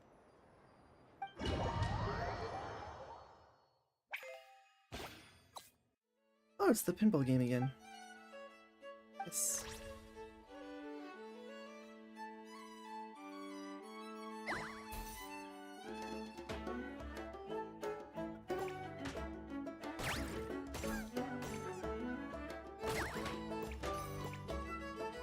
I'm so close to getting that other bird.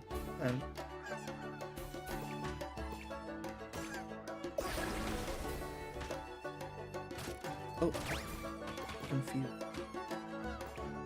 Oh, they're eating a popcorn.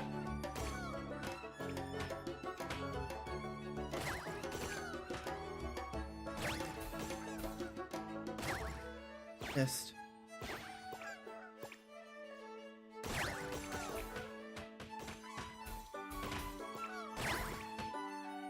Oh, that one just went right where the needle so easily.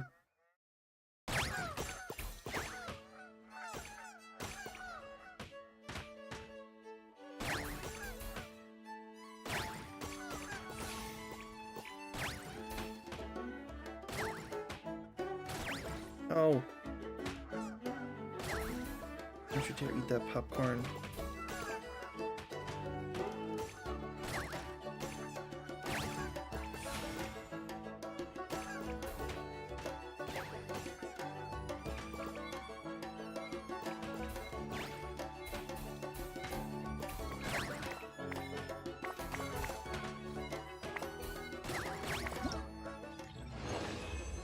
Did pretty well.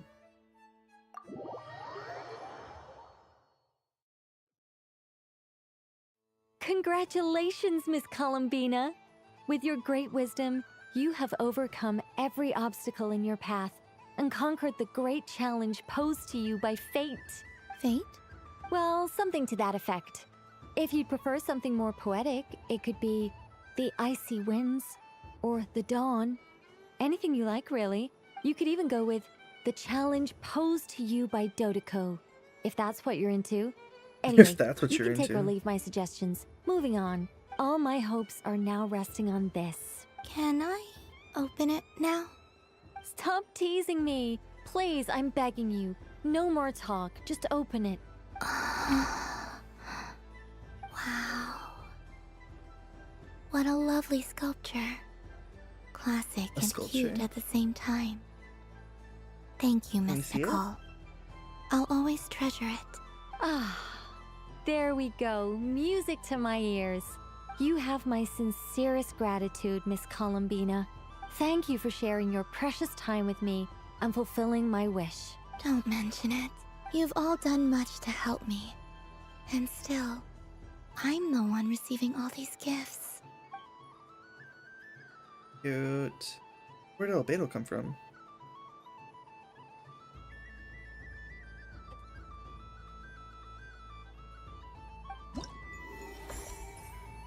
Witches Festival. Let's look up more.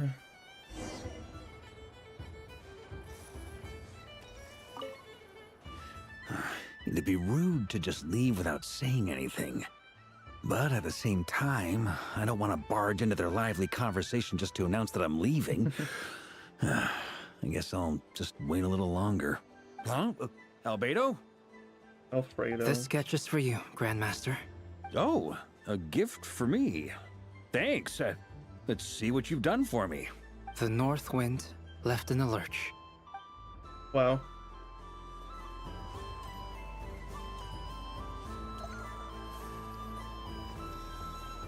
That one.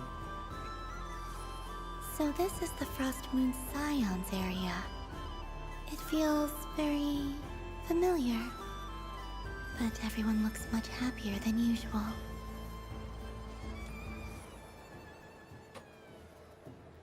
Wow, the Frost Moon Scion stall looks kind of plain, but it's pretty cool once you get into it. I don't go to Hisi Island much, but it's got that, like, old world cultural feel. And if culture means we get more festivals, I'm all for it! So excited. Hello, Yahoda. Columbine... hello, Moon Goddess. That was too close. I almost gave the game away in front of the staff. Oh, wait. What's the deal with her shoes? They don't make a sound when she walks. I could do with a pair of those. Do you like balloons too? Balloons? Oh, you mean those? What's so fun about balloons? I'm not a kid anymore. They're probably more up Aino's alley. Oh my gosh. Yes. The animals seem very curious about these strange flying objects. I was drawn here by their voices. I recently learned a fun new game you can play with balloons, so I decided to come and give it a try. You're talking about when you saw those people throwing water balloons at each A other? new game? Hello. Welcome home, Moon Goddess. Here to buy some balloons? Yes. Could you give me a few that haven't been inflated yet? Are you sure? I guess it's not a problem, but... Yes, please. Thank you. Uninflated balloons? But those are just little rubber pouches. What does she want with those? Or fill them with water. Would you like to play the balloon game, Yahoda? Huh? Sure. I guess. How do you play it? Wait here a moment. Oh. This is so weird. What have I got myself into now? It's gonna be fun, don't worry. I thought I saw Columbina nearby. Uh-oh! That's the fourth Harbinger! Although she's helped us out quite a bit, she's good people, right? She's very good. Father is Looking very for good. Columbina. Oh, guess that's my ticket out of here. I'm not sure my heart can take being sandwiched between two Harbingers. Which stall is she checking out? Oh, it's that other Frost Moon Scions one. Try on the headgear, see what it's like having antlers or animal ears for a day. Oh, I wouldn't be caught dead wearing that stuff. So embarrassing. I have enough gear to carry as it is. Wait, what? She put it on? Why is that so cute? Oh my god, I need that. I need that too. That's mine. Mine. She looks so cute wearing those How ears. peculiar. This would take some getting used to. I wonder if this is what it's like for Lynette. It really suits you, ma'am. What is this? She was so intimidating a moment ago, but now... She's really dang, rocking those ears. She's really rocking those ears. How does she make them look so cool? His father's cool. I suppose I may as well keep them on for now. All part of the festive experience. She's coming this way. How do you do, Miss Yehoda? Oh, jeez. Don't talk to me while wearing that thing. Where am I supposed to look? At her eyes. Oh, hey there. I'm looking for Columbina. Have you seen her? She just... Huh? Oh, wait. Is that what she meant by balloon game?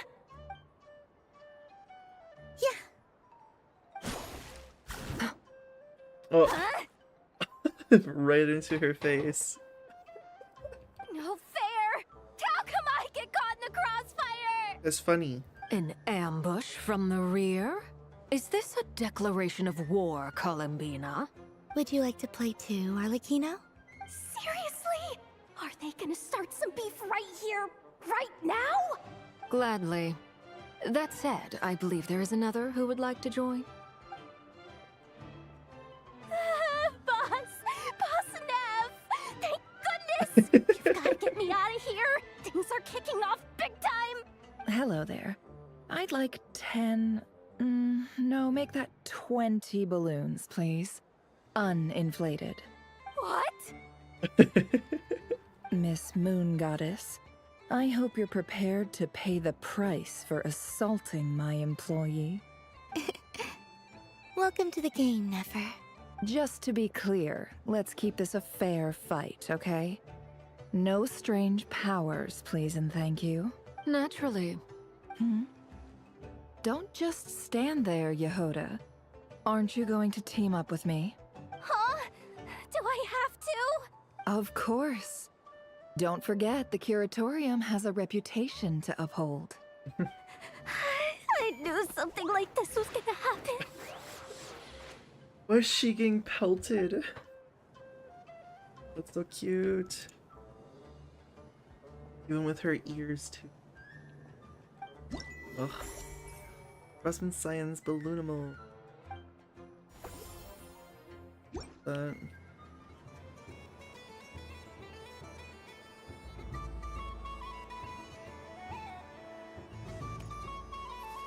Oh. Sunny days! I prefer sunny days. Ah, well, you are as warm as the sun itself, Moon Goddess. That's Flynn's. Very well. Flynn. I believe your spirit animal has to be this most adorable chic badger. Wow! Thank you, Mr. Talking Magic Lamp. Have a very happy festival, Moon Goddess.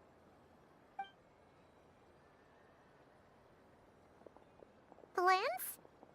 That's you, isn't it? That is him. Shh. It's our little secret, my dear traveler in Paimon. Okay, sure, but why are you here selling sugar sculptures? Why not? Everyone celebrates in their own way. After gazing into the abyss and spending time around gravestones all year, what better way to relax than to see sunny smiles on the faces of the living? Besides that, I like to think of myself as a fair judge of character. I dare say matching personalities to confection suits me rather well. That's not what Paimon was talking about. Aren't you afraid that your true identity might be exposed? Yeah, it's fine. Should I be? There is all manner of magic in the air this moon prayer night, thanks to the work of the great mages. I see Miss Columbina is hiding in plain sight. Why should I not do the same? Why miss this rare opportunity to enjoy a special evening in my true form? Fair enough. You got a point there. People who don't know you will probably think you're just a talking lantern. Well, now that we see eye to eye, what brings you here? Not a search for your spirit animal, I presume? Ah, well, actually... Here, see for yourself. Oh, this is... How wonderful. A beautiful idea. Yeah, Moon section was kind of boring. So, he did your bit for you. Ah, Varka. Ever the maverick. I see his artistic skills are truly one of a kind. In that case, I shall paint something on Mr. Albedo's behalf in a short while. What? Why not now? Ahem. Welcome home, Moon Goddess. Phew, that was close. Hello, Flins. She recognized you right away! What keen eyes you have, Miss Columbina. Especially considering they are shut. I did not see you. Rather, I sensed you. I can sense the fluctuations in Kuvaki all around me. One would expect no less of the Moon Goddess. Might I interest you in some candy? Yes, please. Excellent. I shall make some for you right away. Hmm? Something the matter, Miss Columbina? What about my spirit animal? All the other children carrying sugar sculptures are talking about it. Wait, is she taking the test seriously? She surely is. Ah, my apologies. How could I neglect that? Yeah. You are quite right, Oh, Miss Flins. Columbina. Every one of us has a magical creature living in their heart. Would you permit me to help you find yours? Yes, please. Do you prefer the day or the night? Night. Which of the 4 seasons is your favorite? Winter. Think of a perfect day. What is the weather like? Sunny, rainy, or perhaps cloudy? Rainy in the morning, sunny at night. What kind of answer is that? Forests, lakes, and open seas. Which do you prefer of these? I like them all. Imagine you opened your very own shop. What would you sell there? Moonlight, I think. Wow! Paimon would totally shop there. You go buy some moonlight. How much would it sell for? It wouldn't cost anything. You'd just need to visit. Aha! I believe I know what your spirit animal is. Here. For you. Oh, it's a Kohenki! Indeed. A free-spirited being with a deep love for all things here in Nodcry, who selflessly lends her aid to as many people as she can reach. It is the perfect fit for you, Miss Columbina. Thank you. Flins, now I want to give this a try.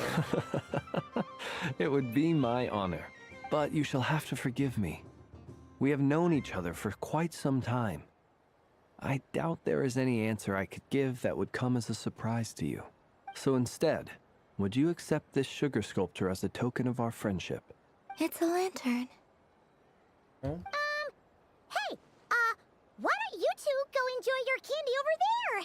Paimon wants to try out this spirit animal thing too. Right, Flins? Come on, play ball. I got this drawing done. But I want to hear Paimon's answers. Ah, but it'll probably take ages. Paimon's a complex soul. And we don't want your candy to melt while you wait, huh? Oh. Okay The then. sugar? How's it? Has to be really hot for it to melt. Phew. Nice excuse, Lady Paimon. That was some quick thinking. Yeah, no thanks to you. A little help next time.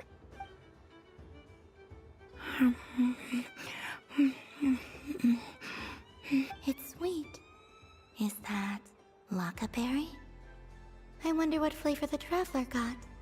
This way, this way! It's the candy-selling lantern! I'm coming! Of course.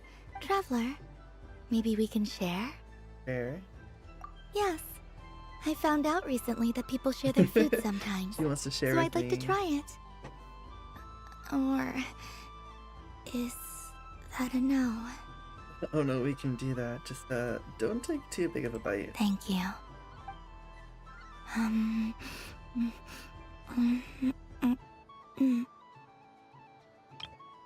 Okay.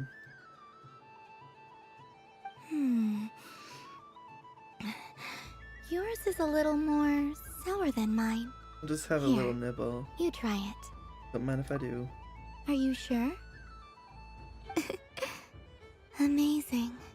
What is? My sugar sculpture has shrunk, yet my heart is filled with feelings of sweetness. I will remember this feeling. Like another bite? Sure. Swordsman, Science, Spirit, Sugar Sculptures. 4 more to go.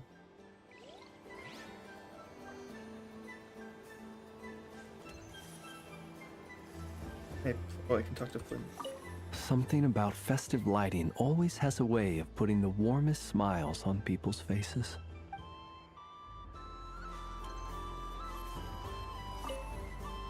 Father. I've seen Linny and the other children play this game before. It would seem that it's not a bad way to relax, once in a while. Some Nefer somewhere. Over here. That was fun. It's a shame Ashru doesn't like playing with water, or I'd have roped him in as well. Oh. What's this? Should I give it a try?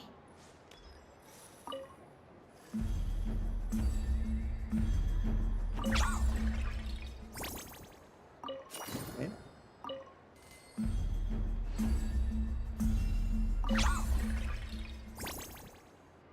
Is that all it is? Just get it with the timing? Okay. Same thing. I just had a water fight with 2 Fatui Harbingers. Pretty scary, but also surprisingly fun. We got pelted with water balloons.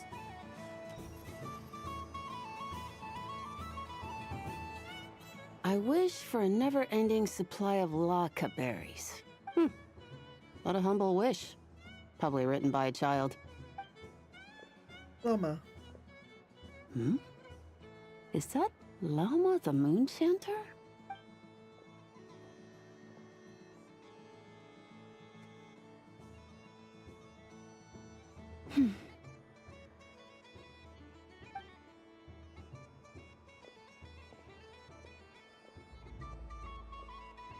I wish that the long plume ibises would stop biting me. Oh dear, poor Llama. All right, I'll write that one down for you. Oh, she's writing them down for the animals. I got it. While everyone else is celebrating Moon Prayer Night, you're as busy as ever. I don't mind. It's rewarding work. A good kind of busy. My antlers are at their heaviest tonight, and the Kuvaki waves are especially strong. But as I help these dear friends hang their wishes up, I feel a great peace within myself that is hard to describe. You see, they are all such beautiful wishes. And they are ones that we can fulfill by our own strength. Do you blame me, Llama? I want to hear your honest answer. It is by the help of so many people that I can return to the moon. But I feel as though I've hardly done anything in return. You've done plenty, Columbina. You saved us all. I say this in earnest, both as someone who knows your history, and also as a friend who has seen what you've been through. What about as a moon chanter? I feel proud to honor our moon goddess's wish. And I'm sure any moon chanter in history would have felt the same way. Thank you for your kind words, Llama. But... since you asked for my honesty, I won't lie to you. My feelings are mixed right now. Besides pride, I also feel, I suppose it's a reluctance to let go. Get it? A part of your whole life. Once you return to the moon, we will be far apart and separated by a false sky. I'm sure those of us left behind will gaze up at that sky, yearning for the moon once in a while. I will miss you, Llama. I will miss you all. I hope to stay in touch. I will try and find some way to send messages down from the moon. Perhaps you could use Kuvaki. I've heard Yehoda say that signals can be sent using long and short waves, or strong and weak lights. I mean... Try it. That sounds a little complicated. What if we forget what the signals mean? We could prepare a codebook beforehand, but... You're right. It wouldn't really suit you. Still, whatever happens, I believe that you will find your own unique way of communicating with us. And now that I think about that, my heart feels Pick lighter. animals. The weasel is too small. Because you trust in me? Yes. I have faith in you, and in the power of truth. In my experience, the truth tends to be difficult. But that's what makes it stand out from what is false. So I'm confident that your thoughts and your love will shine through the curtain of lies. We will know it when we see it. Thank you.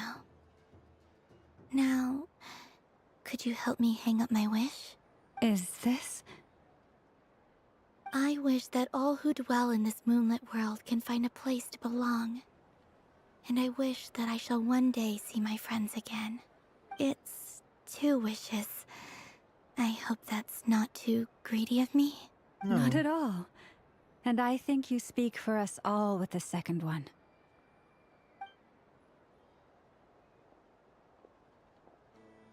I shall continue to pray until the day that all of these wishes come true. Oh, so sweet.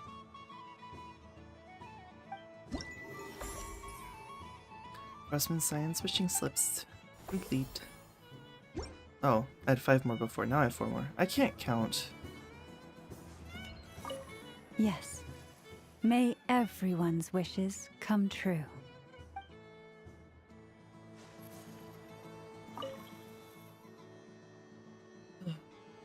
I wish that all who dwell in this moonlit world find a place to belong, and I wish that I shall one day see my friends again. I want to adapt to human society more quickly. Continue. I hope things go smoothly on the journey with Ash's trash, and that Columbina's travels go well too. Continue. I wish that the long plume ibises would stop biting me. Is there more? If only Miss Lilicki would notice me. I really hope my boss gives me a raise. Okay. It's just gonna loop now? Yeah. Let's leave. Okay. Maybe a few more. I wanna leave this. It's not a carousel. Well, it's kind of a carousel. I wanna leave that for last.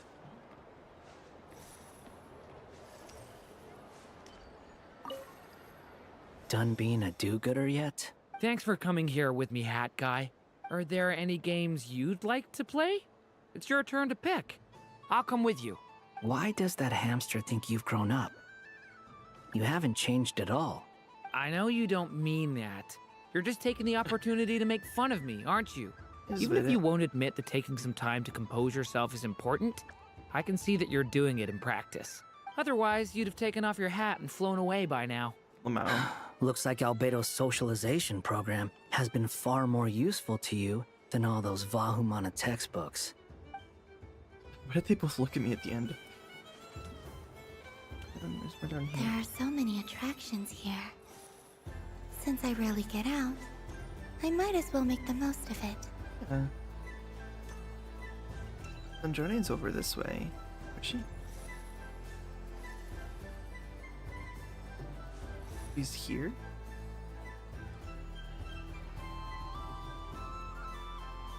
Well, well, look who there it she is. is. I heard someone went and disappeared on us the moment we let her out of our sight. They looked all over for you. Frankly, I didn't think you'd be back for Moon Prayer Night. Were you worried about me, Sandrone? Yes, she was. You would like that, wouldn't you? Do you even hear what you're saying? It seems to me like you disguised yourself with festive headgear, just so that you could come see me on Moon Prayer Night and make sure I'm okay. You didn't even bring Polonia with you. You? I thought you couldn't see. I cannot. But I sense the confusion of those around us rippling through the Kuvaki currents. Based on what I know about you, let me guess what you're wearing.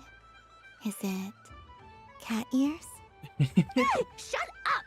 I'm only here to protect the Fatui's interest in this territory. Running into you was pure bad luck. Really?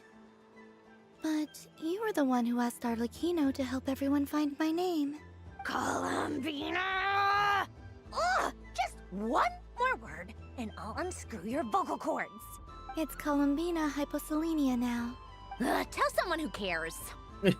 I've missed you, Sandrone. Aww. The whole time I was gone, I was thinking. I hope I get a chance to say some ugly words to you. Is that supposed to be a joke? Yeah. Anyway, let's go play that game. What? You mean that frostfin whale? Yes. It's some kind of game where you get bitten if you step on the wrong tooth. Seems like fun. Who in their right mind would wanna... Like that one's Because kids you're not a game. scaredy cat. They can play at like the table. Fine! You wanna play? Let's play. Don't complain when I kick your sorry butt. Lovely. You old geezer! I'm gonna beat the pants off you! Just you watch! I almost forgot. Sandrone? What is it now? You'd better not lose, or I'm going to beat your head in. What?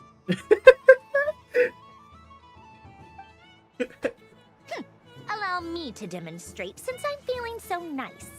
You just step on the teeth, like this.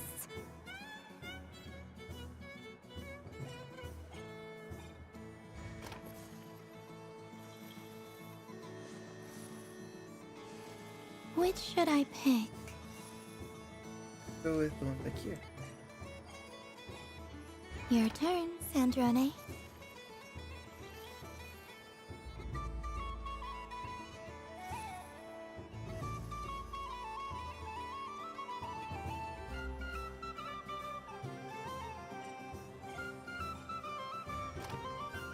Don't come crying to me if you get bitten.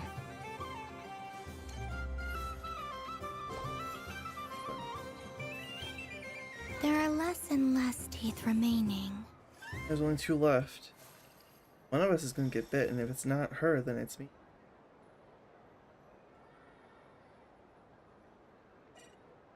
Huh? What's that noise? Oh.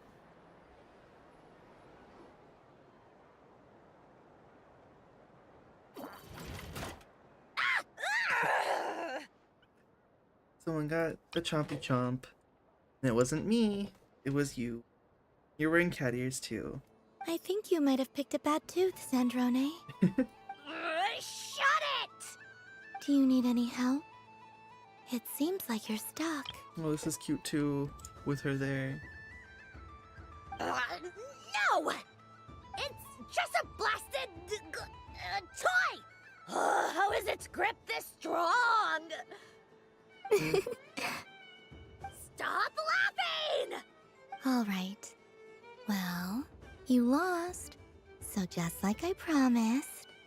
Hey! What are you doing? Are you seriously? Hiya! Well, she just popped her on her head a little bit. Horrible. Why you? Oh, just you wait! I love her too much. Rematch! Are you all right, Sandrone? That was quite a strong bite. Are your clockwork parts? Quit your fussing! I don't need it! All right. I'll go first this time.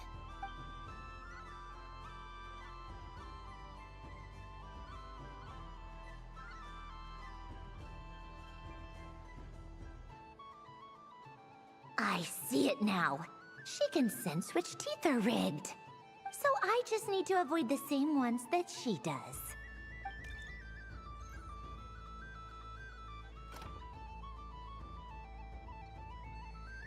This one. Seems fine. She avoided that one then? Now I've got you. All right, my turn. Is it gonna be immediate that she gets chomped?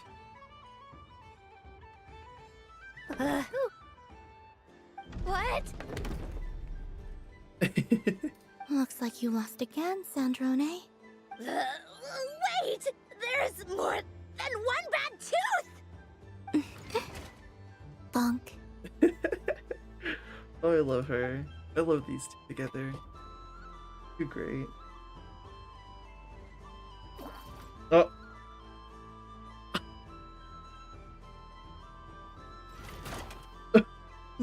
Stupid game! What idiot came up with this?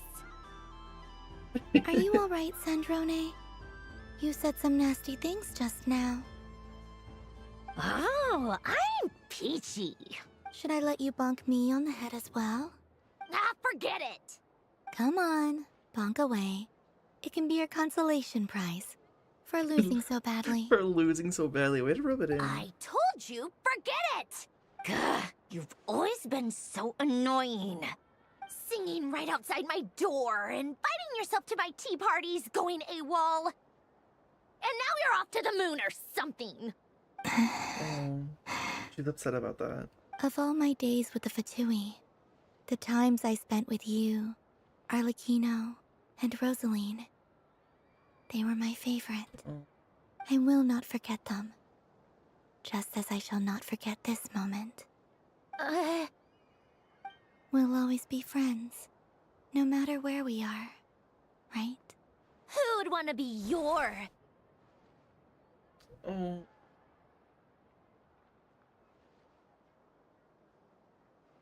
I'll miss you, Sandrone.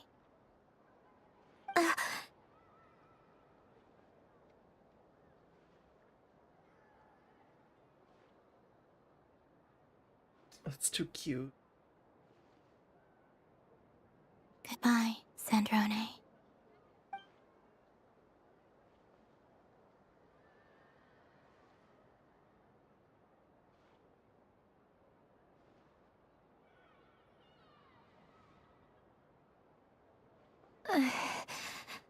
I'll miss you too, Columbina.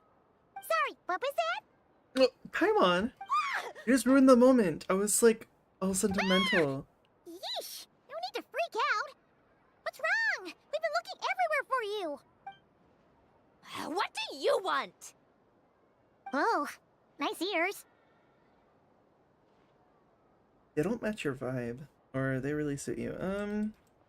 They suit you. What do you want? This. Huh? It's your turn to draw something. You're one of her friends too, aren't you? Doesn't know how lucky she is. Sorry? Nothing. I'm done. Take it. Oh, that was fast. Oh, and one more thing. Last time we spoke, you mentioned you were interested in the Narcissan Kreuz Ordo's research, remember? There were too many people when we last met, so we didn't get the chance to do this. What are you talking about? Like, you'd have a look at this. This is... Oh. Alan, Renee, and Marianne. And this. Huh. The Holy Blade. A savior's plaything. You don't approve of their goals? It's not about whether I approve or not. These people, they would sacrifice themselves for the sake of the world. Especially Alain Guillotin and Renee. That is something I would never choose to do. Okay. Still, I didn't know they had any pictures left from that time. If I'd have thought to bring a camera, I'd have... Okay. Sent the photo. What? Yeah, of you being bitten by the frostfin whale and Columbina bonking you on the head. Tear it up! Now! Ashtown Buddy, the frostfin whale.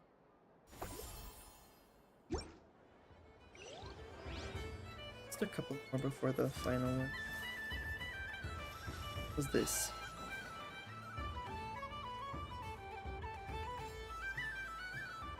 What is going on over here? It looks like fun. Hold it right there!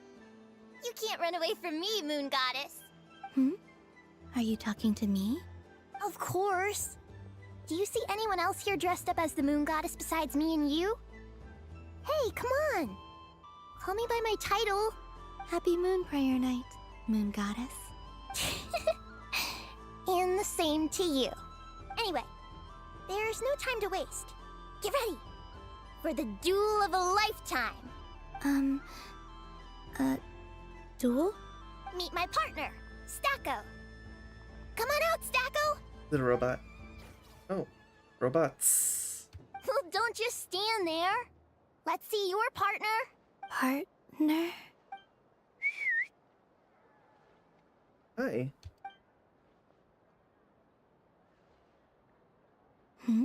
They're dueling. So I need to select a partner and command them in battle. Pokemon. Partner. I need a partner. Pokemon.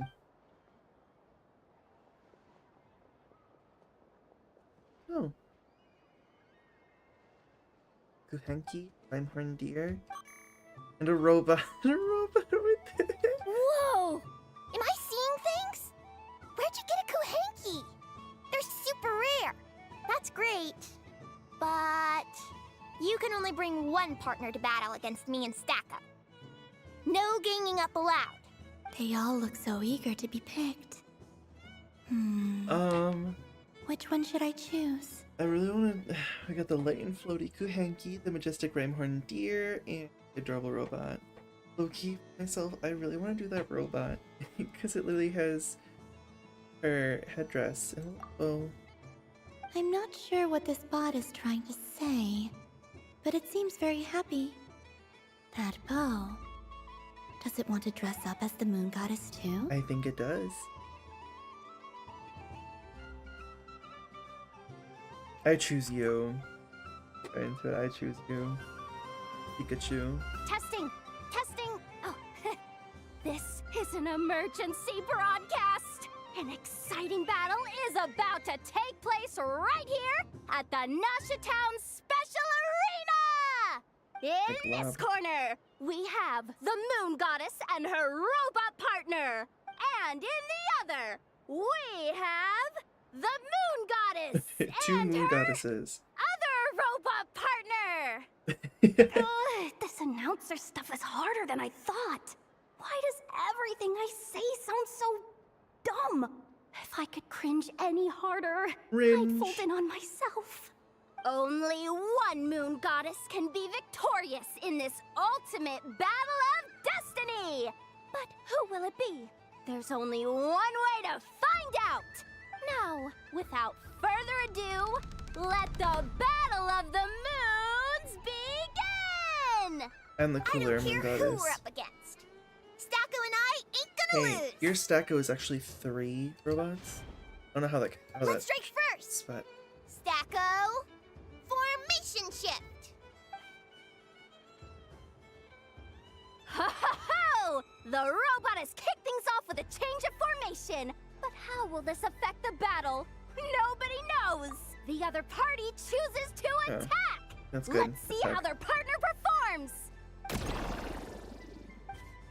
Stacko! The attack lands! And if those sizzling sounds are anything to go by, it was very effective! Slay. Okay then. Stacko, maintain formation and enter your empowered state. I think we should defend me. Empowered state! There we go! Now we're talking! Absorbing the immense also, Kubaki what- present what on do I Moon get Prayer from item? Night! This lean, That mean looks like health. machine has greatly increased its offensive power! Let's defend. Oh, they chose defense! But Stacko's about to attack with full force! Is it too little too late?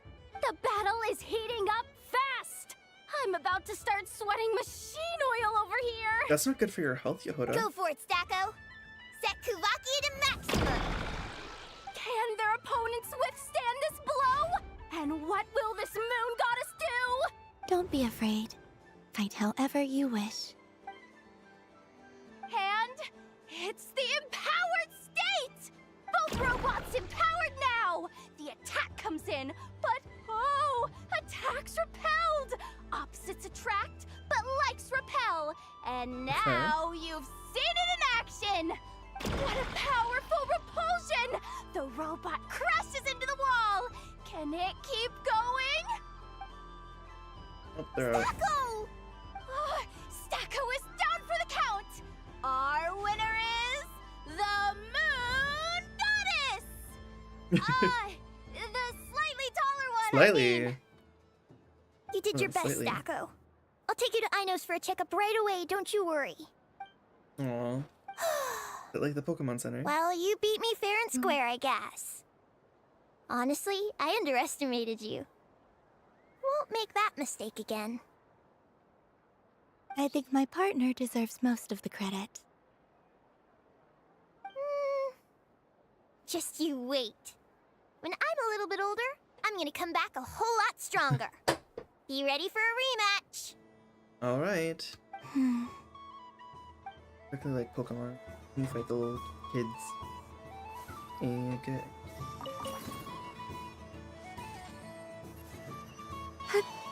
Thank you, robot partner. Hello? Moon Prayer Candy! Beautiful, tasty Moon Prayer Candy! Buy a whole box, share it with your friends and family! Candy? To share? I wonder what flavors everyone would like. Welcome home, Moon Goddess.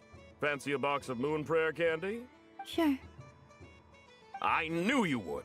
Now, what flavor would you like? Anything. I'm not sure. What flavors do you have? Is this for yourself or as a gift? A gift for my friends. Ah, I see. In that case, I'd recommend apple, lockaberry, or midsummer berry. Those are the most popular. Do you have nocturnal blossom flavor? Huh. I've seen couples give those as gifts before, but I did not know they were edible. No? Okay then. Moonfall silver? I don't think you can eat that. You did say this was for friends, right? Maybe Smetana then. Hey, now that's a creative idea! I've never tried it before, but if you're happy to wait, I can see about whipping up a batch on the spot. While we're at it, you got any other ideas? Grass, creme cake, extra strong coffee. Describes the flavors that comes. The scent of exotic candies draws over the nearby children, who are excited for a line. Form a line. Before long, everyone is brainstorming new ideas for flavor. Smoked fish steak, berries and fried meats. Rain-soaked moon prayer blossom. Stall owner, peppered with expectant gazes on every side, lets his courage soar free, and colorful candies are placed in the box one after another. Here you go. Every flavor you asked for is in there. Meat-flavored candy? I don't know about that. Moon prayer candy from Cool. Thank you. Haha, I should be the one thanking you! You brought me a whole bunch of new business. It's like a genuine blessing from the Moon Goddess. I hope you and your friends have a lovely night. That one. Town 100 flavored moon prayer candy.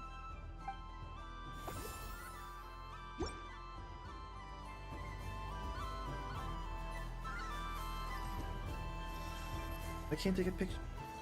It's like a door. Aino and Effa are over this way.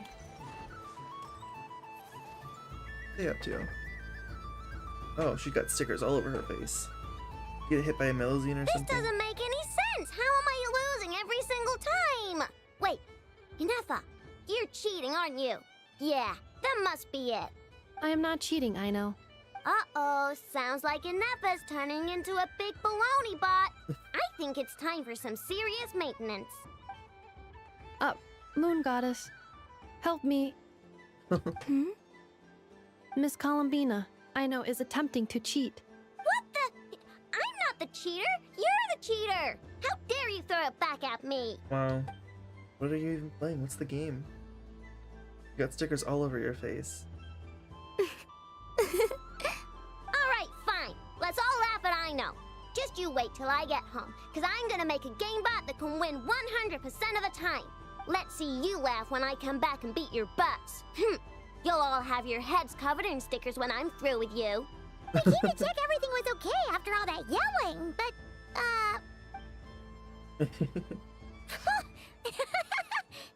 What are you playing? Whatever it is, it sounds like cheating is allowed. Kuhenki concentration. Each player starts with differently colored kuhenki. Each round, they draw one kuhenki from their opponent. When a player has two kuhenki of the same color, they make a pair and can be discarded. Oh. Any that can't form a pair must be kept. The round ends when a player can't form any more kuhenki pairs, and that player gets a sticker. ooh, can 4 people play as well? That is fine, so long as the turn order is fixed beforehand.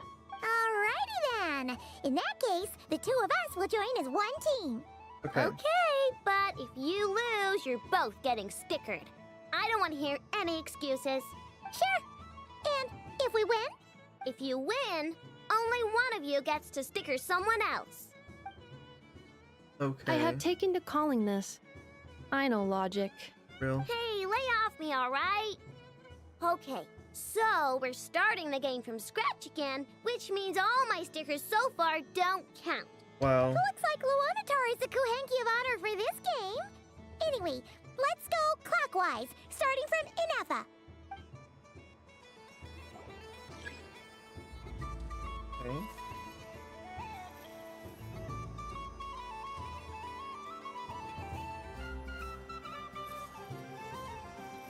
To wait for Plant 1 to make a decision. This is like the worst game ever. Red.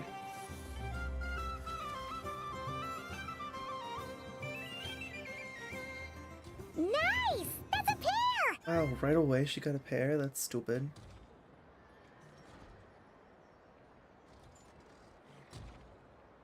Go, go, fly! Oh. Grab those quickly.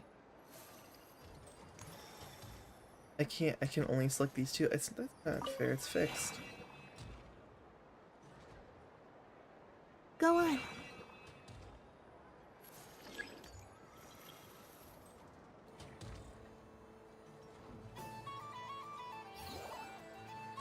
I have a pair.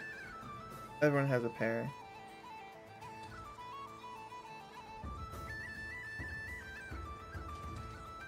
Uh-oh!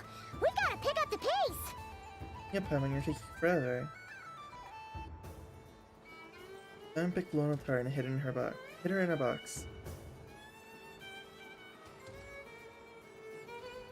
Phew, that was too close. I thought I was gonna lose. Let's see who's gonna be the unlucky one.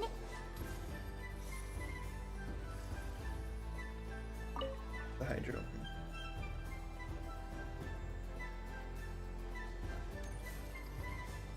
The FS got a play. Good luck, everyone. Wow.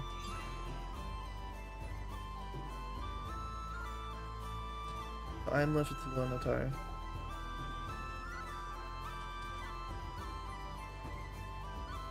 I got one Let sticker. me pick a good one. What's it gonna be? Oh, I know, it's fossil. You're looking very pleased with yourself there. Everyone lost. What happened to being a huge Grumposaurus? I won. Duh. Wow.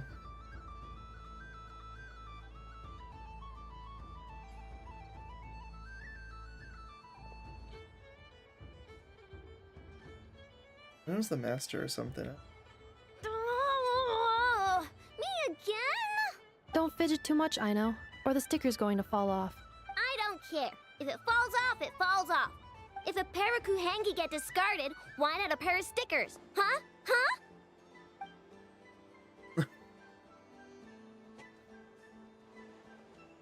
Oh, I'm covered.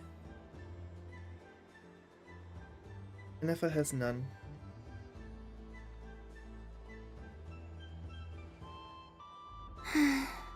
I've lost. Aww. Sticker, sticker, sticker! Ready? Here it comes.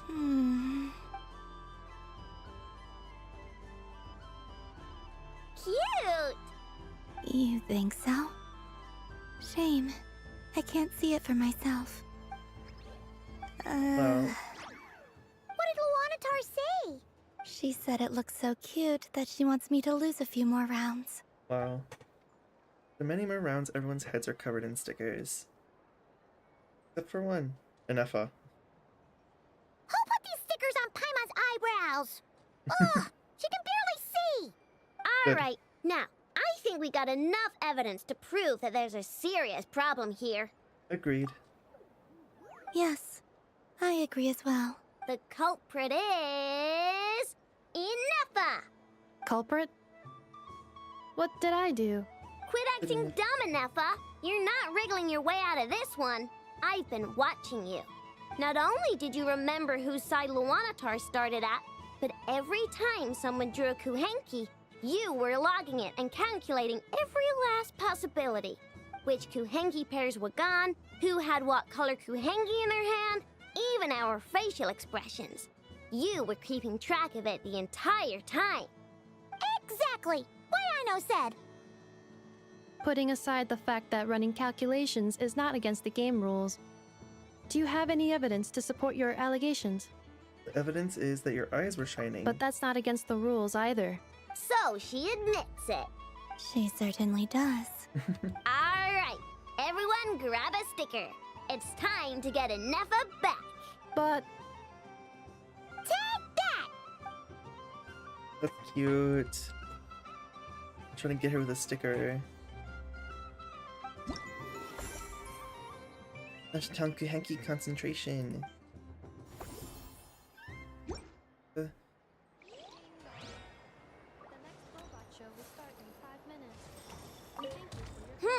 I'm never playing games with you ever again, Inefa. You like some moon prayer candy? Ooh, moon prayer candy? Sweet. Is it okay if I grab a whole bunch? Psst, Columbina, turn around. Use your huge cloak to block Inefa's vision. Yum. Oh, this one's even yummier. Oh, the flavors are blending in my mouth. Ew. I do hate when that happens sometimes. I don't like when they all blend together. Robot show?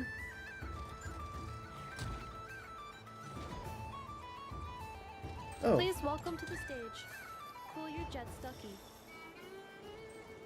Combining precision engineering with water cooling technology, this high-performance sprinkler fires powerful, controlled balls of water for up to 14 seconds at a time. Oh. As well as providing accurate plant watering at range. Yeah? It can also be used to clean those tough-to-reach areas of the house that Aino cannot get to, no matter how high she jumps. Wow. Calling her out like that. Show us what you can do, Cool Your Jet Stucky. Oh, thanks. Now that's what I call true power. What a demonstration. Goodbye.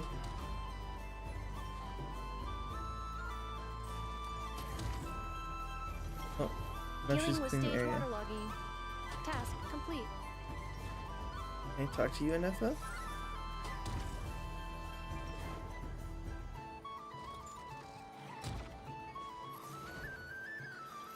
Ding dong. The next robot show will start in 5 minutes. We thank you for your patience. Look how she sent it up. Aino is throwing a tantrum again. I believe it will take 3 crumb-kakes to constitute a suitable peace offering.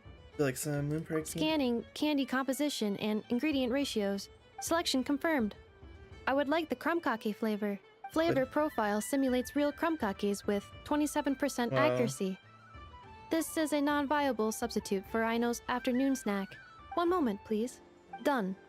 Please sample this freshly baked crumb-kake, Miss Columbina. Thanks. The robot show will now begin. Can I talk to everyone else and give them hurricane? I give one to That's good. What's there to see on that moon anyway? Let her go up there and cry alone. See if I care. You like some moon prayer candy? You're giving me candy? That isn't like you. This had better not be some weird Oh my prank. gosh, she gets a weird flavor. Coffee flavor? I thought you hated coffee. It's extra strong too. Huh. You didn't do all this I mean, just I for like coffee me, flavored candy. did you? Hey, don't take it away. I never said I didn't want it. I mean, you can't unmake the candy now. I guess then you have to cope.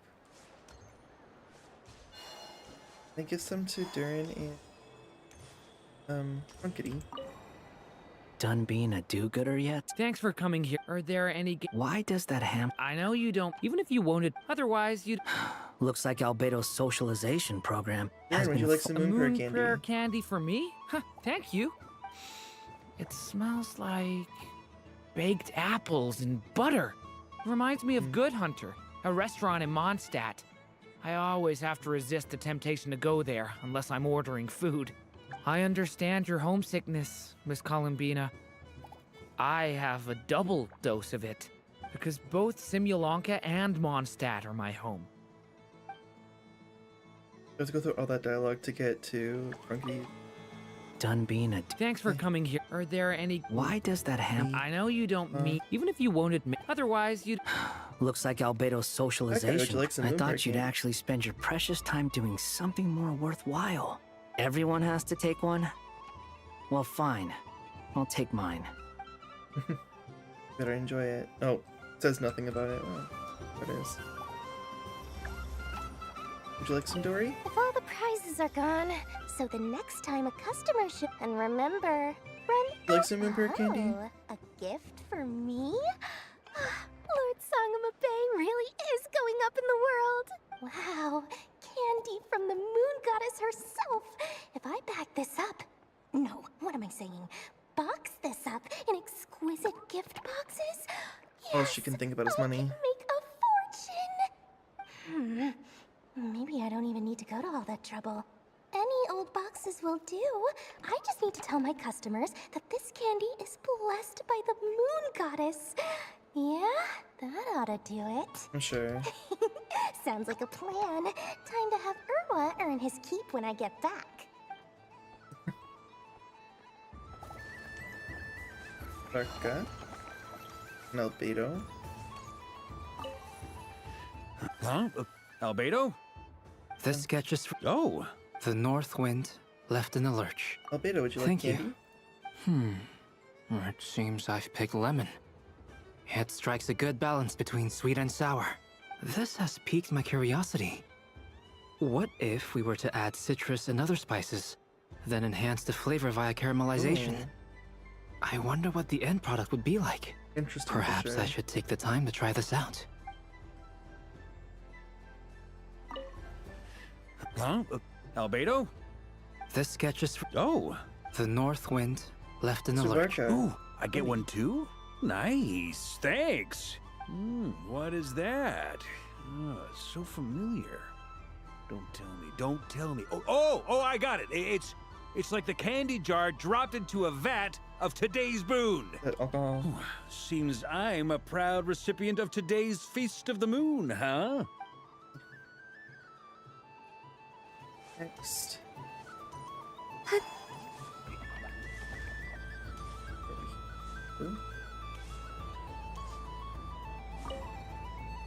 I've seen Lenny and the other children play candy. Would you mind if I took a handful extra? I'm sure the children will enjoy them. I must say, Columbina, you really have changed. You never used to show this much consideration for other people, even when prompted. I'm sure Sandrone would agree when I say, I like the present version of you better.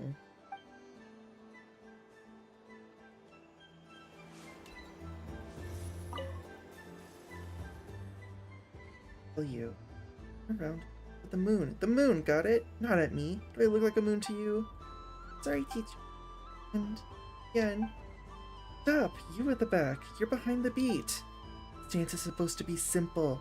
Focus up, or you'll be practicing till next moon prayer night at this rate. Again!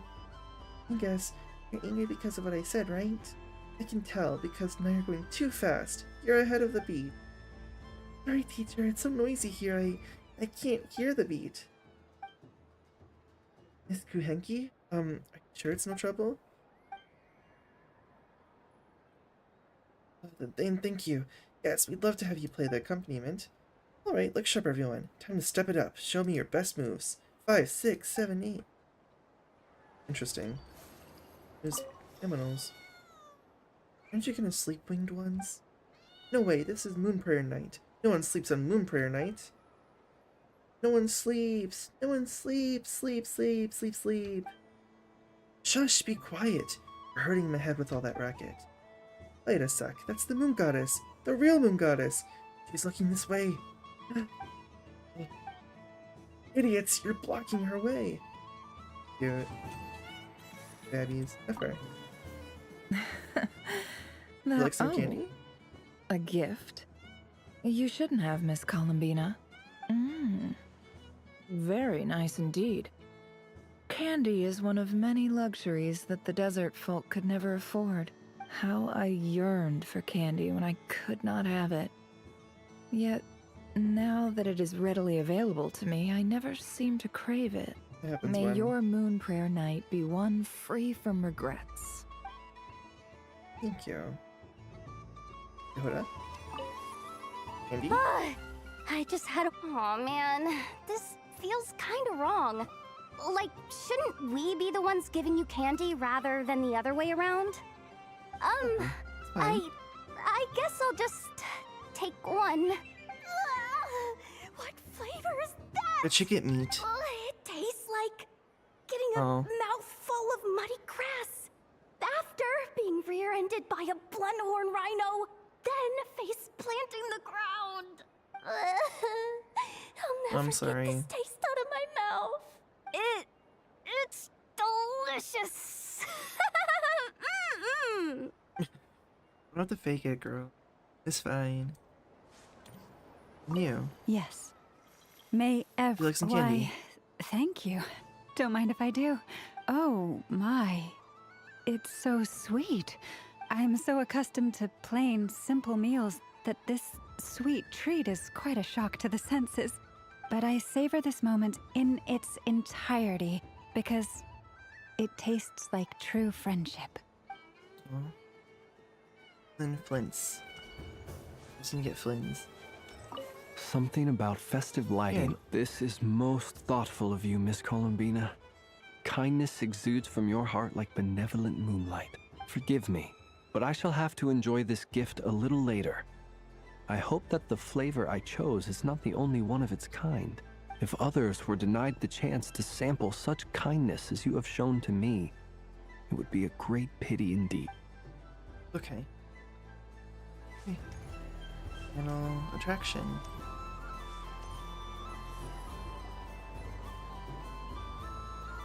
Dodoco's Whirligig! Come check out Dodoco's Whirligig! Ah, welcome home, Moon Goddess. Might I ask what this is? Ah, it's a very special amusement sponsored by the great mage herself. Ride on a soft and furry Dodoco and embark on an unforgettable adventure. I say that, but I'm just following a script here. Who is this mage, anyway? And what the heck is a Dodoco? I'd like to ride. No problem. But, are you by yourself? Is that not okay? Oh, no, it's fine. It's just that each Dodoco can accommodate 2 passengers. Dodoco? Would you like to bring a friend along? My friends. That should do it. Now, we just need to get everyone else to draw something on it too. But we gotta keep it a secret from Columbina. Traveler. The shock. Yes? I want to go on that ride. Will you join me? I'll go with you. A spinning Dodoco. Oh, I see. It's a ride for 2. Sure. Let's go then. One moment. Don't worry. Paimon will do the rounds. You go have fun. Thanks, Paimon. Nothing. Let's go. All right. I think we have to wait in line over there. Please take your seats. For safety reasons, you mustn't try to leave the ride before it comes to a complete stop. All right, you're all set. I wish you both a wonderful journey. This would not pass at a Six Flags park. It's not safe. You can always rely on Alice for weird and wonderful gadgets. What do you think? Not bad. It reminds me of riding a moon lane. The music is so pretty. Sometimes, The Kuhenki circle around me like this, playing their beautiful melodies. Oh, that's so sweet. I'm actually getting emotional a little bit. I'm going to miss them. Oh. Wonder what Columbina will find on the moon. Perhaps even she doesn't know. Does it scare you at all? It does.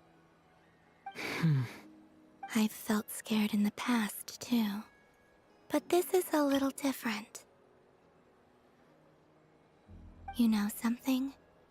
I got to see a lot of fascinating things during my disappearance. Yeah. I saw how the Frost Moon Scions act around their families. So different than how they used to act in my presence. And I also saw how they interact with their friends. It made me curious at first. Why do people act so sincere when they're worshipping gods, but save their truest, warmest feelings for each other? Slowly, I came to realize that it's because they trust one another. They know, deep down, that they'll be accepted for who they are. All of it. The good and the bad. Your friends accept all of you too. I know. I knew it the moment you started calling out my name. Yeah, I care more about the rides at Six Flags than the food. I see your comment. I care more about the rides, that's why I go. What I fear now is the end. I fear losing all this the very night I have gained it. You won't lose us. Even after you return to the moon, your friends will still be here. Thank you for this conversation. Thank you for listening to me. Of course. Don't worry.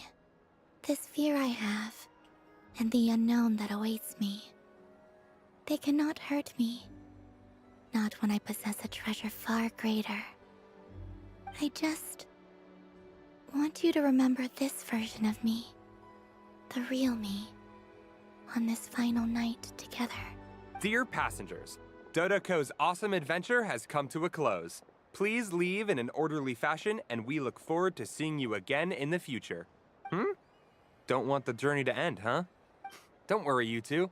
There's always another adventure waiting just around the corner. That's the final one. X and Circle. Dodoko's Whirly Gig. Complete. Oh, it's all of them.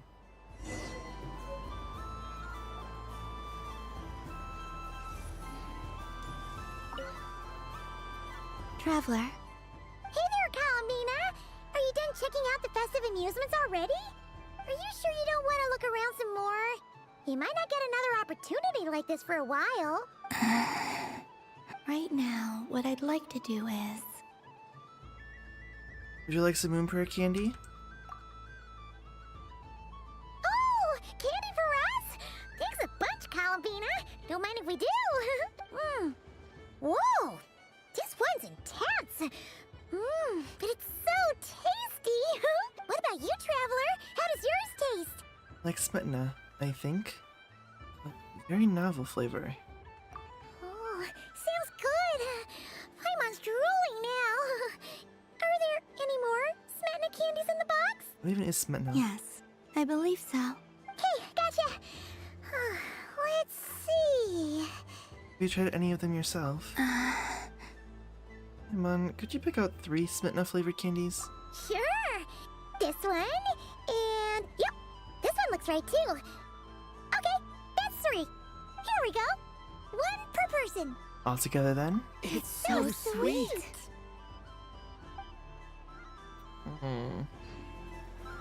Now for real, let's take it to a Traveler. close. Paimon. Columbina! Finished with the festival already? I think I've had my fill. Really? You're sure you don't want to have a little more fun out there? Final answer! It's my final answer. Yes, I am sure.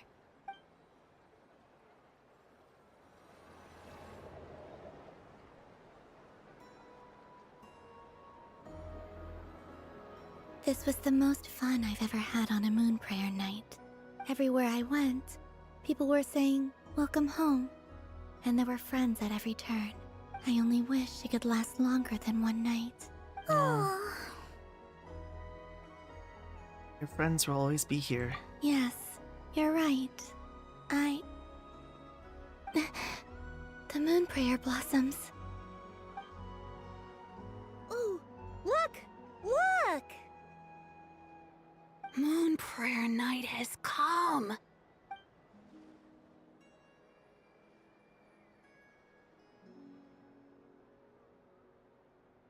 The moon. It's so beautiful. Happy Moon Prayer Night, dear. Happy Moon Prayer Night. Happy Moon Prayer Night.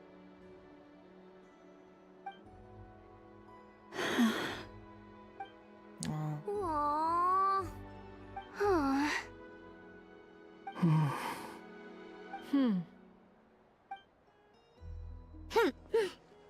She's more upset than anything. Time flies when you're having fun. I agree, Alice. Oh, looks like the time has come. Columbina. You're heading off then? Yes, to the ruins you mentioned. And from there, back home to the moon. Wait! I know?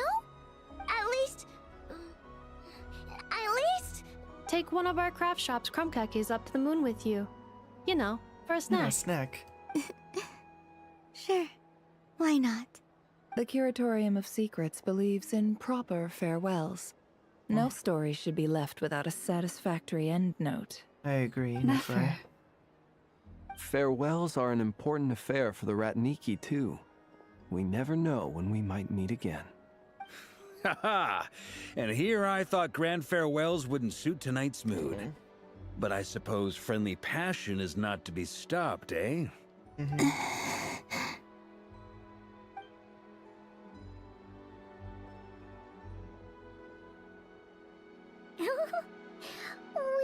a little something for you, Columbina. Ta-da! What is it? A Moon Prayer Night greeting card with drawings by all of your friends. Even Asher has one. I like Yehoda's. Marionette drew hers with the whale biting Columbina.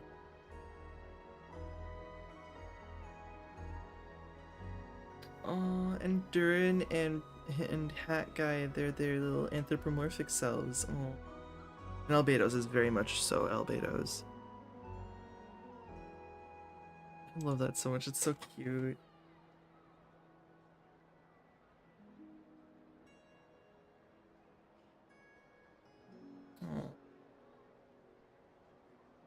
Oh, Usher's Nefer, okay. Figured it out. You did mention that you'd like a portrait done, so I took the liberty of creating one for you. I, meanwhile, did the portrait of Mr. Albedo, and Mr. Varka did the same for me.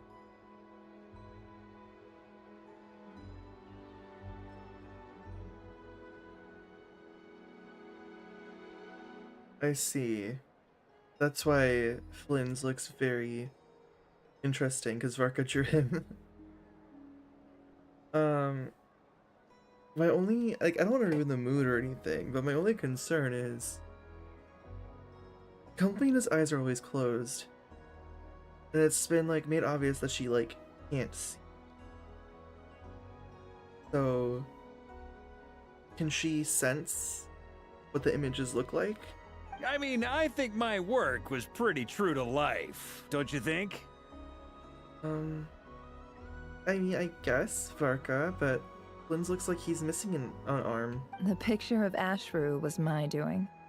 The two of you seem to get along rather well.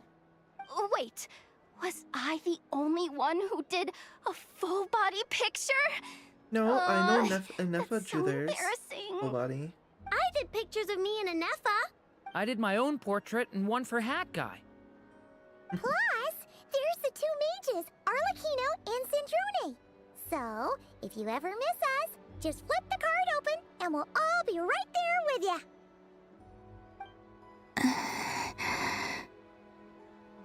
I don't know what to say. Thank you so much, everyone. This whole moon prayer night was more than I could have ever asked for. It is the greatest gift I have ever received. Lama, I figured it out.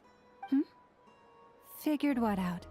Remember how the Frost Moon Scions used to use milk as invisible ink to write hidden messages? That was a very long time ago. Oh, are you saying? Yes. When I miss you all, I shall use moonlight in the same way, to write words that only you can see upon the moon itself. Wow, that sounds lovely. Quite. But how will we see them? Simply open your windows on nights when the moon shines bright, and the moonlight will naturally flow towards the words I have written. That sounds most fitting indeed. Oh. Very true to form. I'll try to write them in places that won't disturb your sleep. I, for one, would sleep all the better for having read one of your messages before settling down for the night. Exactly! So don't worry about disturbing anyone's sleep. Just promise you'll write to let us know you're okay, alright? Alright. I promise. Oh.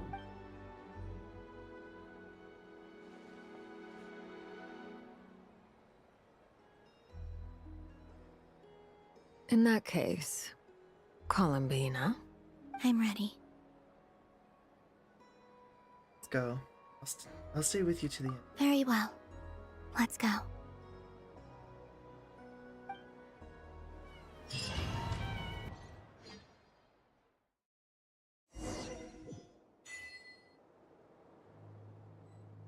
Straight here. In just a few moments, I will be gone. I still don't know what to expect on the moon. Will I really be able to send messages to my friends? The Kuhenki, the animals of Nod Cry.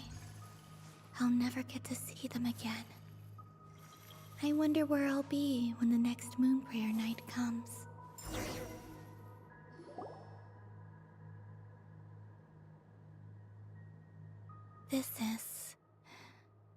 This is where the people of Hyperborea used to communicate with the moons.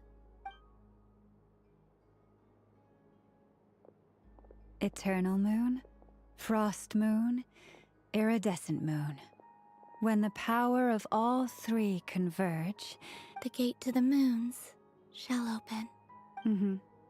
Moon marrow preparations are complete. Only the final step remains.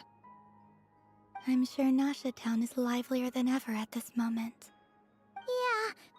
It's a shame you couldn't be there for it, but it's now or never, right? It's fine. I'm more than happy with this.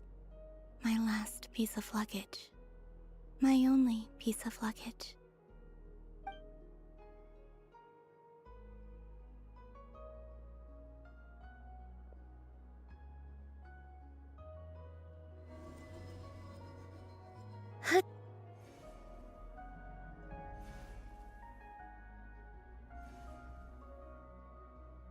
I can already feel the moon calling to me.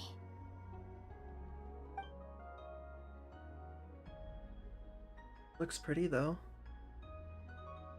It's sad.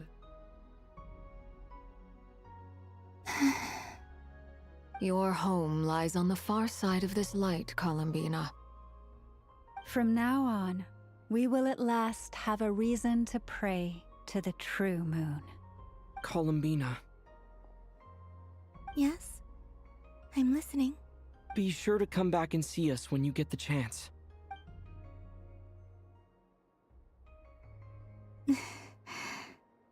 Of course. But if that chance doesn't come, then remember that you have friends on this planet. People who will miss Columbina. Yes, I will. Thank you for everything you've done for me. And remember, come night or day, the moonlight shall always connect us. Well then, farewell, my friends. Farewell.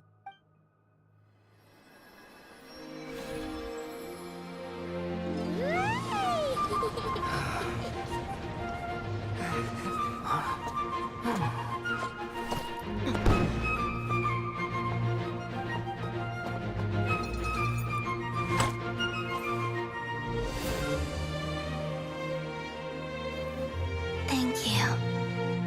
my happiest night into that. Farewell, Columbina.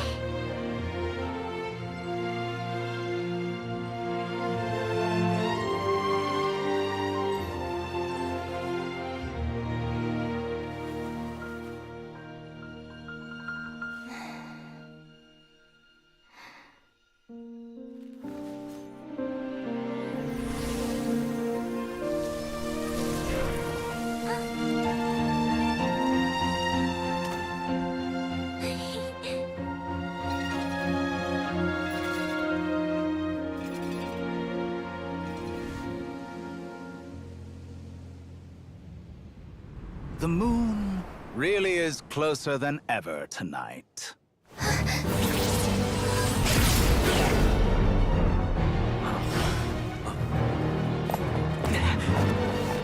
Columbina. All 3 moons in one place. Time for one final experiment. Reason, life, death, time, and space. They all believed I would fail.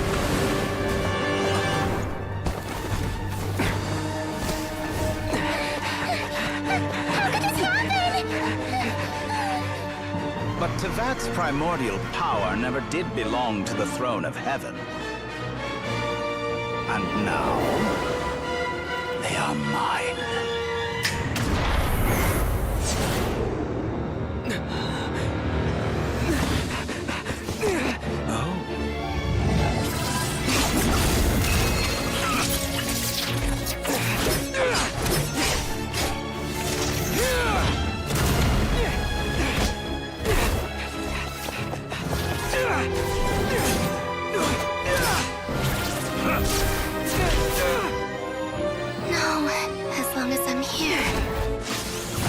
Is free to wield the 3 moons' power.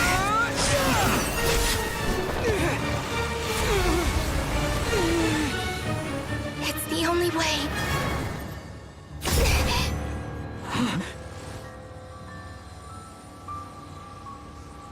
I guess I won't be going home today. Columbina! No!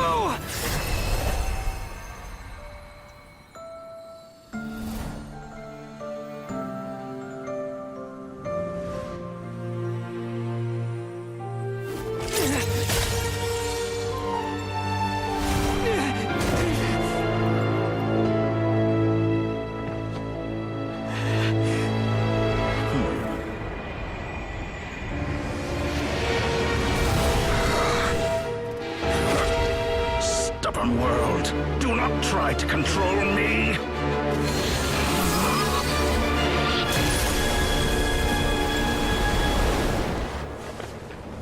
Columbina.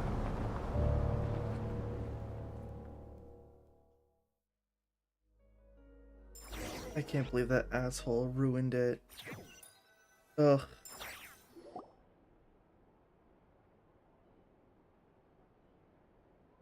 I didn't want to see him again. And lo and behold. And now Columbina's probably just like floating out in space somewhere. Yeah, that's fine. Are you all right? Do your wounds still hurt? My wounds don't hurt, but I am not all right. I had someone prepare a little medicine that could prove effective. Take it if you need to.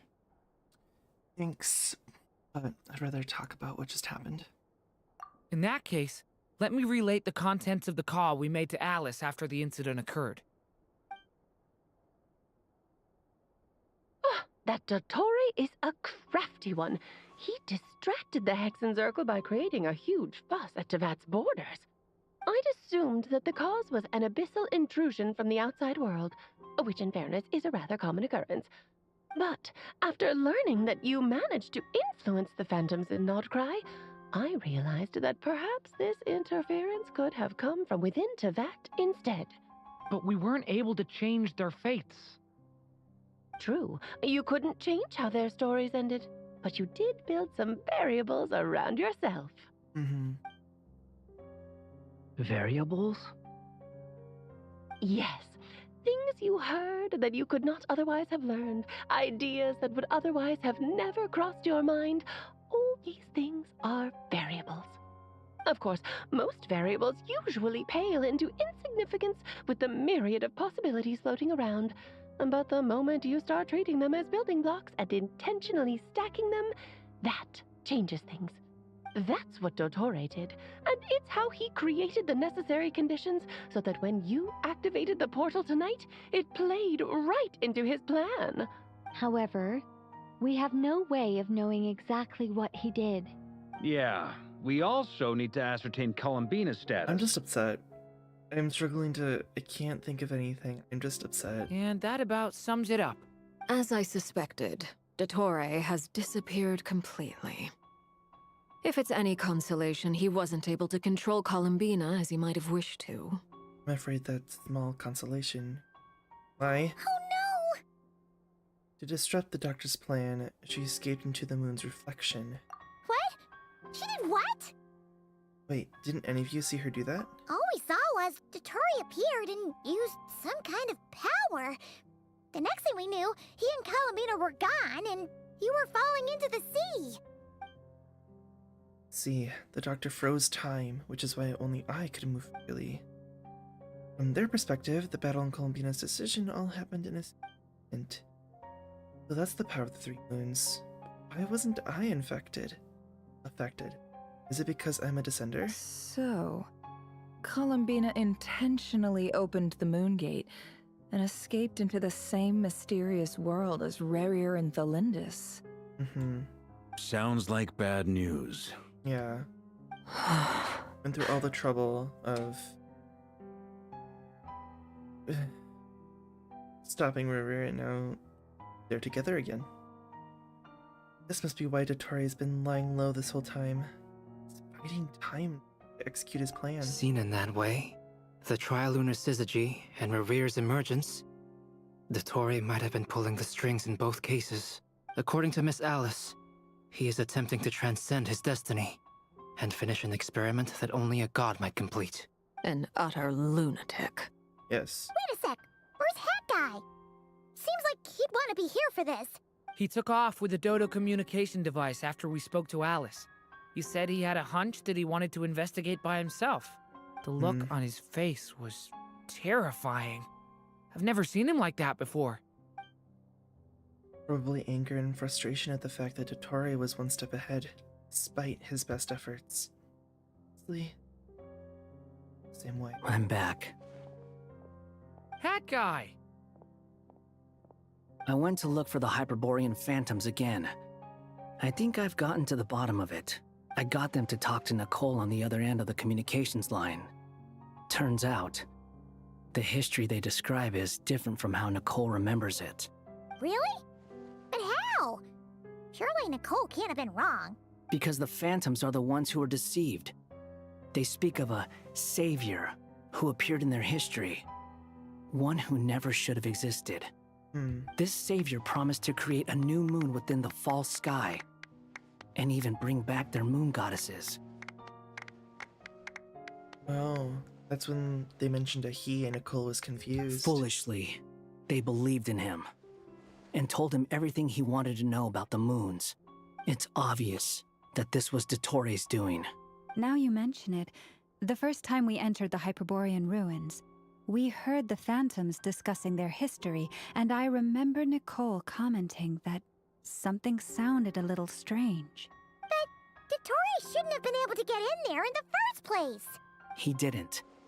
Nicole said that this was an anomalous state triggered by disruptions in the causal connections between phantoms from the same era. The variables that Dottore put in place were substantial enough that they even affected phantoms that he never met. So it's not that their memories were unclear. They'd been tampered with. That's exactly the possibility Dottore was trying to manufacture. He turned these variables into knowledge and engineered the situation so all that knowledge would fall into his hands. Then, he harnessed that knowledge on Moon Prayer Night to truly create a false moon. How is that even possible? To be precise, he exploited a weakness in the way the spell works. The spell senses Kuvaki to detect the moon's location.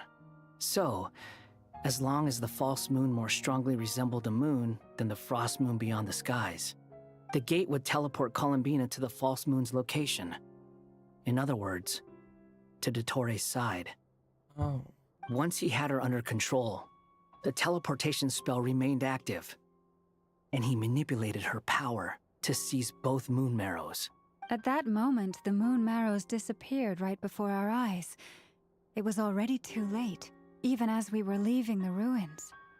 By then, Dottore had already amassed the power of all 3 moons. So, where does that leave us?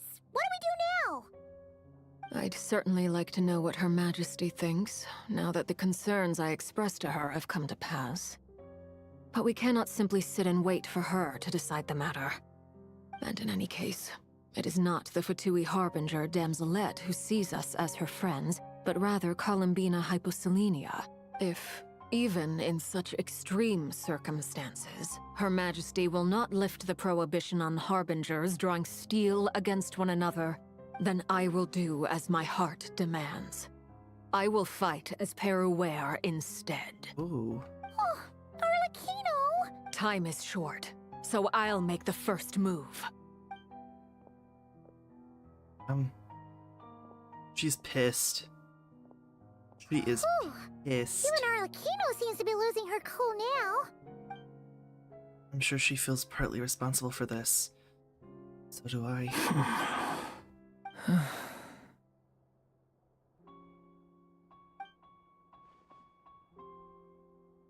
All right.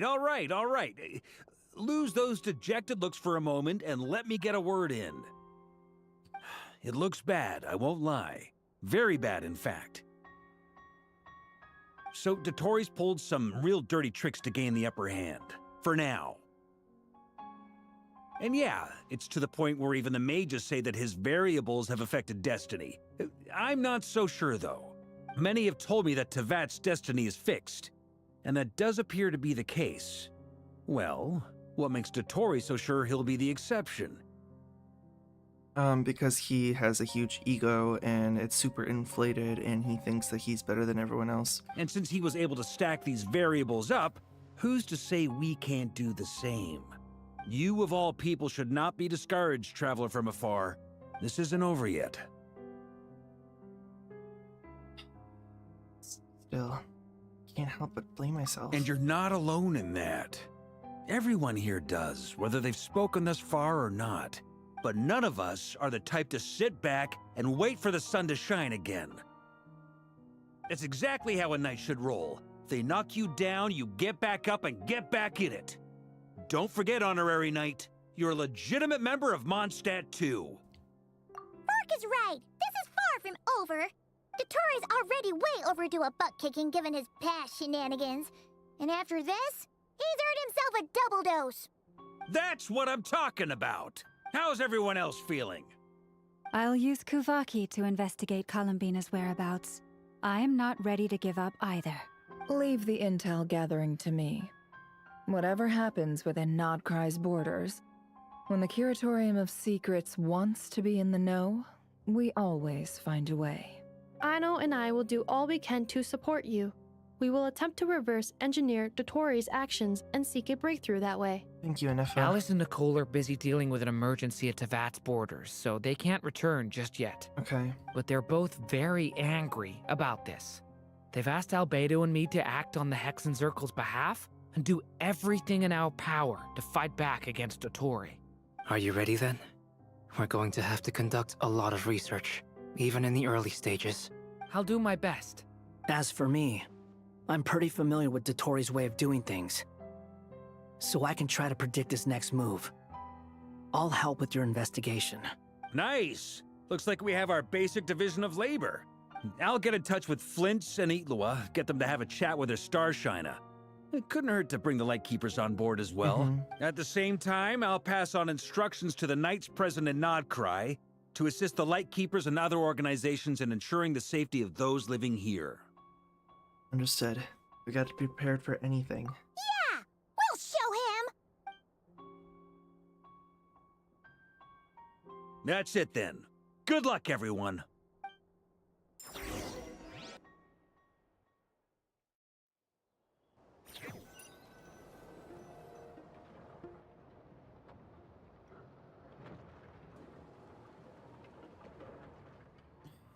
Columbine. I never thought that Columbina would become my real name. It went from being a Fatui code name to something my friends call me. And remember, come night or day, the moonlight shall always connect us. Aw.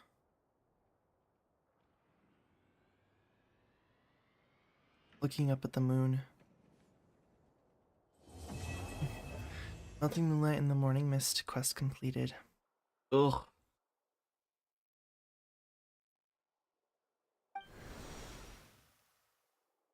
I don't like that.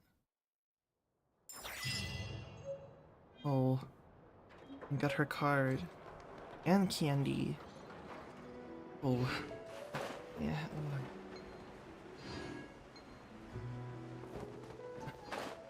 So sad. Okay. Well, that definitely was an ending. I was like, oh, everything is happy, and it's like, oh, this is a good interlude. It's ending very well. Oh, it turned sour right at the end. I was originally going to do Durin's story quest as well, if time allowed. However, I have been streaming for 6.5 hours, and it is midnight where I am. So I think I'm going to stop streaming here. I know there were a few people in and out, but thank you to anyone who did come in. I appreciate it. And I hope everyone has a great rest of their day. Or whatever. I don't really have like an end screen, so I'm just gonna go to my be right back screen and I'll end it there. Thank you. Bye-bye.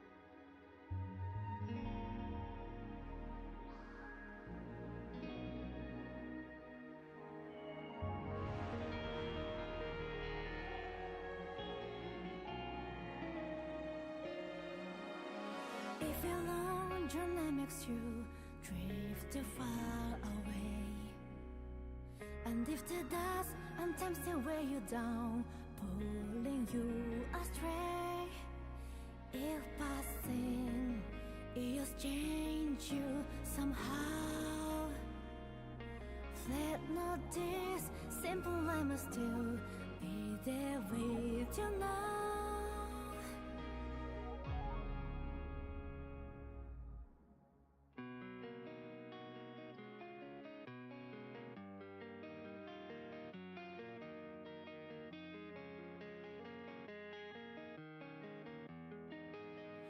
Please know that I stay to wait.